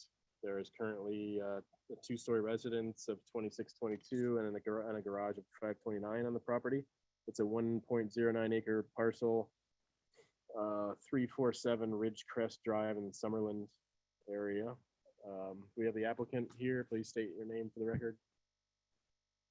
Hello, Mr. Chair. This is Clay Orwell, architect, AB Design Studio. Can you hear me? Yes, sir. Great, thank you. So 10 minutes whenever you're ready. 10 minutes. All right, speed round. That's right. Okay, our project is up on Ortega Ridge. Somebody was just showing an aerial view that was very helpful, actually. Ortega Ridge is kind of running from the bottom left corner to the upper right corner on your page, and our property is highlighted in the reddish color there. Just directly to the northwest is a home that recently finished construction. And there's an existing single-family dwelling on our property that our plan is to demolish the structure and build a new single-family dwelling with a attached garage and detached guest house. We are in the Summerlin Community Plan. In our area here, we have a situation where we're on Ortega Ridge. The county's building height is, correct me if I'm wrong, Eric, 35 feet. And yeah, 35 feet. And then because we're technically in the Summerlin community overlay, we have a restricted height of 25 feet. And I'll go through this in a little bit, but part of why we're here today is one, looking at the architecture, two, getting the board's kind of feeling about the height of our project, because we have an area of the project based on slope of the lot that we'll get into. But here's some aerial views here. I don't want to spend too much time on these. You know where Ortega Ridge is. Most of you've seen a bunch of projects up here recently. We can keep going. Here's some photos of the existing structure. So there's a key plan on the bottom right. And view number 3 is on Ridge, is on the street looking into the house. And you can see the house kind of through there. There's a considerable amount of vegetation along the road that would block any project. This is actually a view where we're looking into the driveway, and you can see the existing home there. But that hedging along the roadway is fairly consistent along the street. If we zoom out a little bit. Actually, if we slide over to view 6, on the bottom left. Sorry.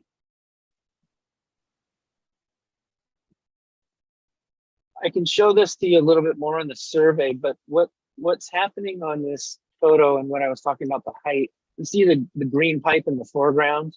That's a replacement pipe that was added later. And if you look up on the photo, kind of in the middle of the photo, there's some bush, pretty heavy hedge, thick hedge kind of up near the road. Near there is about a 24, 30-inch stormwater pipe that collects water from the roadway on the other side of the road and dumps it on this property. So the roadway storm drain system collects on the north side of the road and then dumps through this property and then comes out the southwest corner. And what that's effectively done is it's created over time, as you can imagine, an erosion swale on the property. And so we've had the property resurveyed as part of this project, and that erosion that has happened in that area of the site, the depression, has created a situation where now our building kind of pokes through. And if the natural grade where the finished floor of the house is today, and the natural grade to the right side of image number 6 is actually right at the same elevation point. So it's our theory that the drainage pipe has created a considerable amount of erosion on the property, which we will correct as part of our project. But it's also created a situation where we now have a height issue where the southeast corner of our project is poking through that 25-foot height limit just a bit, and we'll show you that later. But I wanted you to get at the context of the land and the landform, and I'll show you again on the site survey. So if we could zoom out. And the next sheet is the site survey. So you can see the existing residence here, and then you can see that blue line, that kind of swale that's been created, goes up to a pipe kind of up near the property line, the purple line at the top. And so that over time, that erosion has really eroded away part of the site, and you can see where the elevation on the easterly property line, excuse me, is very consistent with that over by the house. And so as our proposed project has grown to the east, that erosion has caused a bit of a height constraint for us that we've been trying to mitigate and have. And we're going to show you what that looks like. So we can zoom out, please. Zoom out. Yes, sorry. We can go to the next plan is the proposed site plan. So the proposed site plan, we're proposing to keep the existing driveway cut in its current location along Ridgecrest, and then add another driveway cut further north on the page, as you can see there. So we have more of a looped driveway situation. And a bit more formal, we have a guest house to the south on the page. It's kind of the southeast corner of the property. Detached guest house here with some additional parking spaces. And then as you move up on the page, there's a 3-car garage. And then we have the lower level. The lower level is primarily going to be kids' bedrooms and kids' hangout areas and pool hangout areas and so forth. This is how this design is based on like an upside down house. So as you enter the house, you go upstairs, all the common living areas, kitchen, dining room, great room, family room, living room are all upper floor, as well as the master bedroom. And the reason why is the elevation allows us to get the views of the ocean, of the Channel Islands. It gets us up a little bit above some of the existing vegetation lines, and allows for more expansive views, both to the ocean and to the mountains as well. So we've sort of flipped it around. So you come in to the lower level and you go up, and all that will be up there. So what you're seeing here is the lower level pool and pool deck, and then step down vegetated planters. And we haven't gotten into the landscaping yet, or really done a landscape design yet. We're still here at concept. We've yet to even submit for land use permit. We're just here for initial comments. So that's the first site plan plus first plan combo. If we zoom out, we can go to the next page, or if we can scroll down. This is first floor plan, which is showing the site plans. We have two drawings that are virtually the same. We can skip to the next plan, please.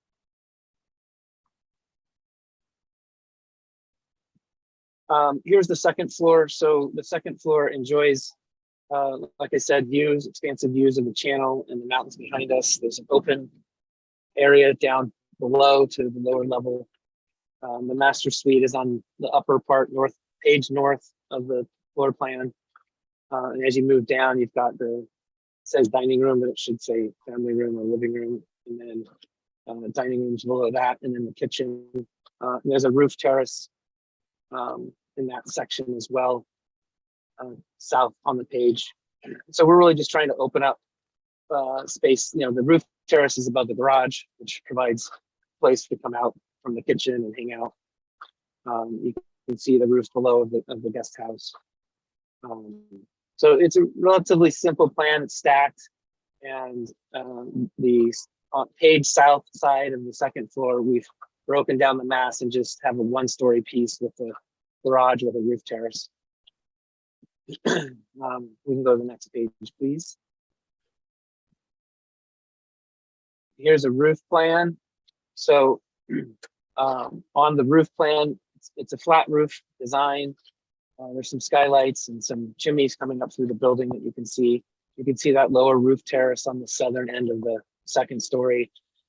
This roof, if I'm up on the page is north, for the sake of discussion. It's not in reality, but for the sake of this discussion.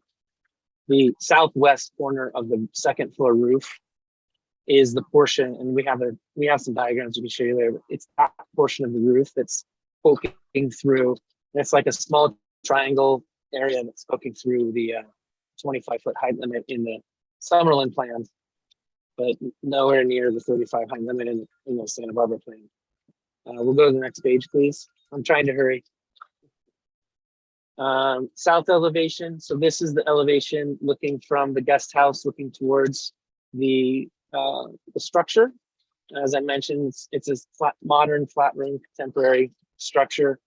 You can see we've got some height limits shown. In red is the county's line at 35 feet, and the black one is the Summerlin community plan line, which is dependent on where you cut it from in the grade. Here we're cutting it actually back more closer to the middle of that swale that I showed you on the site plan. On the north elevation on the bottom of the page, you can see that the building is under both height limits. We're currently doing 10-foot ceilings on each floor. We want to have mass. We want to have a nice volume and expanse to the views and create a nice big open field. Next slide, please. I heard the timer too, so I'm trying to be quick. Here's the elevation, west elevation. It's more pointing up. The top one on the page is more looking southwest actually, but this would be the view side of the house. So the master suite is on the second floor on the left. And as you move to the right, you have the more common areas and then the roof deck. And then the lower floor, you can see there with the pool in front of it, and then the guest house off to the right. And then the elevation on the bottom is looking towards, this is the entry side of the home. And you can see where we're mostly below that 25-foot line and the 35-foot line for sure. Guest house on the left, entry kind of in the middle. And the roof deck above the garage is kind of right in the middle of the image there. Next slide, please. We have a couple perspectives just to give you a sense of kind of the looking at this in different ways. So the top one is looking at the pool area, the pool deck, master suite, and the upper level, how all those volumes seem to work together. And then the lower image is looking at the front entry of the home. And you can see the roof deck kind of on the left-hand side over the garage. with a lot of the existing vegetation, we think a lot of the home is going to be screened from the street, and we don't feel we're impeding any views of our neighbors behind us because they're a higher elevation as well. Next slide, please. So here we've done some studies on height. So on the right-hand side, you can see from top to bottom, there's the proposed residence in the site context. And you can see the red is with the 25-foot offset. So it's just a corner of that building sticking out, and then the chimney in the background is sticking out a little bit. And then on the bottom right image is the 35-foot height offset. So we looked at both of those, and on the left is just a different angle of that. So on this particular property, the areas that seem reasonable to build based on view and everything else, we have that big swale that's kind of contributing to this roof poking out a bit on the second story. Currently, right now, in terms of materials, we're thinking obviously lots of glass, plaster, and probably some wood elements or wood composite elements to warm up the building and architecture. Do we have another slide? I can't remember if there's one after this. No. Oh, I think that's it. I'll end my presentation and go to questions from the board. Hey, not bad, not bad. About 14 Tried to minutes. get it in 10, sorry. Okay, questions from the board. Alex Peugeot. Okay. Hi, Clay. Can we go back to the first slide with the existing survey? Yeah. Page 3. So, yeah, there we go. Yeah, I'm trying to get my my bearings. It seems like the side slopes towards the south, but the existing house is rotated. I imagine that is the views, right? The direction is basically towards the west, the views. Is that it? That's correct. Mr. Chair, Board Member Peugeot, the predominant views are towards the west, southwest, and because to the direct southwest here, so the page south on the other side of us is a series of homes and there's a land mass that is higher, so it comes up. So really the views are to the west, southwest part of the site. Southwest. Okay, and if you we'll go down one more. So yeah, you rotated the plan a little bit, right? Like it's not. Is that the same orientation? The south. The orientation is the same. Yeah, this is what the site plan has on this sheet. The site plan has been rotated slightly so that the buildings are orthogonal. I see. Okay. The relationship of the house is the same as the previous house, so they're in the same axial relationship. So you can see the road Mm-hmm. top, so it is almost 90 degrees rotated. So put it down again, David. So okay, rotate that. Yeah. Like okay, very good. All right. So it's and that's the views, right? So you're aiming for the views, right? So to the left, yeah. Okay, very good. Yeah, that was my question. Thanks. Mr. Verdiak. You know, can you see the roof of the house from the road? Would you be looking down on the top of the house? Well, Mr. Chair, Board Member Verdi, I haven't looked at that. We're going to see over the top of it, depending on where you're at on the road, because the road Ridgecrest is actually sloping to the north. So depending on where you're standing, if you're standing at one of the two driveway entrances, you're probably either looking right over it or looking right at it. Well, it looks like that would be a steep driveway, but anyway, what did you do to divert the water from the road culvert? At this stage of the game, we've only conceptually conceived what we're going to do, and that would be catch it and pipe it to the outlet that is part of the stormwater system. And we're probably going to have to maintain a lot of it on site, even though it's not all our water, but we haven't gotten into all the stormwater management part of that yet. But conceptually, we would collect it and pipe it and then either detain it or do retention on site or tie it into the rest of the stormwater system that is on this drawing to the upper left corner of the site. Okay. Thank you. Couple questions, Mr. Orell.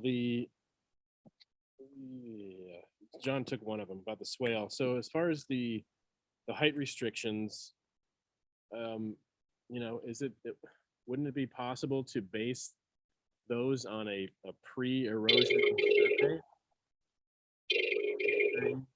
Or you know, how did you come about? You said you resurveyed the property, but it seems to me that it would be like historical grade. So couldn't you say that your height restrictions are based on the previous, like, pre-erosion before the installation of those two 12-inch pipes?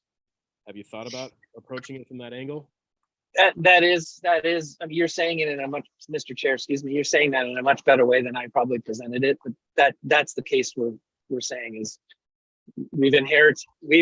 this property owner inherited something that somebody put in long ago, and it's created this erosion. And our approach is to base the height on the historic grade, but which we could only extrapolate from what we see today. Oh, I see. Okay. So you don't have an old survey showing the historical grade. So you're sort of hypothesizing about where that would be. Correct. Okay. And how does the staff feel about that, Alex Tuttle? Or has that been discussed?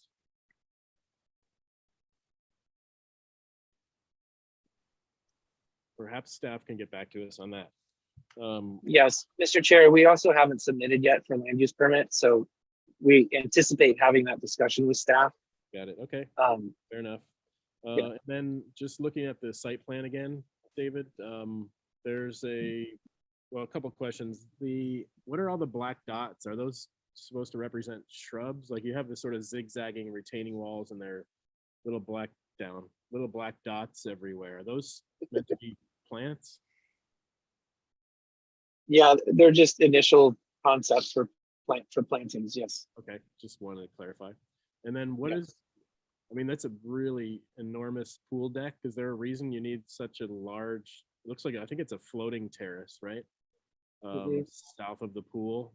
Is that level with the driveway, or are there a couple steps down, or what's the relationship to the motor court? It's level with the driveway.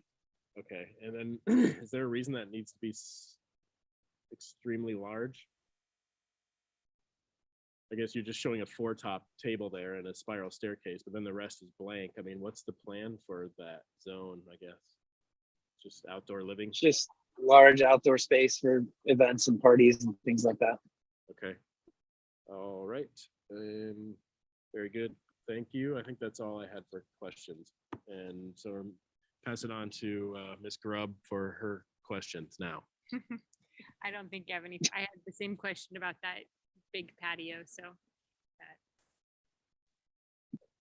Hi there, this is Robert Richards. I just have a question.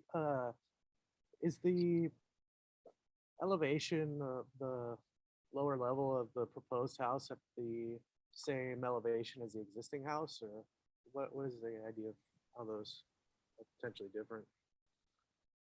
Yeah, Mr. Chair, is it Rogers? Sorry, Board Member Rogers? Robert Richards.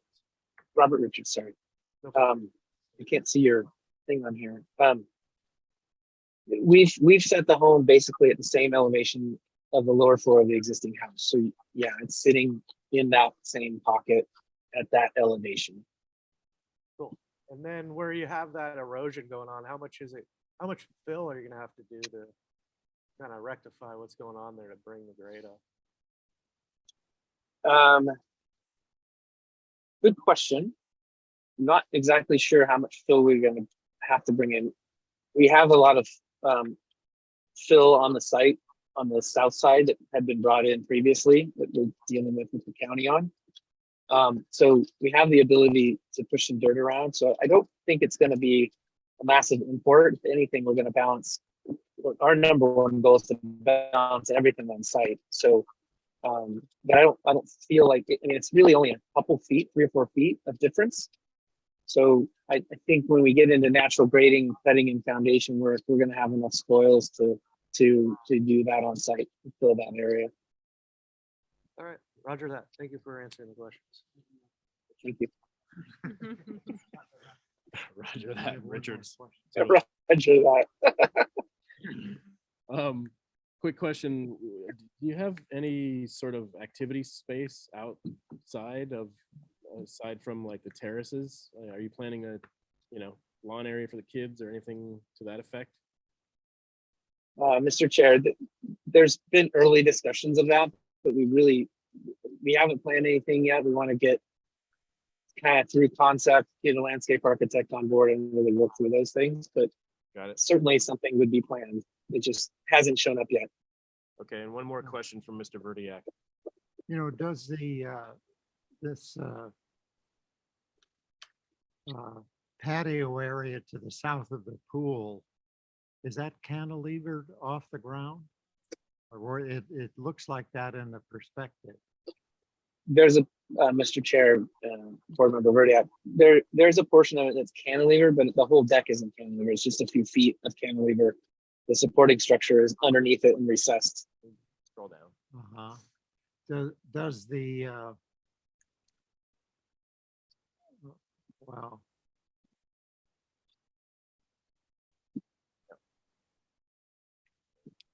now is that area going to be landscaped or hardscaped? That patio is hardscape at the moment, and then around it would be landscaping. Zoom in on that top one. And then just scroll down. Okay. All right, I think that does it for questions. Let's move to public comment. There's no one in the audience and no attendees. So if anybody wants to push *9, they can. But otherwise, let's bring it back to the board for comments. Mr. Peugeot. Well, it is a pretty ambitious project. I'd like to know a little bit more about the site. I think we need to have some site sections, going from, 100 feet or more on each direction, just to get more of a feeling of how the house fits into the topography. It is a long house on the hillside, and that it's worrisome in the sense that it makes a very strong statement, and it's hard to evaluate right now how exactly it will work, but it seems that it's really long. And I think from what I hear from the comments from my colleagues is that there is a way to split the house, to have like when I'm looking at the picture, what's on the right on a different elevation, and that connecting terrace somehow to go away or to change into something else, so the house doesn't appear to be so dominant. That's what I see right now. I'd like to see more information. I think by having the longer sections and maybe more representation of what's next to it, left and right, top and bottom. But I am somewhat worried about the mass and the appearance from a distance, and how visible it is, how it will look against the hillside. I'm not sure if it goes completely against the hillside, or when you look from above, from below, there's still more mountainside above it. It's hard to tell, but that's what I'm thinking of. I like the style, but I wonder if it's a little bit too aggressive for the area. Those are my comments. I mean, this is John Verdiak. I think that your space planning and your concept is very imaginative, and to be able to take that space down below and integrate it with the pool area and then open the doors like that is a good concept, and it works. I think that that area there that's paid, that you're indicating as being hardscape really should be lawn or some sort of planning. I think there's too much hardscape there. It would be too, kind of unlivable and maybe in some sense self-defeating. But I think that the planning concept that you have is unusual and could be very successful. Okay, thank you, Mr. Verdiak. Kaylee. You forget my last name. Hi, Clay. So I think the architecture is pretty cool. I agree with the previous comments. There's just some site planning question or comments I have. If you're putting the finished floor, I guess mostly I look forward to seeing the civil grading plan or a more detailed landscape plan, because I think right now the finished floor of the existing house is at 400 and the road is at 412, it looks like. And the way your new driveway configuration is very elegant, but I think it's going to make the circulation portions of the driveway really steep, like in my very brief estimation, maybe 25% slopes. This is just trying to scale off the computer, but so I would just look at that, where your finished floor really is going to end up, because I'm sure that will affect your building heights. And then the hardscape in the backyard, I think, so the loggia, the shaded area looking out at the pool will be wonderful. But I think that, to Chris's previous question, that concrete patio, we'll say page south, like you're saying, is not as functional except for maybe for events. And I was thinking, as you study the grades and the outdoor spaces a little more, pushing the pool to page west a little bit further from the house to give you some shade and some sun patios more related to the pool and the social spaces of the house. And then maybe you can pull in some of that large, less functional patio space to the page south. So that's it. Okay, Mr. Richard. And probably not the best explanation. Okay, so yeah, I really like the project, and I guess one concern that I have is there on the, I guess it's the master suite being right up there against the setback, is potentially, if there's any conflicts with the neighbor. So I think it'd be helpful to maybe see a site plan that showed the neighboring structures, just so we can kind of get a sense of, are there any potential impacts on them there? And then also, I was asking about the grading on the site, because that one area there where it looks like it's between the guest house and the garage, where you got that terrace kind of coming out, it looks like that's gonna be like 10, 12 feet out of the ground there. I don't know, maybe I'm kind of wrong. I just kind of reading off of your survey, and is there another question of like, how visible is that potentially from the neighbor? So I don't know, it's a pretty tall building, and I could see that, bringing all this out of the grade like that could potentially make it really visible with all the glass and whatnot. I mean, the architecture is clearly beautiful and well thought out. And I agree with Chris too, that there's opportunities to, potentially set up some other outdoor spaces and the retaining walls, and I'm sure that'll get flushed out as you get a landscape architect involved. But generally, I give you positive comments, and I like to see where it continues to go. So thanks for presenting it. It's a cool project. Thank you.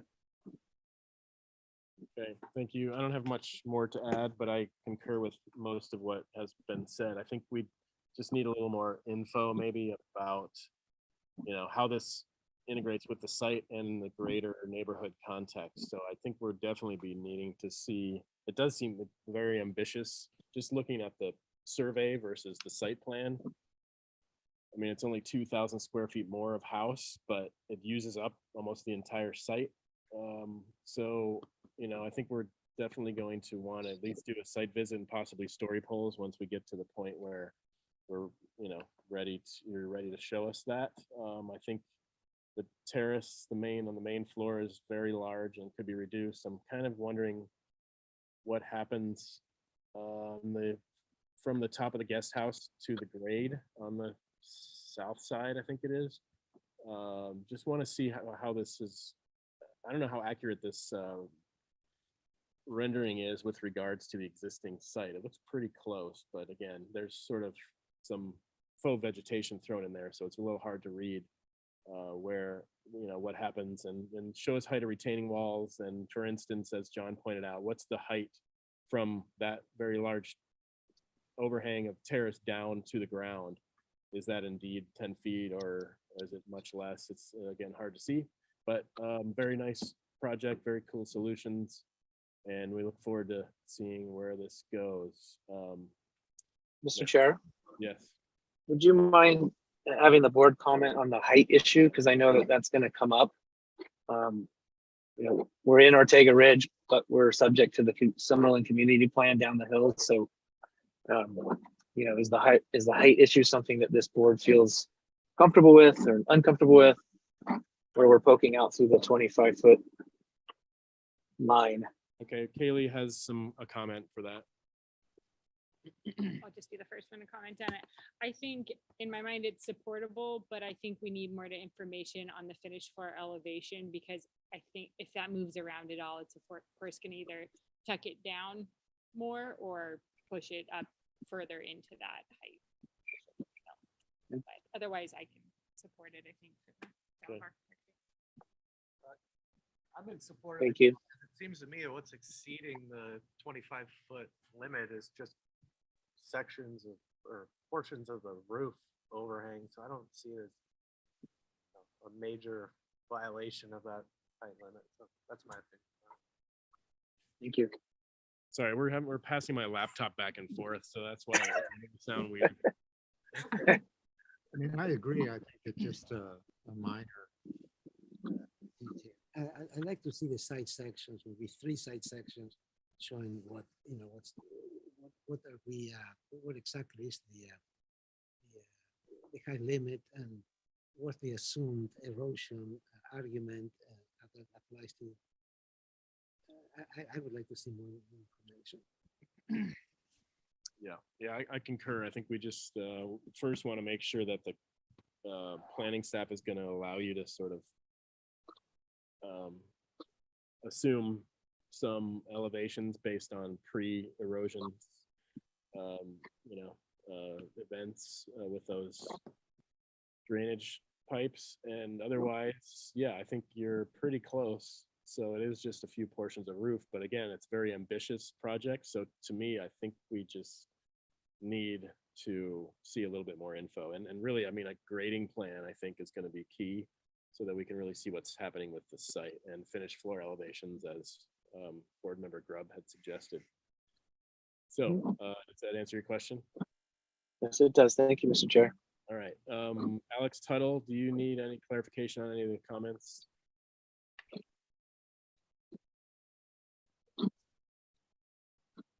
Well, I probably caught about 35% of what was said, but I'll read back what I did catch and see if it covers it. All right, that sounds. Provide site sections for the site in each direction. Study ways to reduce the length of the residence to reduce its massing and visibility. Restudy finished floor of residence as it relates to driveway circulation. Consider pushing pool further from house. Show adjacent development on site plan. Further study of outdoor spaces as necessary. Terrace on the main floor should be reduced. Height exceedance may be supportable, but we'll need more information. Grading plan required, and site visit with story pools likely required as the design progresses. Yeah, I think that's, he said that. I think that's a good part of it. The thing you might have missed was that the county could get some decent technology in this room, so that we don't have to. Yeah, I didn't hear that. Say again, you're breaking up. Must have missed that one. Ms. Grubb, did you have an I additional? just wanted to clarify, so, because not all patios we thought should be reduced, just that southwest one. Yeah, yeah, I just didn't want the comment to be too generic. Oh, as far as. It's sorry, the what? Okay, so the as far as the reducing patio sizes, it was just was for the, Just that, I think, page southwest concrete patio, it Yeah. wasn't a holistic request to reduce hardscape. right, yeah, it's mainly focused on that southwest patio, but That one. yeah. Southeast, correct, I was yeah. saying page southwest, because that's like, was describing it. But which one are we talking about then? The big concrete one. The big. South patio adjacent to the garage. Yeah, that's, I don't know, wherever it is. So what about the south patio adjacent to the garage? That's the one we referenced to study reducing. Study in reducing size. the size of that patio. Is it when I said, is that the same as the terrace? Yes,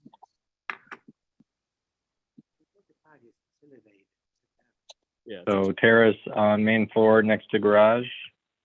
yeah, adjacent to garage and guest house, or I guess parking area. Yeah. Board is concerned about size and lack of vegetation. And connection to the adjacent site. Or not adjacent site, but to the site itself. Okay. Any other final comments? So here for conceptual, return further conceptual when you're ready. Great, thank you, Mr. Chair. Thank you, board members. All right, thank you. That concludes the meeting. Does someone want to make a motion to adjourn? That was Alex Peugeot. He made a motion to adjourn, and we got a second from Ms. Grubb, and all those in favor? Aye. Thank you all. We'll see you next time.